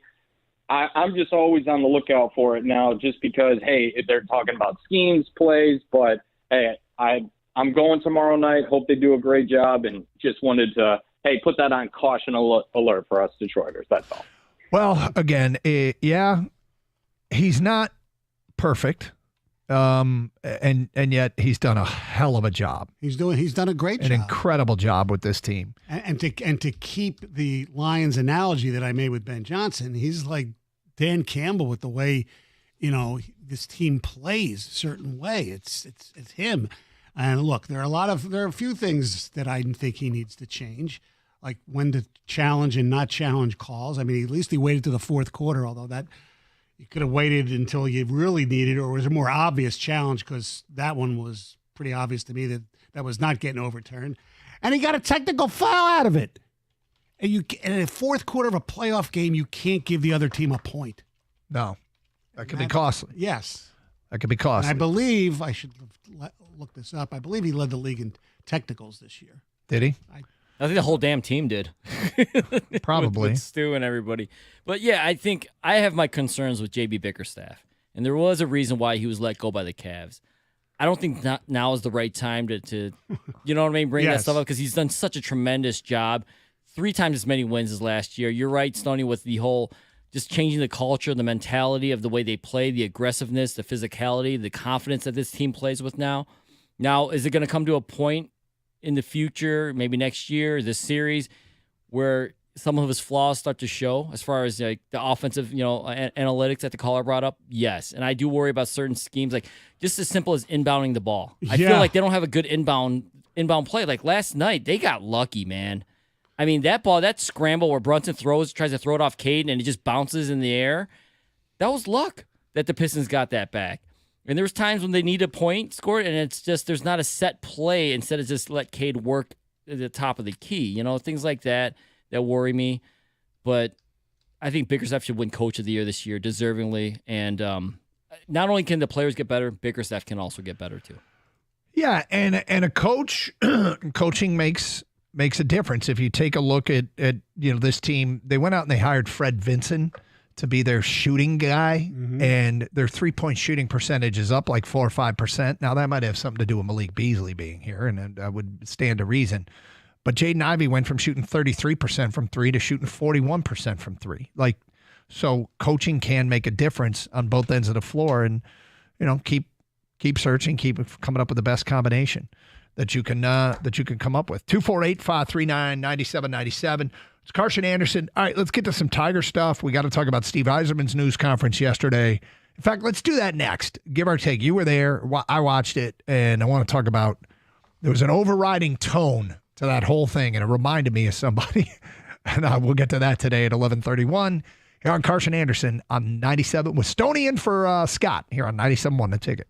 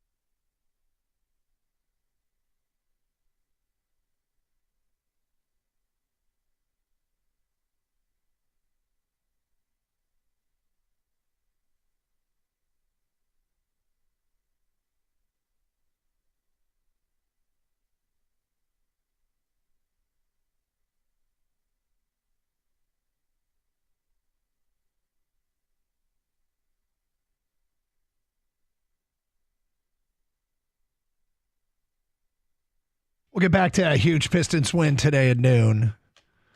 If you are just tuning in and want to hear some Pistons discussion, and you're desperate at this time, you can use the Odyssey app to use the rewind feature and circle back in time.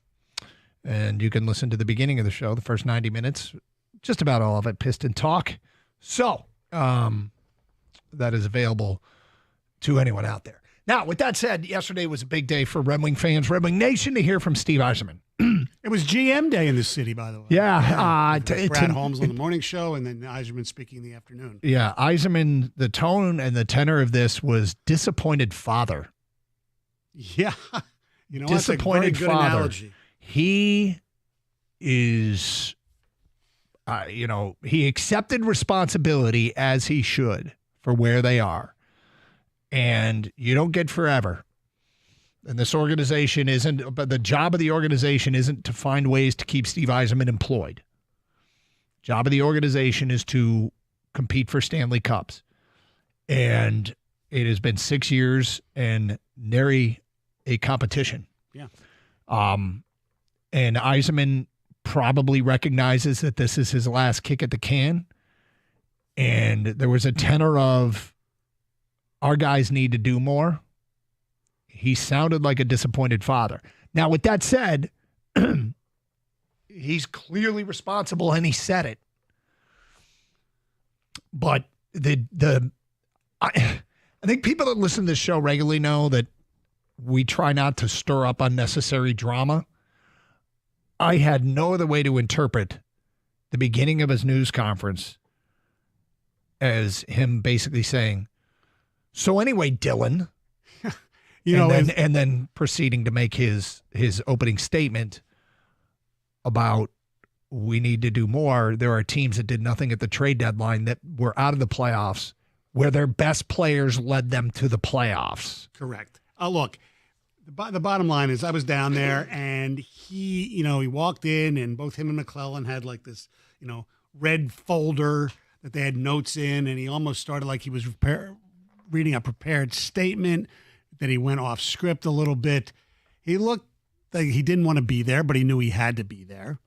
And he answered the questions, but not the way I think a lot of people wanted. But you're not going to get complete, honest answers. No, he did say one thing I think people would want, and that is, yes, we are willing to spend. If we can identify that guy, and I think the question was asked specifically, would you spend more than $10 million on a player? And he basically said, yeah, we'd do that. Well, yeah, so, he can't talk about individual players, but I imagine they'll call Mitch Marner's agent. Calling Mitch Marner? Yes. That's your your flair to the Marner camp. Right. He was also asked about, what St. Louis did, was getting offer sheets from Edmonton. He was asked about that in particular, and, they got Holloway and Boborg, the defenseman that they have that Edmonton couldn't afford to keep, and he said they took advantage of that, and that was good by them. By the way, he's technically right when he said the Blues and the Canadiens did nothing at the deadline.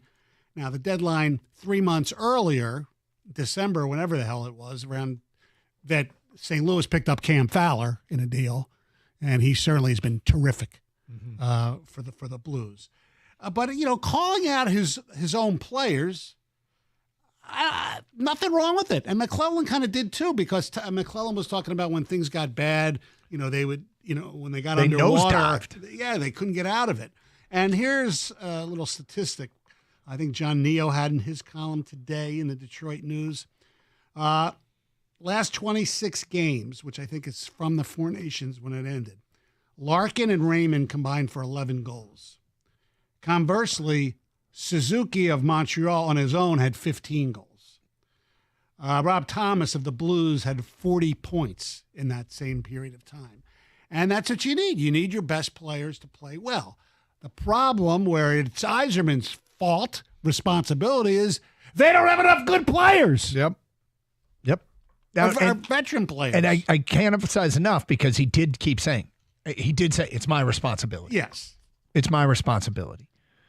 But that was a guy that did not sound happy with his roster. And, when he went into the whole thing about we have to have a great offseason, we have to work hard, and I'm thinking, is he saying they don't? That was what was intimated. Yeah. And the stuff about Larkin, he wanted to keep that discussion between because he talked to him after Larkin said what he said. And he wanted to keep that private, but he did say, well, if Dylan wants to talk about it, he can. It's like, okay. Yeah. Look, all I can say is I don't know if anything's going to happen. I don't think anything's going to be happening, but it would not stun me if Dylan Larkin was traded. Yeah. I mean, at this point, based upon, and look, you own your L's. I was hoping that the Four Nations performance from Dylan Larkin would catapult him and this team. Yeah. There'd be a slingshot effect. That did not happen. No.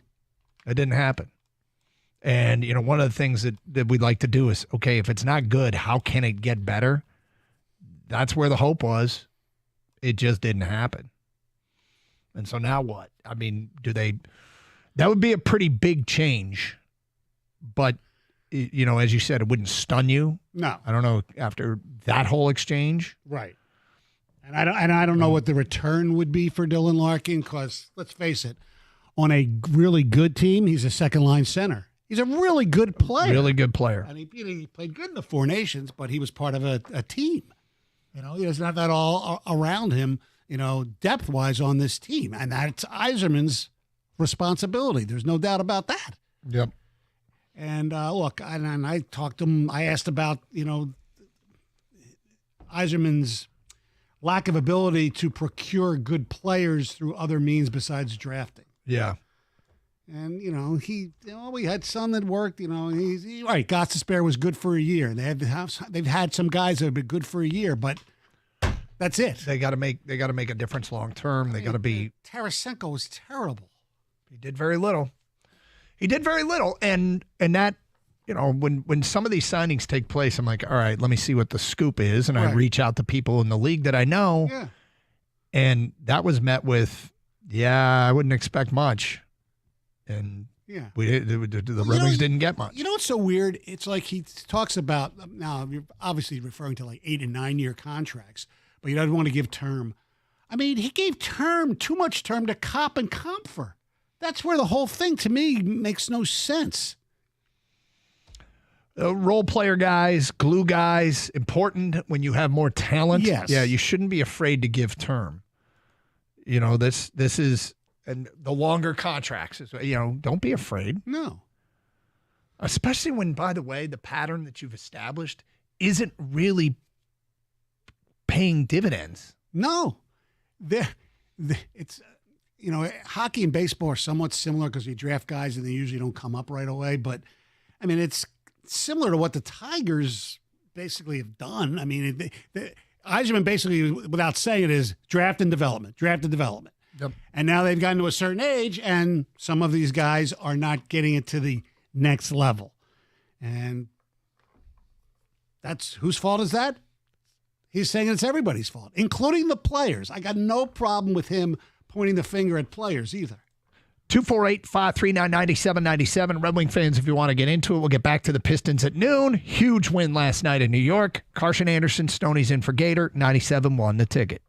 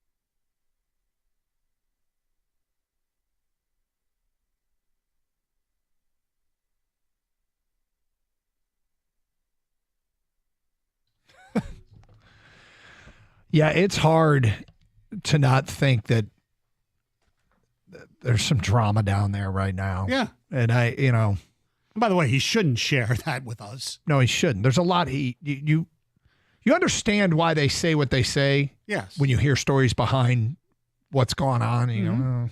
Yes. Yeah. Hey, look, there's a lot Even of if it would things. help you, Yes. you still shouldn't say it. Exactly. Look, he was kind of curt with one of our own yesterday. With Jeff Rieger spoke to the general manager.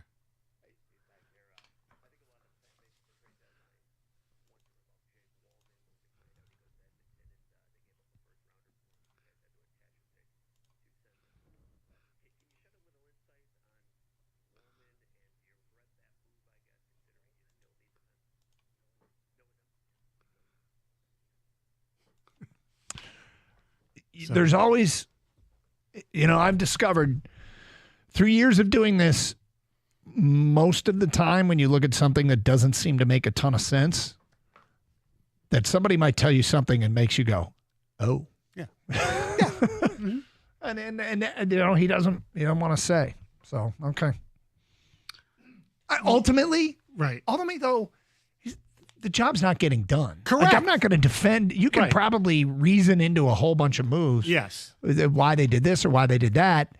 And that might make you say, oh, but there's too many of those. There's too many stuff. There's too much that hasn't worked here, which has put them in the situation that they are. I think we can rule out that Jake Wallman prank called Shadur Sanders, though, or somebody else.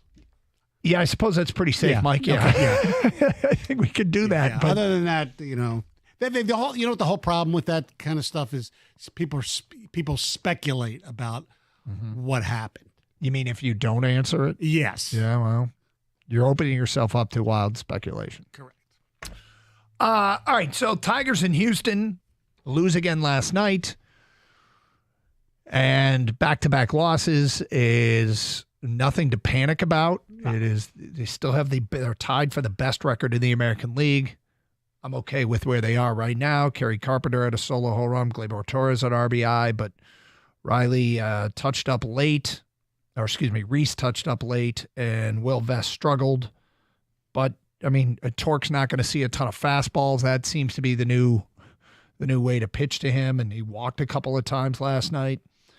Overall, pretty damn pleased with where they are. Although you put something in your show sheet, you think it's time for them to Cole not Keith, pull the plug, but Cole Keith he needs some help, and maybe Toledo will be the help.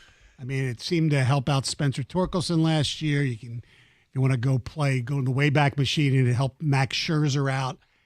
He just 0 for 2 again last night with a strikeout. He's hitting 117 with an OPS of 518. And he is the designated hitter. I don't know about you, Doug. I don't know about you, Kenny. When your position is 2 words and one of them is hitter, the person should be able to, hit. He can't hit. And it's gotten, I thought it would get better, and it really hasn't. Well, what's interesting is it was around this time last year that Parker Meadows got sent down. Mm-hmm. And Parker Meadows sorted it out. Right. Last year's team wasn't trying to compete a year ago at this time. Last year's team admittedly didn't want to sign players that were going to get in the way of their developing young players. So young players were going to be given an opportunity, right? They were going to be given every chance to be successful. And when it wasn't working out, when they weren't trying to compete, guy got sent down. They're trying to compete now.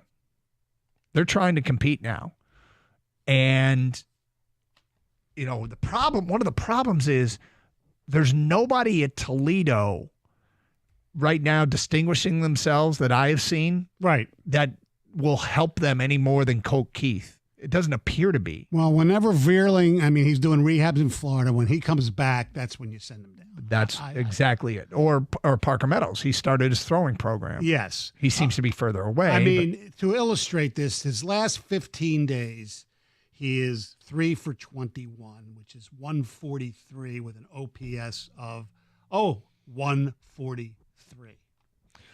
Would you go to Double-A? No, I'm not going to. Because there's some guys at AA that are hitting. Oh, would I send him to AA? No. Oh. I'm saying, would you call up somebody from AA? Would you skip the AAA pool of players and go to AA? Mm-hmm. There's guys hitting for average. There's guys hitting for power. Justice Bigbie, Trey Cruz is hitting the baseball. I'm not there yet. Yeah, no. Because it's one thing. Sure, I think Colt Keith, a stint in Toledo makes sense, but you're also still trying to win, and maybe you just go get somebody else that's not going to hit. Right. But there's nobody in Toledo right now where you're like, go get that guy. So, I hear you. But long term, does it make sense to send Cole Keith to Toledo? It probably does. Yeah, I'm not wanting to write off his career or anything like that. I still think, he's got all the tools they say to be a really good major league player. It's just not happening right now, where he's regressed from his rookie year. And you have to do something to stop this regression. Yeah. And Toledo just might be the answer. And it might help him, too, just to play the field and hit. You know what I mean? Instead of just because right now, I don't hate that take at all, Stoney. He is definitely, fighting it. And if you're the DH, that's the one thing you're supposed to provide is hitting. Well, maybe he needs to play the field a little bit so he, get the body going a little. But Toledo should not be, he shouldn't be untouchable for Toledo. No. I mean, nobody should ever be untouchable for Toledo. Nobody. Well, and you hope they get the same results they got out of the Parker Meadows thing. Right.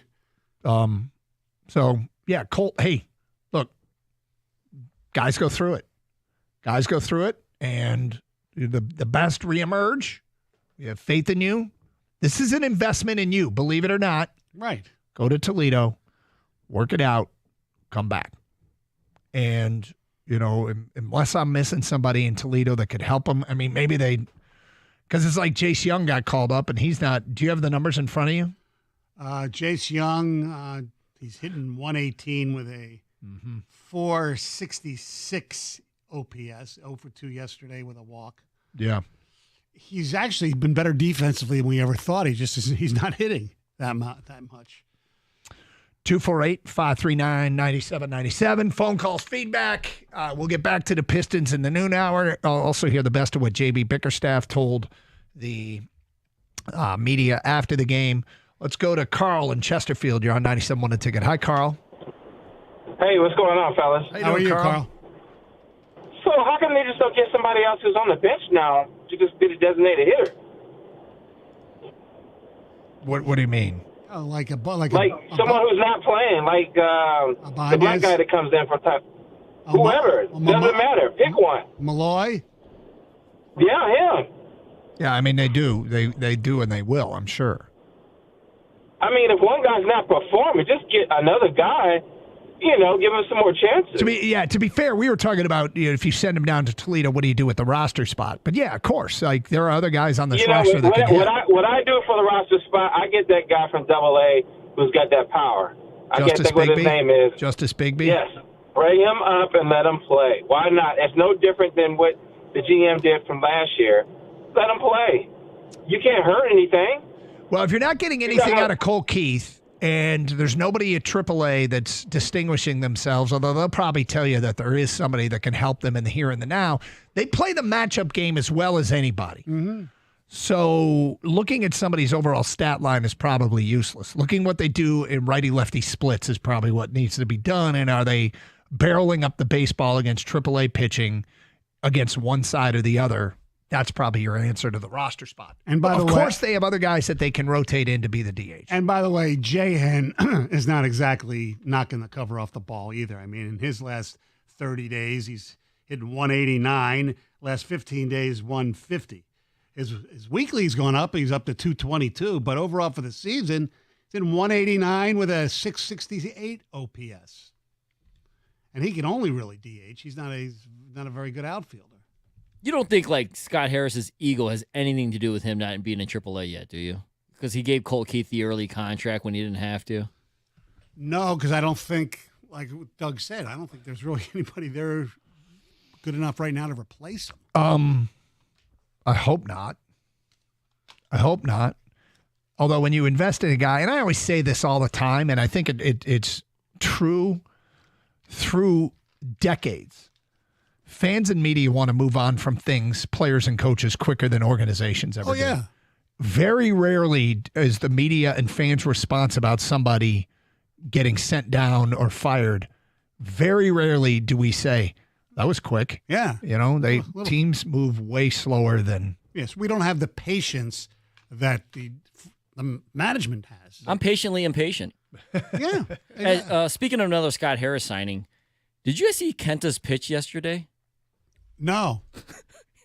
In the eighth, you got to look this up, Doug, real fast. All right. Just type in Kenta into Twitter. All right. Dude, this is. It was funny. I mean, this it was is like hard worse than a first pitch from like a celebrity. Oh boy, no way. Yes, I'm getting excited. This is a professional player on the Tigers. All right, there it is.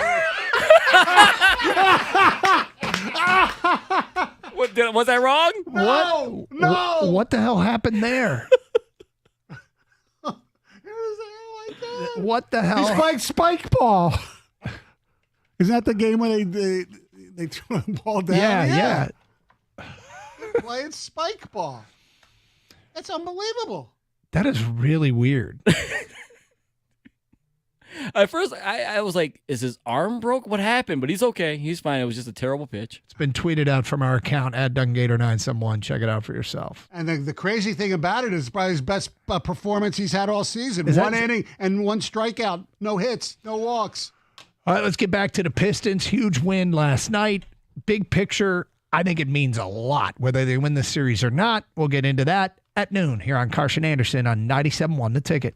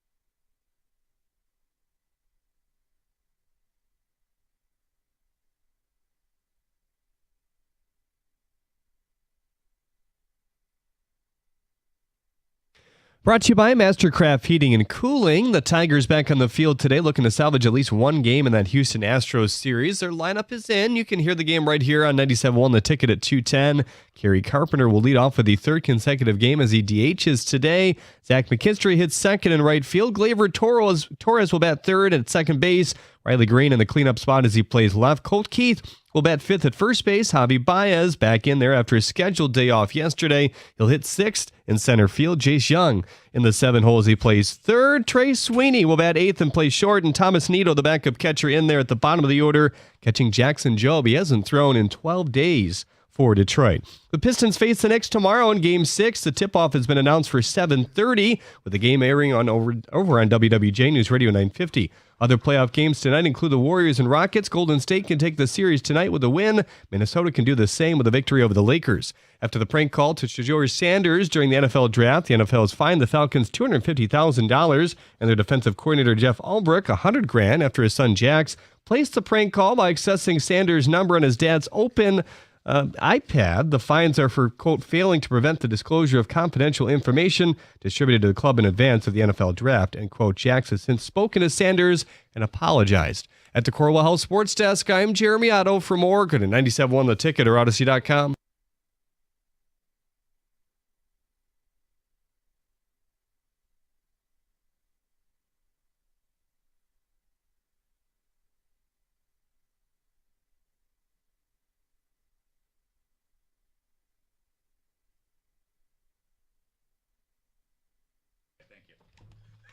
All right, huge win yesterday for the Pistons. I mean, a huge win. And the series comes back to Detroit for Game 6. I think it means a lot in the maturation of a young team to come off an emotional loss, turn around, go into New York when you have a chance to get bounced. The team smells blood in the water. And what do the Pistons do? They respond and get a win. And I can't say enough how impressed I am. And last night when the game was over, wanted to digest it a little bit more, and I went to YouTube for the Restore the Floor podcast post-game show with Mike Stone, who's in for Gator today. Thank you for being here. My pleasure. Are you new? First day My here. pleasure. Yeah, and also Evan Jenkins, who is a host and joins us in studio now. The Restore the Floor podcast, I think one of the best things you guys do is you go live after playoff games. You only missed it the one time when we did the draft show. Correct. But after tomorrow night's game, you guys will be live again.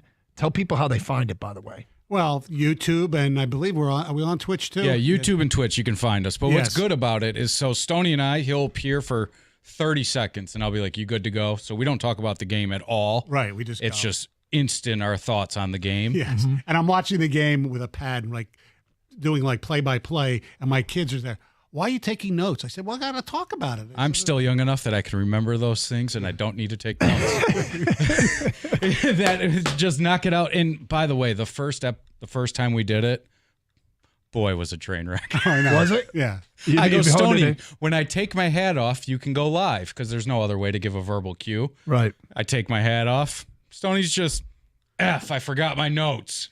I'm like, no. He said it out of the air. Yes.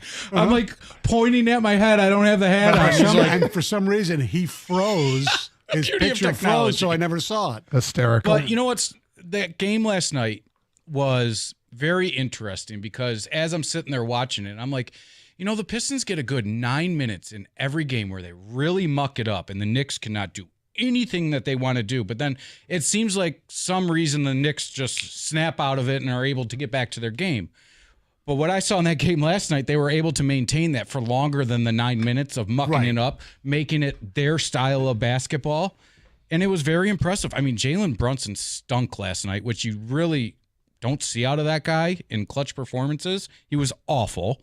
Karl Anthony Towns was okay. Yeah. He was the best they had. Right. But the Knicks are not going to give you anything from their bench. Nothing. Less than nothing. Right. They were lucky the first game when Cameron Payne came out of nowhere. And the Knicks weren't able to capitalize against the Pistons, because I was worried when Duren got his third foul and Cade got his third foul, and both those guys are sitting on the bench. I'm like, they can capitalize. And they did not. No. They never did. The Pistons were in control, I would say, pretty much that entire game. And there's no lead that is really, really safe with the Pistons in the fourth quarter. But they just managed to out-tough the Knicks from opening jump ball to the very end whistle. You mentioned, their Knicks bench. I mean, the only one who's actually done I mentioned Payne, but Mitchell Robinson, at least statistically, he's in there. He's doing things, but the Pistons' very smart strategy, foul him. Well, and if you look at the box score, I told Stoney, anytime you could look at that box score without watching that game and see that Miles McBride played 22 minutes and Mitchell Robinson played 23, the Knicks are never going to win that game. You're always going to beat them. Their bench is bad. It's really, really bad. And when Kang talked about earlier about having to take a timeout because they're winded, good for the Pistons doing that. There are some moves that JB makes, and I'm like, okay, maybe a little emotional there, and you got to breathe for a second, i.e. challenges and arguing and so on. But that was brilliant on their part to control what they were doing. It's the Restore the Floor crew. Stoney's in for Gator today. We said, what the hell, let's bring Evan in. And just a reminder, tomorrow night they'll be live immediately after the game. Look them up on YouTube and Twitch. And they have a podcast available as well, wherever you get your podcast. But, guys, I think it's huge for the maturation of a young team, whether they win this series or not. Answering that bell yesterday in that environment, to me, is a huge deal. Well, without a doubt. I mean, Cade Cunningham was lousy for 3/4 of that game. Yeah, and then in the fourth quarter, you see him be the superstar that he is. You're like, okay, it doesn't matter how. And that's what the best do, right? You could have a crappy game through 3 quarters, but show up when the lights are the brightest, and that's exactly what he did. And they're not backing down to the Knicks. The Knicks, I thought, tried to bully them early on, and they weren't allowing it. Think about Karl Anthony Towns in, his first or second possession down. He tried bodying up Tobias down low, and he missed the first 2 shots. And I'm like, that's in his head. So when people say that he's soft, he's mentally soft, where I think he allows stuff to affect him that it wouldn't affect a stronger mental player like that. I'm glad you mentioned Tobias Harris because you know how I feel about him. The Pirate was amazing last night. Yeah, after he got hit in the eye and he turned, all of a sudden he's on fire. My thing with Tobias Harris has always been he's come up short in the playoffs. And so when they brought him back, I said, you know what? They need a veteran like that, but they're not even going to be in the playoffs, so it's not going to. He's not going to make a difference. And he's had some in these playoff games where it is playoff Tobias, where he does nothing in the fourth quarter. Last night, it wasn't one of those. But what I liked about him was on the defensive end, he would look. Towns has the height advantage of him. He's got more weight on him, and Tobias, for a guy who's been playoff soft on layups and things, at least he hangs in there and tries to battle. I thought we were going to have another Rudy Gay moment where his eye came out of the socket, the way that he was acting. Then he comes out, and even Ian Eagle was like, with one eye, he's out cold. And I'm like, oh, my goodness. And he just kept making them. But what I noticed with Tobias, and I don't know if you guys ever paid attention to this, if he gets it and it's just a quick catch and shoot, he's so money. It's the moment where he has to set and think about it for a second that it's not as good. But I've been critical of him, and he's been great in this series. He's been great. He's been exceptionally good. Other than Cade, he's been your most durable player that you know what you're going to get out of him. Right. And that's why you bring in vets like that, right? Tim Hardaway's been hit or miss, I would say. Beasley has too in this series. Been more miss than hit, but Cade, man, I got to give that kid his flowers. At the beginning of this season on Restore the Floor, I was still a little nervous that turnovers were going to be a big issue, and he wasn't going to be strong enough taking it to the rack. And I am so happy to say I was so wrong about that, that he has totally turned that corner. And it's like, we can be proud that we have a superstar in this city that's representing Detroit for all of the right reasons. And he acts like a superstar as far as a leader, okay? Like what he did the other night when he pulled Ron Holland away from getting any Ron Holland is somebody that's interesting to me. Boy, does he muck it up when he gets in there and he gets into everything. He's not scared of anything at 19. He's young.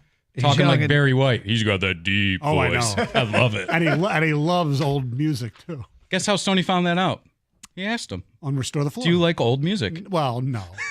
What did you ask him? I don't remember. He asked him, what kind of music you like. Yeah. He went down for Pistons Media Day, and I couldn't make it. And Ron Holland, I love Barry White, and I love this, and I love that. And Stoney's like... Harold Melvin and the Blue Notes says, they're a big Philly soul band way back. And, of course, it came back to Philadelphia, Pennsylvania.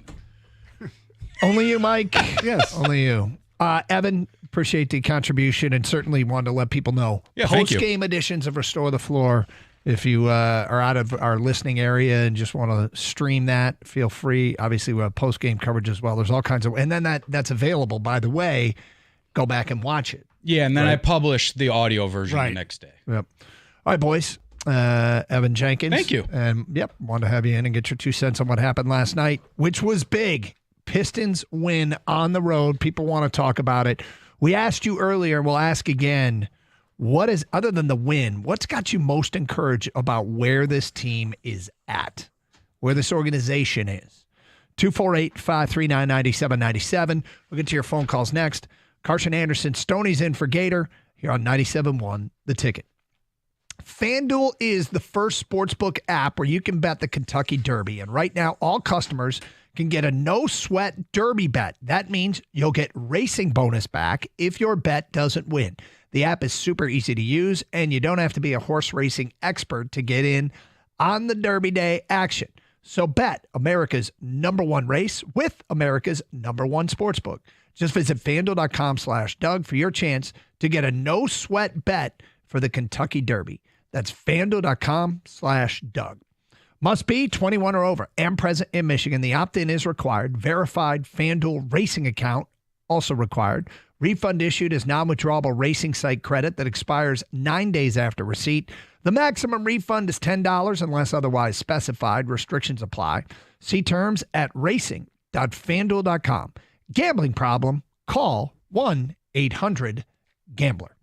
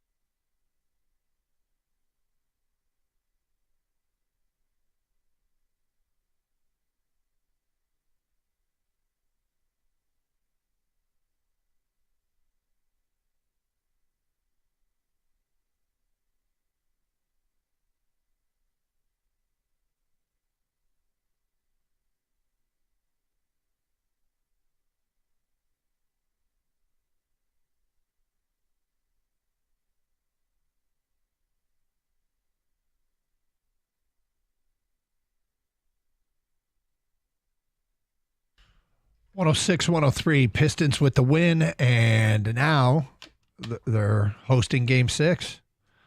Hosting Game 6, man. What an awesome victory that was last night in New York against the Knicks.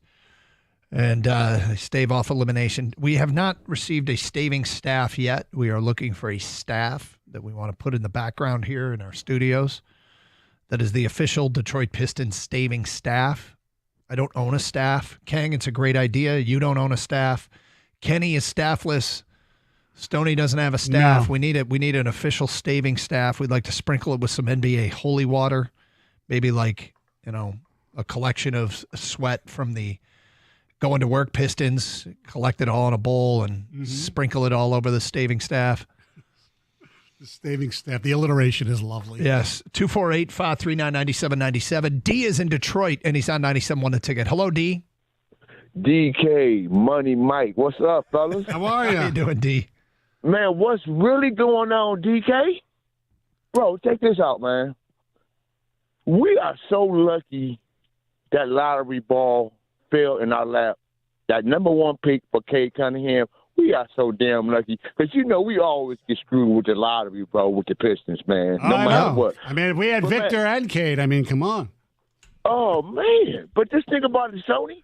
Yeah. How he has just turned into, like you say, a young superstar player. Took the team, put him on his back last night in the fourth quarter. And I don't know if y'all guys noticed this, bro, but his three-point shot is starting to turn into a thing of beauty. When he first came into the league, he didn't have that. But now, if you look at him, he's getting deeper and deeper with it. And like I say, that form, I guess the shooting coach, Vince, has been working with him. But shout out to him, man, for getting Cade together. Big JD, Jalen Duren, I don't know why some people still hate on my man. Check this out.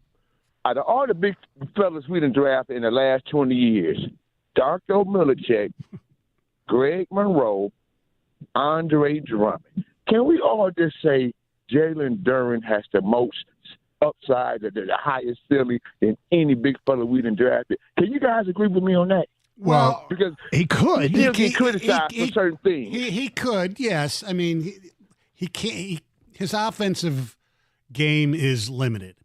Andre Drummond made multiple. I always, think that Andre Drummond was a major disappointment. But when you look back on it, he led the league in rebounding for a few years. He also participated in a few All-Star games. Andre Drummond, I think, was better than we give him credit for. The reason we don't like Andre Drummond, or a lot of us didn't, is because it looked like his motor was not running half the time. D, I'll say this. Right. I think his upside is great, but I'm going to guess here, limited offensively. He could be the next Ben Wallace impact guy where really he doesn't do as much on the offensive end. I'll tell you what he is elite at the offensive end is cleaning up missed shots and dunking them back in, and he did it twice in the last 5 minutes last night. And DK, all I'm saying, the guy only 21 years old, bro. Sure. This city just needs to love him a little bit more, appreciate him a little bit more, bro, because the effort is there. And one more thing, George Blaha and John Mason both said LCA is going to be off the hook tomorrow. Oh. Stoney, can you give me some tickets, bro? Yeah, I got 2 right now in my backpack. Love the show, fellas. D, Thanks. appreciate it. Thank you for the phone call. Yeah, that's team, that environment that they went into last night after the game, JB Bickerstaff talked about it, and I love what he had to say.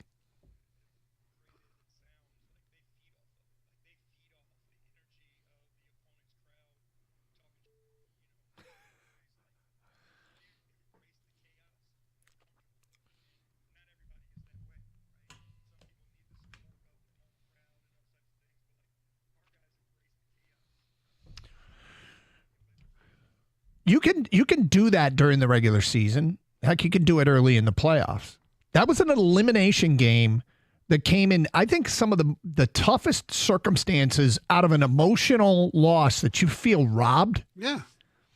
I didn't think they were going to win last night. I'll admit it, and I'll own that L gladly. Hey, I picked them to lose the series in 5 games. I'm glad I was wrong. So the thing is, they have now answered that bell. And when I take a look at where this team is, this organization, a team that is you can draft all the talent you want. You don't know how they're going to react in a moment like that until you're in the moment. And they responded. And I think it speaks to the possibility that they have a championship DNA. Possibility. Maybe not, but hey, man, this is a really, really good win for them. 248-539-9797. Dave on a cell, you're next. Hi, Dave. What's up, guys? How we doing? What's going on? I got to say, they didn't get a single call last night, the Pistons. Not one single call the whole night. Tobias Harris gets elbowed in the face, and he gets called for a foul. I think Game 6, that's going to switch. I think the NBA, sometimes they like to play games. I think they want ratings. I think they want Game 7 in New York on Sunday in prime time.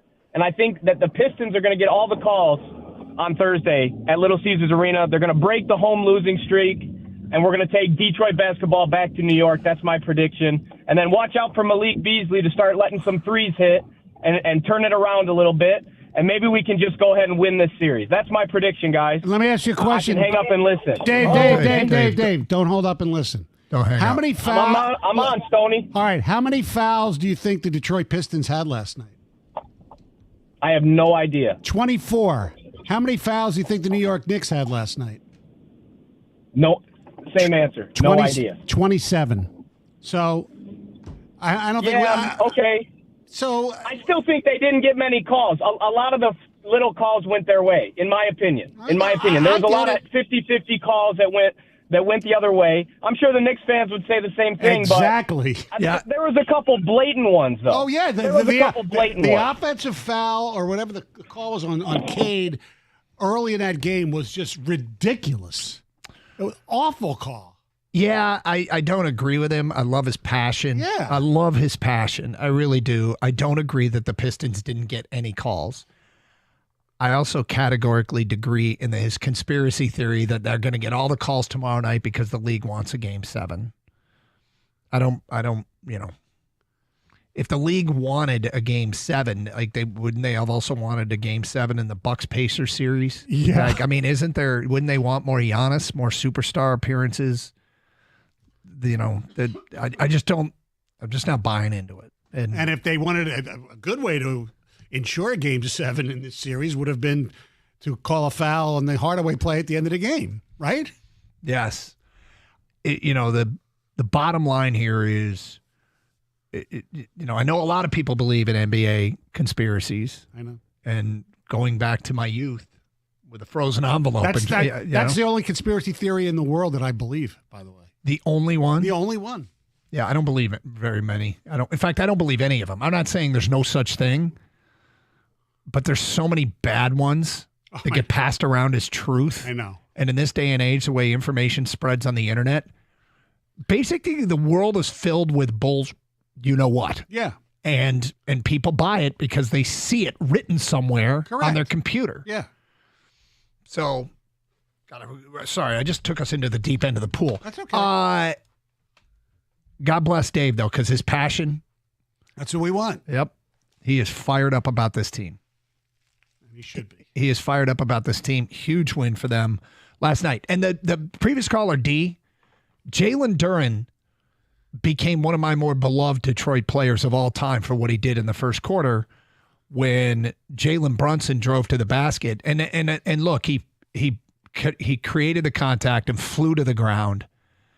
And they showed the slow motion replay, and you could look at him stare Jalen down and say, "You flopping MFer." It was so beautiful. I was like, that's how you become a city spirit animal. Yes. When you stare down the villain and you tell him what we're all thinking.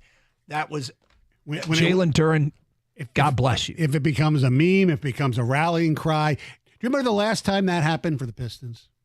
That somebody did something along those lines? Well, kind of where it was like, oh my God, this is cool for the Pistons and everybody's going to get behind it. What was that? It didn't really work. When they were playing in San Antonio and Stan Van Gundy was mic'd. Oh. And he said, form a frickin' wall. Didn't say frickin'. Yeah, they had San Antonio had the ball down like 2. Yeah. And his defense when the Mike caught him. Said, "We're going to build an effing wall." God, that was you're right. It didn't really work, and it didn't take off, but it did have meme-ish qualities, yes. Yes. 248-539-9797. All right, Asar, big part of the game last night, what J.B. Bickerstaff had to say about him. You will hear it coming up today at 12:38. In the meantime, the screw-up at the end from TNT. Did you catch it? Did you catch it? Because it's a big-time screw-up. We'll get to that at 12:31 here on Carson Anderson on 97.1 The Ticket.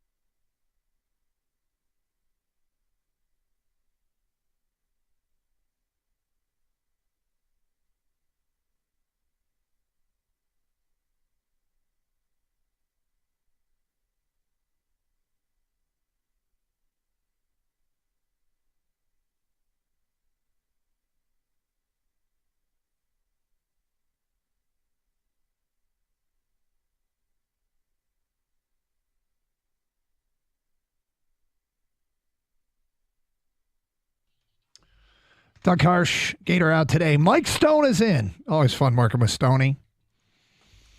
All right, so game ends last night, and TNT throws a graphic up. It says, final. Detroit 106, Knicks 103. And then right above it, it says, NYK wins 4-1. So I'm assuming they figure the Pistons won game 5 to cut into the Knicks 4-0 series lead. And this is the rare best of 9 series. Is that what they? Is that what it was? Part of the conspiracy there, Doug. Well, they probably had both graphics ready, 3-2 and 4-1, and they pushed the wrong one. Is what I can figure it out. Well, you can check it out. It's been retweeted from our account. Yeah. TNT declared the series over after the Pistons won last night with their graphic saying the Knicks win 4-1. 248-539-9797. Let's go to Rob in Detroit. You're on 97.1 The Ticket. Hello, Rob. Hey, how you doing, guys? We're good.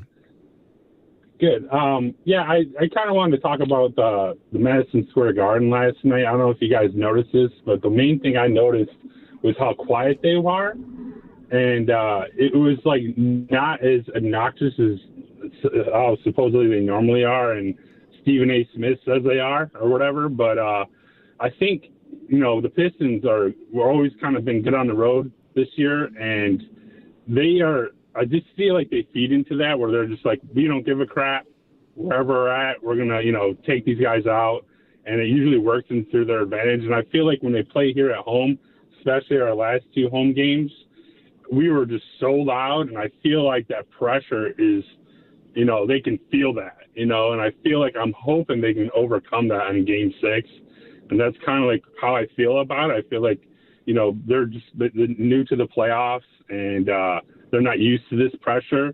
But I don't know how you guys felt about it, or like when you guys watched the game last night. Didn't notice it.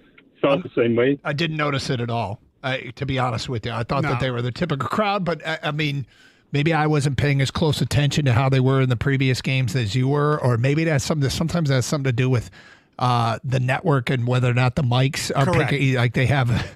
Because there's TNT games, there's FanDuel games, so sometimes they can sound different. But Rob, I did not notice that the crowd wasn't into it. I think maybe because Russell Wilson was there, they were just upset about that, so they weren't as loud. You could be right.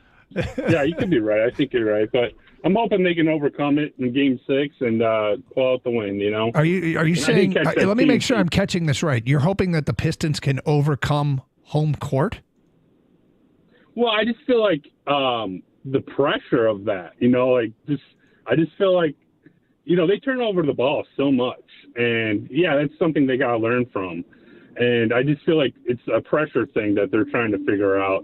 I could be wrong, but I just feel like, this is something that, they're not used to the stadiums being full up until now. And I just think, Rob, I don't know that this core group of players together has faced anything as pressure packed as last night. Probably nothing close.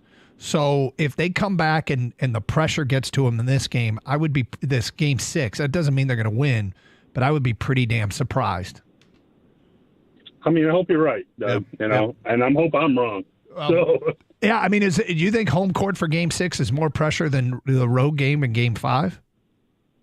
I mean, I kind of do, just because of the fact that, it was, the situation where they could be closed out. And I know it's, pressure, but, like, I just feel like they got that mentality when they're on the road that, like, they don't care where they're at. And now you got all these fans at home that are like, you better win. Well, and look, it's a lot of everybody cheering for them. I think that the fact that they're 0-2 at home in the postseason can lead to questions of whether or not there's something there, or did they just get beat by a better team on those nights? Were the Knicks better than the Pistons on those nights, or is there some sort of home court disadvantage? I'm personally not buying it. No, I was there for Game 4. There was no home court disadvantage. I don't believe. If they come out a little tight, I don't think it has anything to do with them being at home.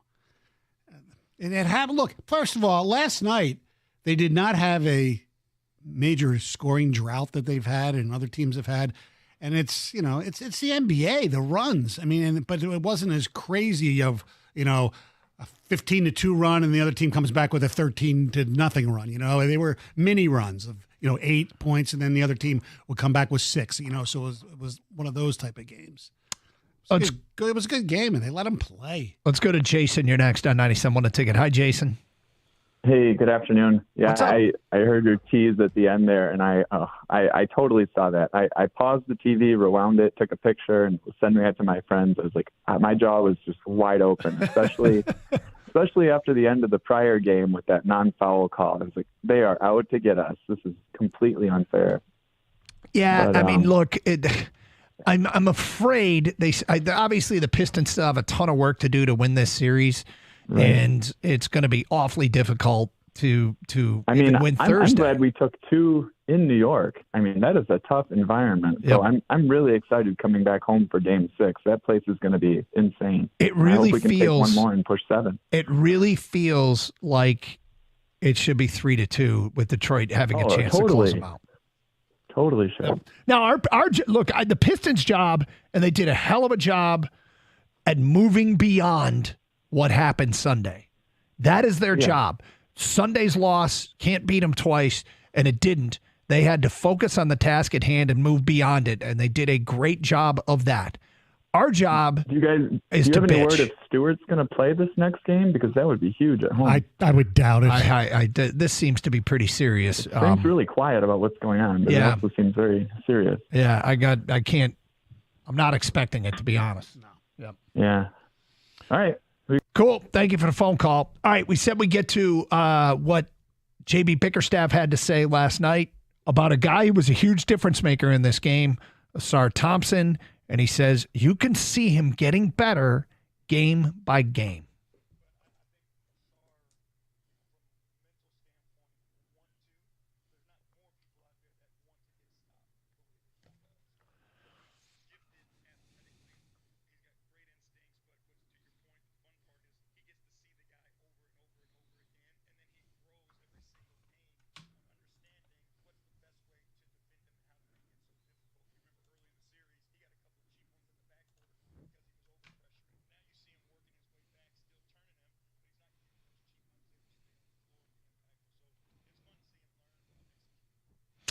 Last night he played a series high 29 minutes. He didn't pick up his 5th foul till late in the game. He wasn't hampered with early foul trouble. They found a way to make him effective on the offensive end and take advantage of the backdoor cuts. Great, sets that they ran for him. Yep. And he did pretty much the best job on Jalen Brunson. It's funny because I spent some time just watching him harass Brunson away from the basketball. Mm-hmm. And he was locked in. Yeah. He was locked in. And if you do it away from the ball, you're not going to get called for a foul. Well, you can. Well, unless you do something stupid, but yeah. But he mentioned the backcourt foul. 70 feet from the basket, you don't need to be picking up fouls, right? Correct. And so Asar was the best version of himself last night. Mm-hmm. He's created quite a bit of buzz, and everybody's talking about him today is what I mean by that.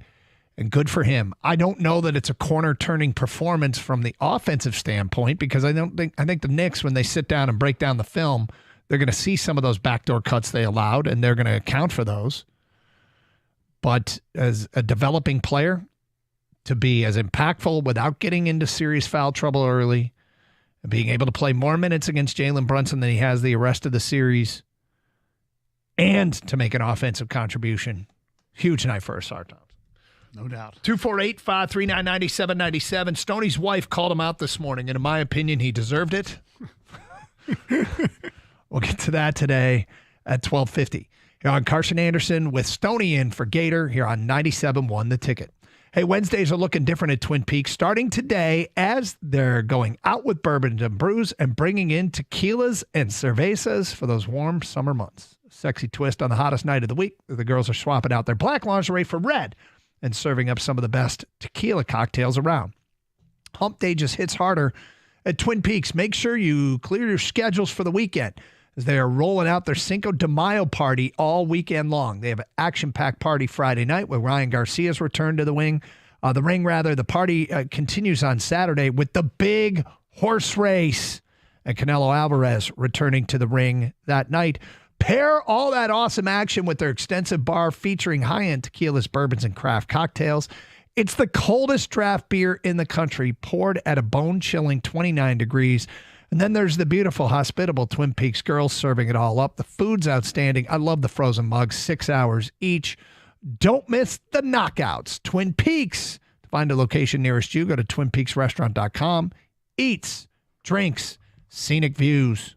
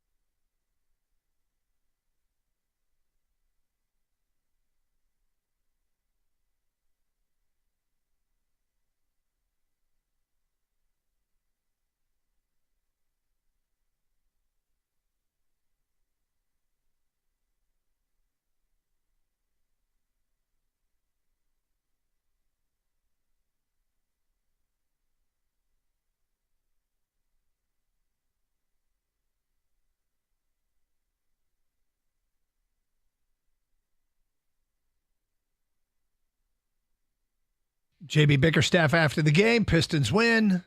22 points for Asar Thompson. It's huge. Didn't have that on my bingo card for last night. You didn't? No. Somebody just sent in a text here, and they're absolutely right. And I lost the text. Here we go.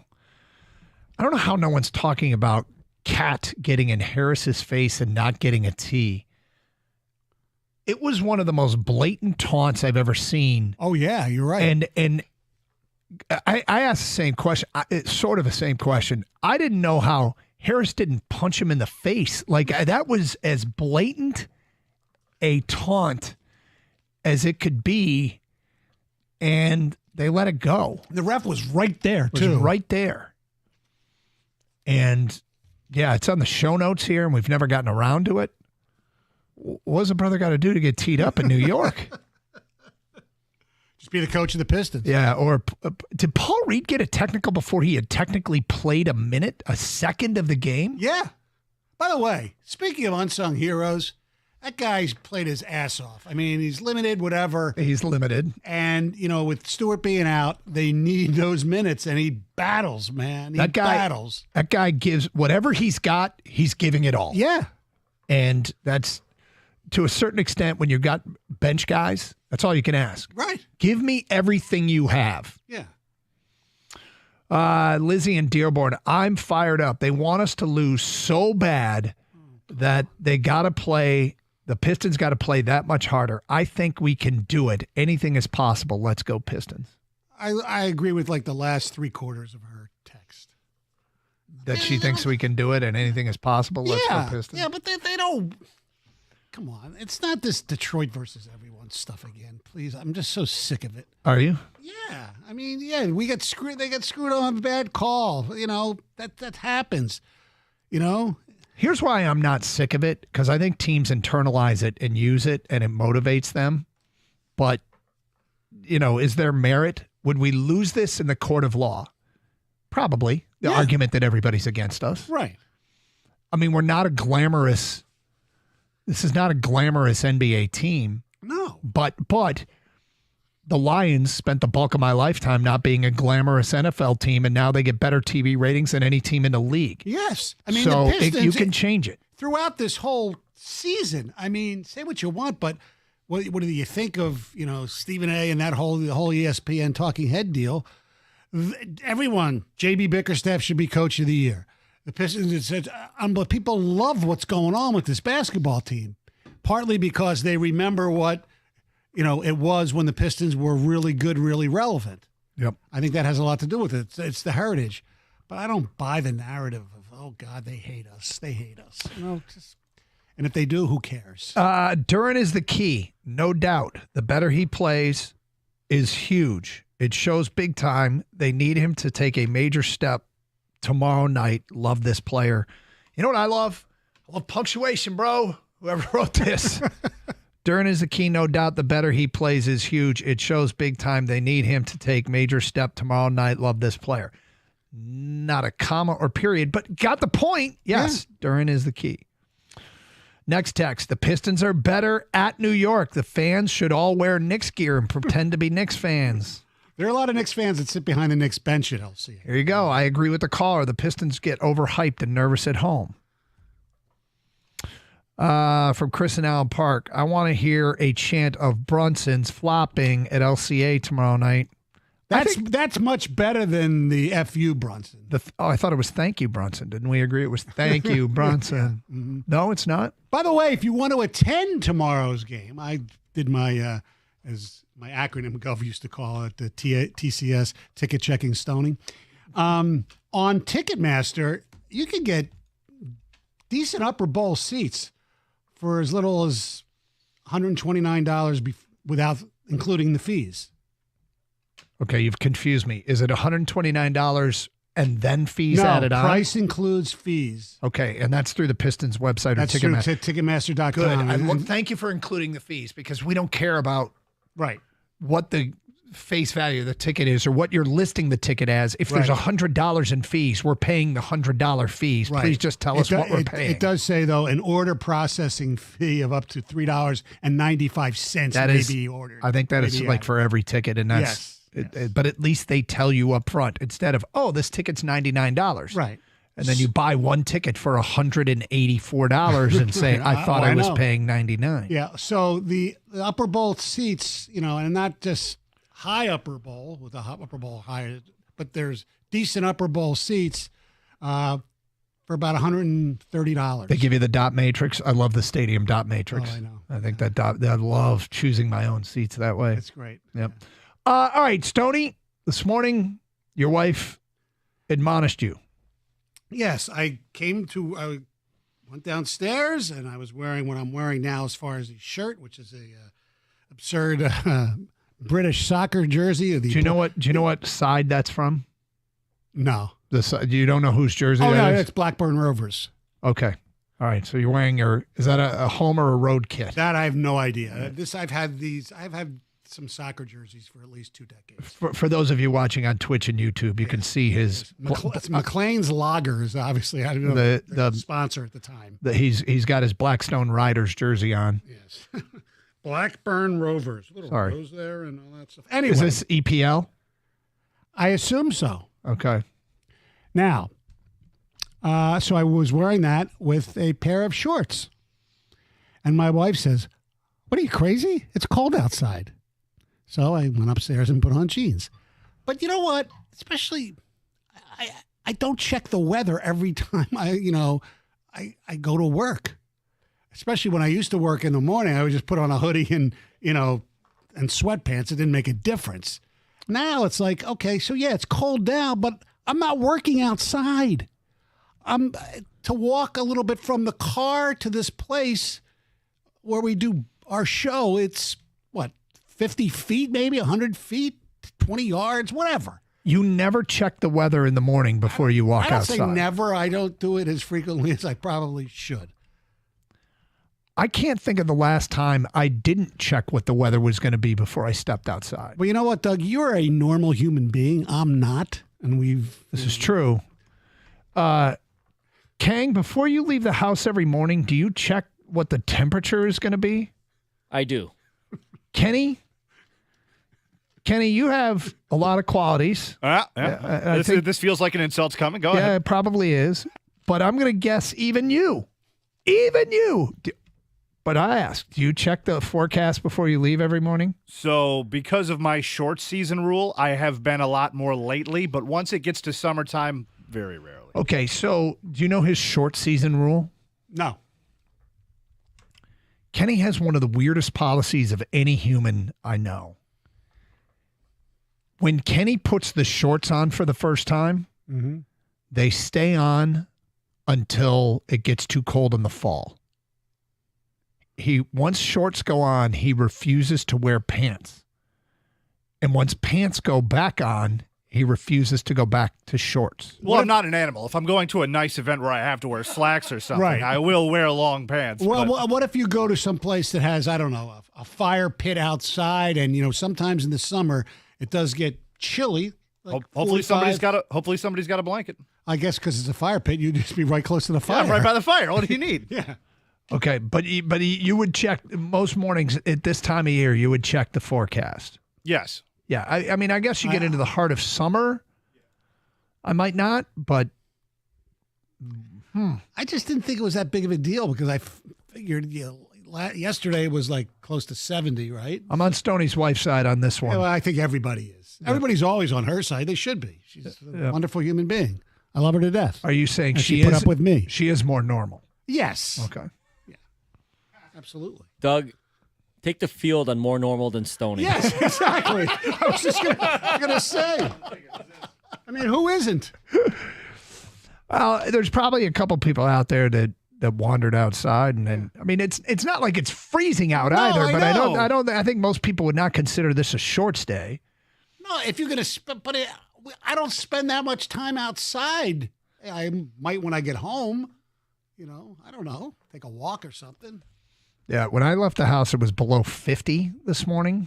And so now, could I leave the house below 50? If it's going up to 80 rapidly, I might do the shorts thing. Yeah. But not even rapidly. You'll leave the house at what?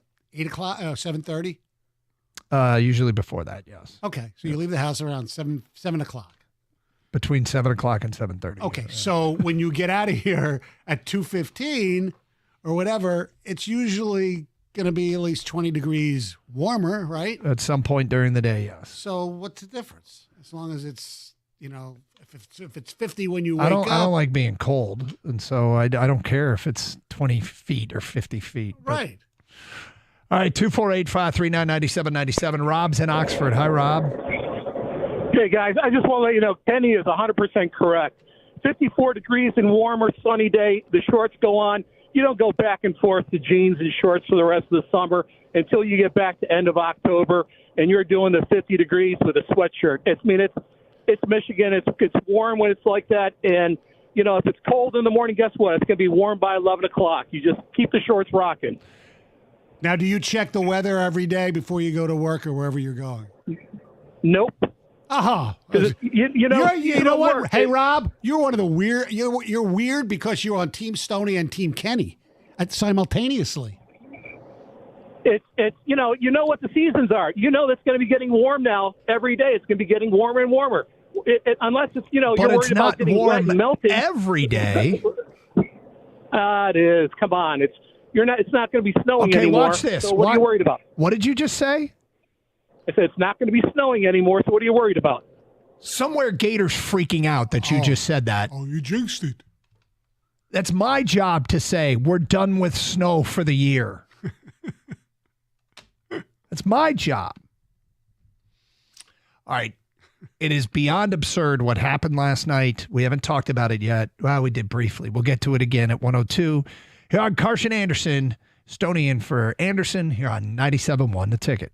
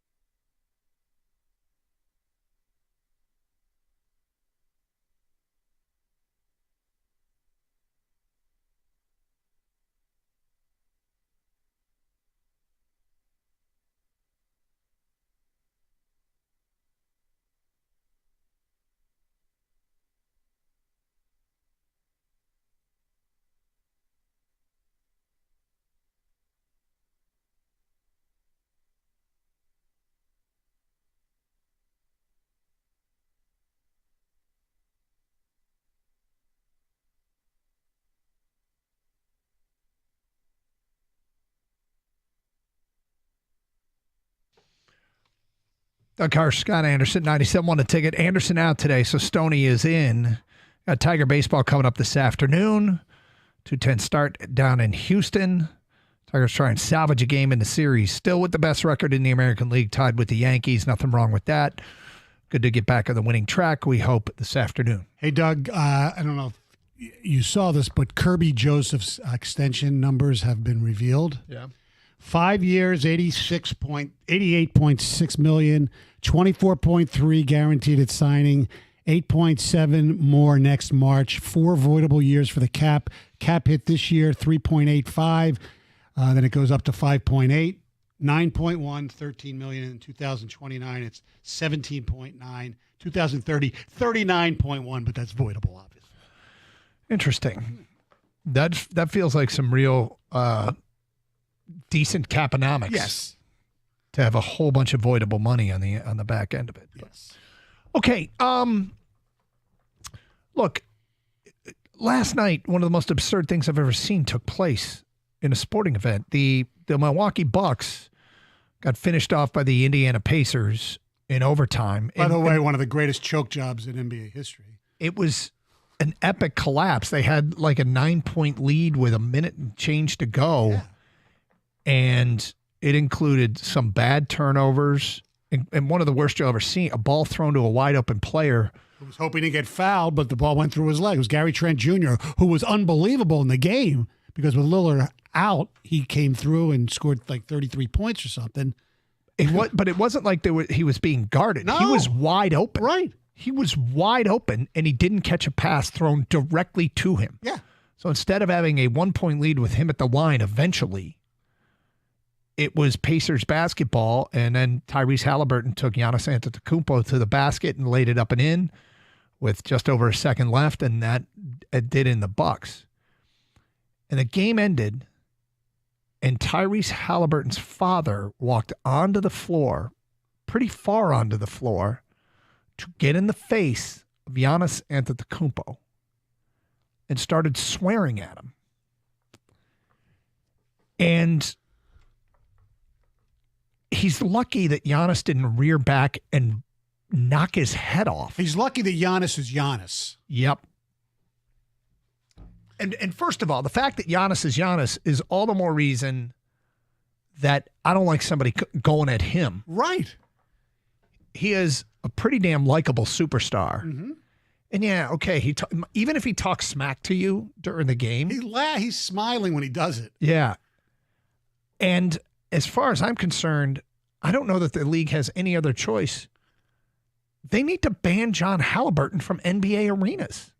Yeah, give him the John Green treatment. Is there any, if you don't, what stops the average person from doing this? Well, here's the other thing. Look, we know they changed a lot of policy after the mouse. They need to get other people who aren't supposed to be on the floor. There's too many freaking people on the floor. What do you mean by that? Well, it wasn't just him. There were other, people rush the floor. Yeah, like family members and stuff like that. I mean, it was very chaotic. Well, I'm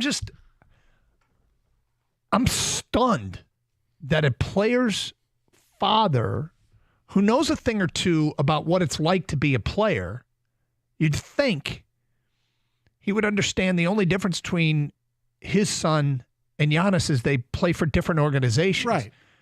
Would he want his son to be treated with some respect by opposing fan bases? And I would think that the answer is yes. So to cross that line, I feel like a family member of a player should know better more than anyone. Secondly, and I'm sure if you've listened to the show, you've heard me talk about this before, and maybe everybody knows, there is something they call the cool down period after games where teams that have emotional losses, their locker room is closed and the media doesn't get in there for like 20 minutes because these are highly emotional times. John Antetokounmpo could be in the hospital today. John Halliburton. Sorry. John Antetokounmpo. My bad. John Halliburton could be in the hospital today. Right. If Giannis do that to beef stew. Jermaine O'Neal. Yeah. Do that to beef stew. I mean, and that was a terrible moment, but you can't walk onto the floor, and you can't walk onto the floor and taunt someone. John Halliburton was the instigator. Yeah. He's the father. He's literally the adult in the room. Not that his kid's not an adult. You understand what I'm saying. Yes. It's ridiculous. I don't know if I've ever seen anything like that from somebody who clearly should know better. Yep. And I feel like we're in a day and age where everybody wants to do something so that they go viral, they get a reaction. And, I had somebody that had an acquaintance that has to hold public hearings. And he said, it's amazing now in this day and age of Instagram, how many people come up to the podium and just start yelling at us while their friends record it so they can post it on social media. They're not even out to make a change. Right. They're out to go viral and to have everybody say good for you. So what used to be a productive forum and exchange of ideas has turned into a place where people can make their IG posts. Then I don't know. Strange society. It is turned into a very bizarre society. 248-539-9797. In the meantime, it also takes away from a great moment for Tyrese Halliburton. Yes. His father took that away from him. Yep. Because his dad gets as much, if not more, discussion today for doing something completely ridiculous. Yeah. And if Giannis wasn't more so likable, he became more likable. The press conference was unbelievable. He talked about, humility and everything like that. I think we have it, but if we get it, we'll play it. I saw the soundbite, Yeah. and I was so impressed with the way he handled it. And I haven't watched every moment of that series, but I can't imagine that there's anything that he did that would make what John Halliburton did justifiable. The one who sparks all the crap is his own son. Yep. Who talks and yaps constantly. I mean, him and he was going after Dame Lillard. That's what he does. I mean, he's a great player, but he's a yapper. Yeah. Love him as a player. Wish we'd have drafted him instead of Killian, but yes. I will say this, that John Halliburton did take to social media and tweeted the following. I sincerely apologize to Giannis, the Milwaukee Bucks, and the Pacers organization for my actions following tonight's game. This was not a good reflection on our sport or my son, and I will not make that mistake again. The last time he actually tweeted something, he reposted something from January 7th, 2022. So he's not a social media guy. So 3 years At least plus on later, Twitter. Yeah. he posts. Well, look, we'll see if anything comes out of it. I think the league is in a tough spot because they have to punish him seriously. I don't even know if it's a tough spot, but they have to do something. Otherwise, it's got to serve as let people know. You go onto the floor and do this, there are serious consequences. They should give him the Olbrich penalty. $100,000 fine? I'm not sure that that's good enough, Stoney. I think it's got to be something that hurt. I mean, can you imagine? Hey, by the way, you can't go watch your son play anymore. Yeah. You can't be at his games. That's a serious penalty. I mean, there are people who we've seen video of because people want to go viral and record everything at youth games who have been kicked out of ever watching their kid play for a season. Yep. 248-539-9797. We'll get to more of your phone calls and feedback coming up. It's Carson Anderson. Pistons with a huge win last night. What is your assessment of where they are as an organization? What has you super encouraged? There's not much to complain about today. And no, we don't need complaints to take phone calls. We love the positive ones. But what's got you fired up about where the Pistons are? Hey, obviously winning the game. We're still here, baby. We're still here. Hope to carry it on into the weekend. Game 6 tomorrow night at LCA. Gators out. Stoney is in. It's Carson Anderson, 97.1 The Ticket.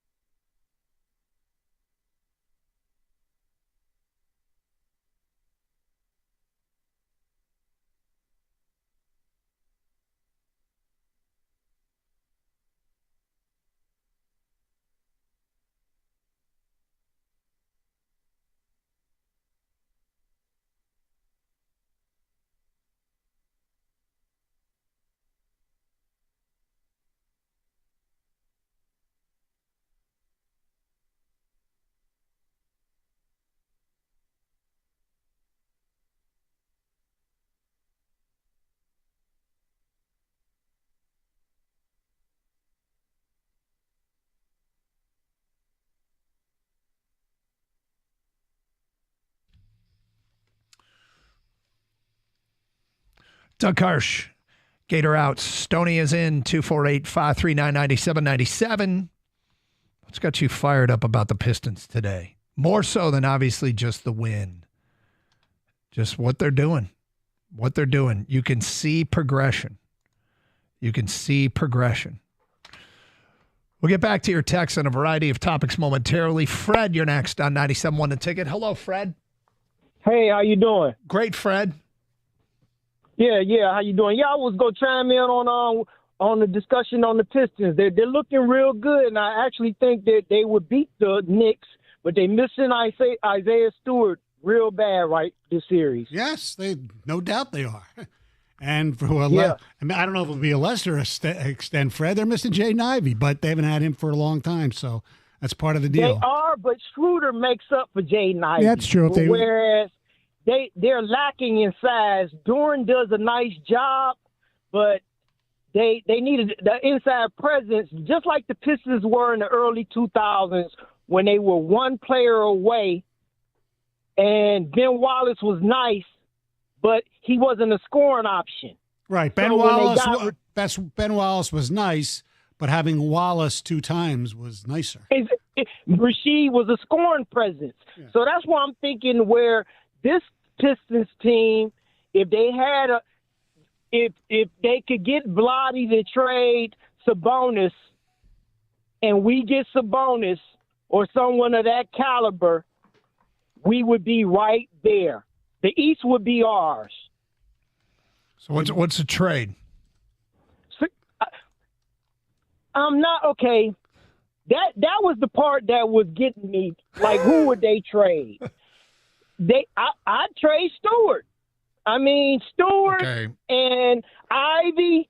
Now, I like Ivy, but Marcus Sasser is somebody that they've been grooming. The only player that you've said that I think would even get them remotely interested is Ivy. I mean, we appreciate Stewart for sure. I don't want to turn him into LeBron over here, but he would help in this series. Marcus Sasser's not going to get you anything. Okay, well, no. Well, that's what I'm saying. If you could keep Schroeder, you keep Schroeder, work out 1 or 2 years, because he's been bouncing around a lot. This might make you want to sign a little 1 or 2 year contract, because the Pistons are up and coming. So keep Schroeder. He to me, he's just as good, if not better, than Jaden Ivey was. And I'm not knocking Ivy. Let me just tell you something, Fred. I'm just I was Googling and I found there's a story in the SI.com writer for the Sacramento Kings, 5 possible trade destinations for Sabonis. And one of them is the Pistons. It says the Pistons finally won their first playoff game since 2008, but could now be looking to take their team to the next level. Pairing Cade Cunningham with Sabonis would be an interesting move, but it could certainly work. The Pistons would likely center their trade offer around Jalen Duran with multiple first-round picks attached, or Jaden Ivey. So would you give up? Would you give up Ivy and multiple firsts, Fred? I did. Yep. All day. Okay. I would give up Jaden Ivey. We missed him all year anyway. What he played? How many games did he play this year? So 20. Yeah, it's not like they did all of that without Ivy, because Bickerstaff is a good coach. He's got those guys motivated to play for him. Other teams, other players will want to come here. Detroit will become a destination.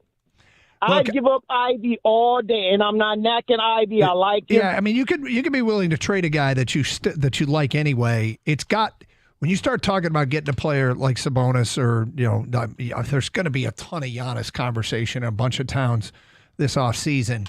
And you have to think that the return has to realistically be talking about things like this. The return has to sting, and without getting too crazy as far as salary aprons and things like that. Sabonis is under contract for 3 more years. Next year, at age 29, 43.6. At age 30, 46.7.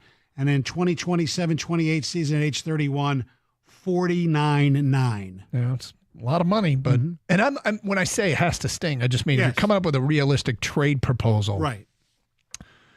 please remember that to get a player of that caliber, right, you're not going to get him. You're not dealing with Nico Harrison here. Correct. Marcus Sasser, God love him. It's not Sasser and Fontecchio for Sabonis. No. It's like the old days of the old bit, we can get Chris Webber, Terry Mills and Lindsey Hunter for Chris Webber. Okay, sure. What was one of our all-timers? I wouldn't trade. Somebody said I wouldn't trade so-and-so. The Red Wings had a role player, and they wouldn't give him up for Malkin. And I'm like, you got to be kidding me. It was Darren Helm. Thank you. Kang just said in my ear, Darren Helm. Come on. Nobody with a live pulse would ever Somebody suggest called up that. and said I wouldn't give up Darren Helm for Evgeny Malkin. That set the bar for.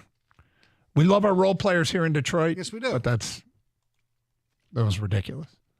And that guy wasn't that bad. Like, he wasn't that bad. When we gave him Ivy and multiple firsts. Yeah. 248-539-9797. Yeah, I mean, there's moves that could be made that make this team better.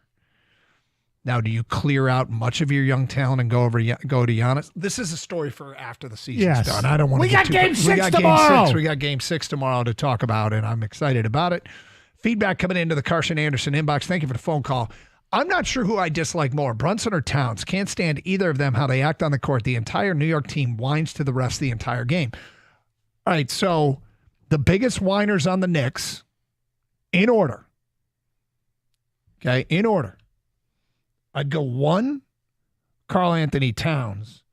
Number 3 would be Brunson. Yeah, Brunson doesn't whine. He just tries to get fouled. Yes. I think Hart is number 2 on this list. Yeah. And I would have to think that as a player, if you are comfortable complaining to the officials after every missed shot and not realize that they don't take you seriously because you do this after every missed shot, Karl Anthony Towns and Josh Hart's default position is palms in the air looking at an official. Mm-hmm. This is their default position that they go to double digits a game. And I always get to, do you think they're going to take you seriously when you complain after every time you miss a shot? You know who was an all-time complainer, especially with the hand gestures back in the day? Tayshaun. Tayshaun would like raise his hands as he would walk around. So who do you think the biggest whiners are in the Pistons? I'm trying not to be biased. They really don't have wine. Well, if I had to, the head coach. So if that's the one. If you're talking about who whines the most, as far as the players, it's probably Cade, who doesn't do it very much. No. Kang, am I wrong on this? Is there anybody on the Pistons that whines a lot that we're so blinded that we don't see it? Schroeder? Tobias a little bit? Maybe. I almost feel like, okay, listen, I'm putting on my fanboy sunglasses here, but I almost feel like they're doing it because the Knicks are doing it so much. They have to react. They have to all right, well, we got to complain a little bit too. We have to counter their complaints with our own. Exactly. Steve in Marine City said, I just tuned in. What happened with Gator? Is it food poisoning from those $2 dogs and too many $2 beers?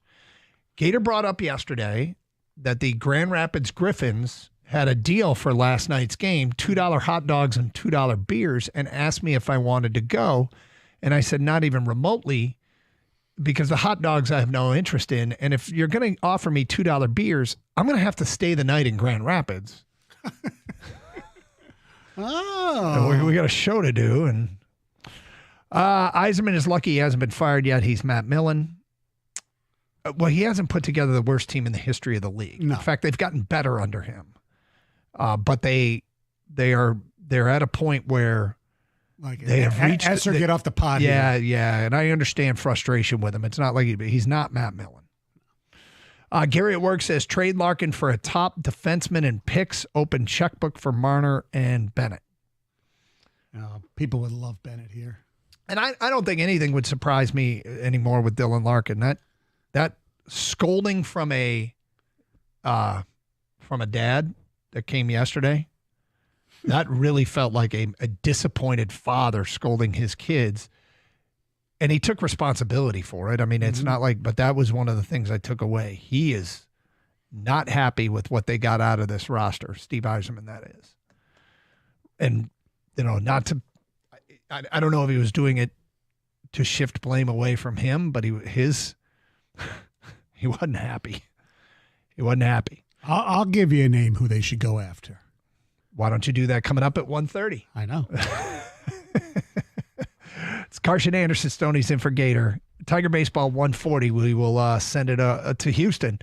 97.1 the ticket.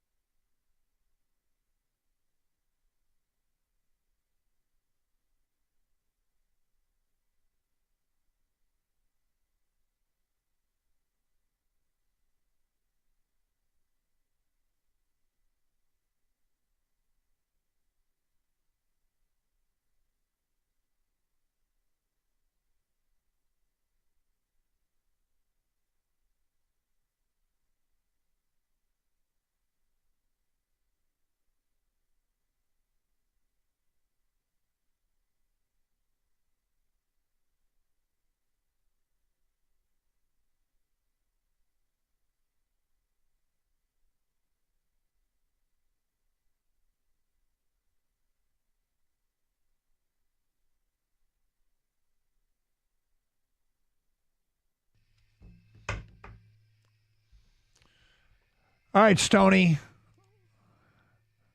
Let's hear it. Okay, yes. We're looking for somebody who the Wings should add. I mean, obviously, Marner's the big talk. It'll cost them a lot of money. There's somebody who is a restricted free agent. Now, I don't know how smart or devious or dastardly the Red Wings want to be. But there's a guy who actually plays with Mitch Marner, and his name is Matthew Nyes. Matthew Nyes is a restricted free agent who is 22 years old. He scored 29 goals with 29 assists for the Maple Leafs this year. He's got 3 goals in their playoffs right now, by the way. But you think that building's going to be a little sphincter tightening if Ottawa wins Game 6 at home tomorrow? Anyway. I don't care what you do. You offer him, you overpay him, or at least make an offer sheet that's maybe ridiculous, because if he would sign it, he's yours. Then okay, at 22 years old, and he keeps getting better. He had 15 goals last year, 29 this year, and he's not a bruiser per se, but he likes to mix it up a little bit. He's the perfect player that the Wings need. And you make that offer sheet and you make it poisonous. So if Toronto has to sign him, they got to way overpay for him. And their cap is completely effed because they want to probably keep Marner. Kenny, you're familiar with Matthew Nyes. Does it make sense? He was born in, he played at University of Minnesota. He probably spent some time with the USA, one of their teams here first.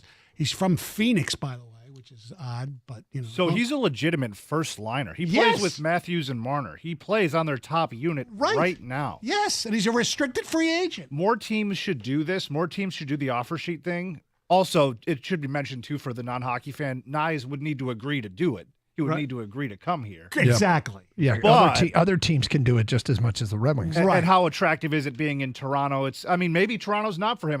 The media market there is crazy for their players. Yeah. A lot of players aren't into it, but I think it's worth it. The problem is Steve said yesterday in his presser that he wouldn't expect to be. He it's an option, but he doesn't usually like to use that. I don't know why. I don't either. I don't know why more GMs across the board don't do that. Because usually they never get to the point of accepting. It's usually they work out a deal and then they stay with their team. Although the St. Louis Blues, got 2 guys from Edmonton with restricted free agents, and if they're up against the cap, they might not be able to match what the Red Wings can offer. Yeah, hopefully. They got a lot of players they brought in at the deadline. 10 of people like that are making some decent coin. Tavares might have to restructure, which he probably will. And then you got to figure out will they be able to afford Marner and keep Nyes? I don't know. Here's the thing: is as much as Detroit can do it, there's teams with more cap space than Detroit that could also do it. So you have to be sort of ahead of the curve to do it. But I like it, Stoney. Yeah, I like it. That's my number. That would be my number. I'd rather have him than Marner because of his age. I don't know if I go that far, but I do like it. I do like it. 248-539-9797. Tom and Flat Route writes in via ticket text, winning Game 5 last night was great. Winning Game 6 would be awesome. But Game 7 would be a whole nother thing because it would be a chance to win a series, not just stay alive. Yeah. Of course. Yes. But in these growing steps, okay, make the playoffs. Let's make sure we don't get swept. They took care of that. And last night, they took care of the other thing. Well, they staved. They staved. They went into the absolute hostile environment with all the pressure coming off an emotional loss, and they bowed their neck. Always got to bow your neck, and they got the win. Rick in Waterford says, Pistons make me feel proud that I stuck with them through thick and thin. Good for you, Rick. There aren't that many of you. No, and we've told people for a while here, and I'm sure there's a lot of people that parachuted in, and there's nothing wrong with that. But if you parachuted in, you've probably seen a team that is really fun to watch. It's a young team. They work hard on both ends. They don't do a lot of the irritating stuff that Brunson does or Trae Young does in terms of just play an unattractive brand of basketball. They play a very attractive brand of basketball. In fact, I think they were second in the NBA. Kang, is that right? Were they second in the NBA in fast break points or something like that? Or near the top. Did they lead? They're near the top. Did they lead in dunks? They might have. And like last night, one of their best plays in crunch time was miss a shot, Jalen Duren, rebound and dunk. LCA, Steve writes in, LCA is coming up on a decade of existence and still hasn't experienced a playoff win by a home team. If the Pistons give the arena its first tomorrow night, they force a Game 7 at MSG. That's a sports movie. I don't know if it's a movie. don't know if you can build a whole script around winning Game 6, but it sure will be awesome. It'd be great. As the Rolling Stone says, you take a bite out of the Big Apple, don't mind the maggots. Wow. Justin in Madison Heights says, when our teams win like this, I feel an immense amount of pride. I'm proud of our players, our team, our city. Sports feels like a different language that many of us in this country speak, and I get to speak it loudly and proudly. I think it makes sense. All right, so we got Tiger baseball coming up this afternoon. Mike, I don't know when I get a chance to work with you again. How real do you think these Tigers are? I think they're a good team. I think they should make the playoffs. I mean, Cleveland's still good. I mean, so I'm not going to say, oh, we're definitely going to win the division. I think they're good. They obviously have to hit a little better than they've been hitting, and maybe they'll make some adjustments at the deadline. Maybe Parker Meadows comes back sooner than I anticipated, and Vierling contributes, and they're good. They're talk about fun to watch. If you think baseball's fun, the Tigers are fun to watch. They are fun to watch, and I got on board. Actually, I'm really fired up after the Dodgers series because I thought they played well, and I throw out the data points because the Dodgers, given their payroll, okay, they're not as good as the Dodgers, and if it's our issue, it means it's our issue in the World Series, and they're 18-9 since then, even following the back-to-back losses to Houston. They still have the best record in the American League. Yeah, and they beat the best team in baseball. They swept them here last week. Pretty impressive. It was at that time the best. Yep, and they've beaten some. They've played and beaten some good. They beat the Yankees in a series, right? So they've stepped up and done some things. They haven't looked like themselves in this Houston series. No, but when you play 162 games, you're going to go through stuff like this. It's just it's the opposite of what Eiserman said yesterday, though, right? About how he talked about not being able to pull out of nosedives.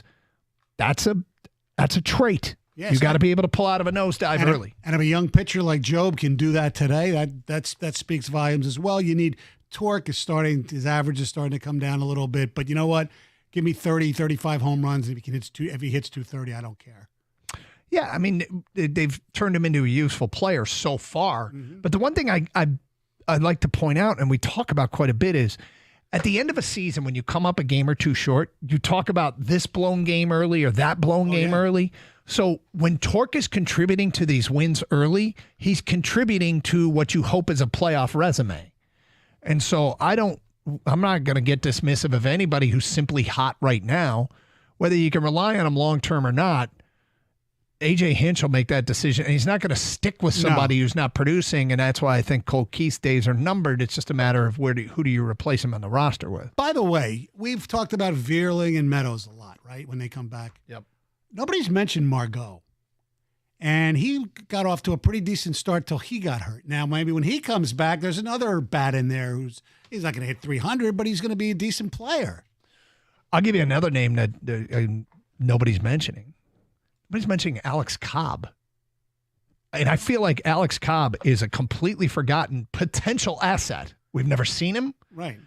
Because we don't need him. He got hurt instantaneously, and, well, he wasn't recovered.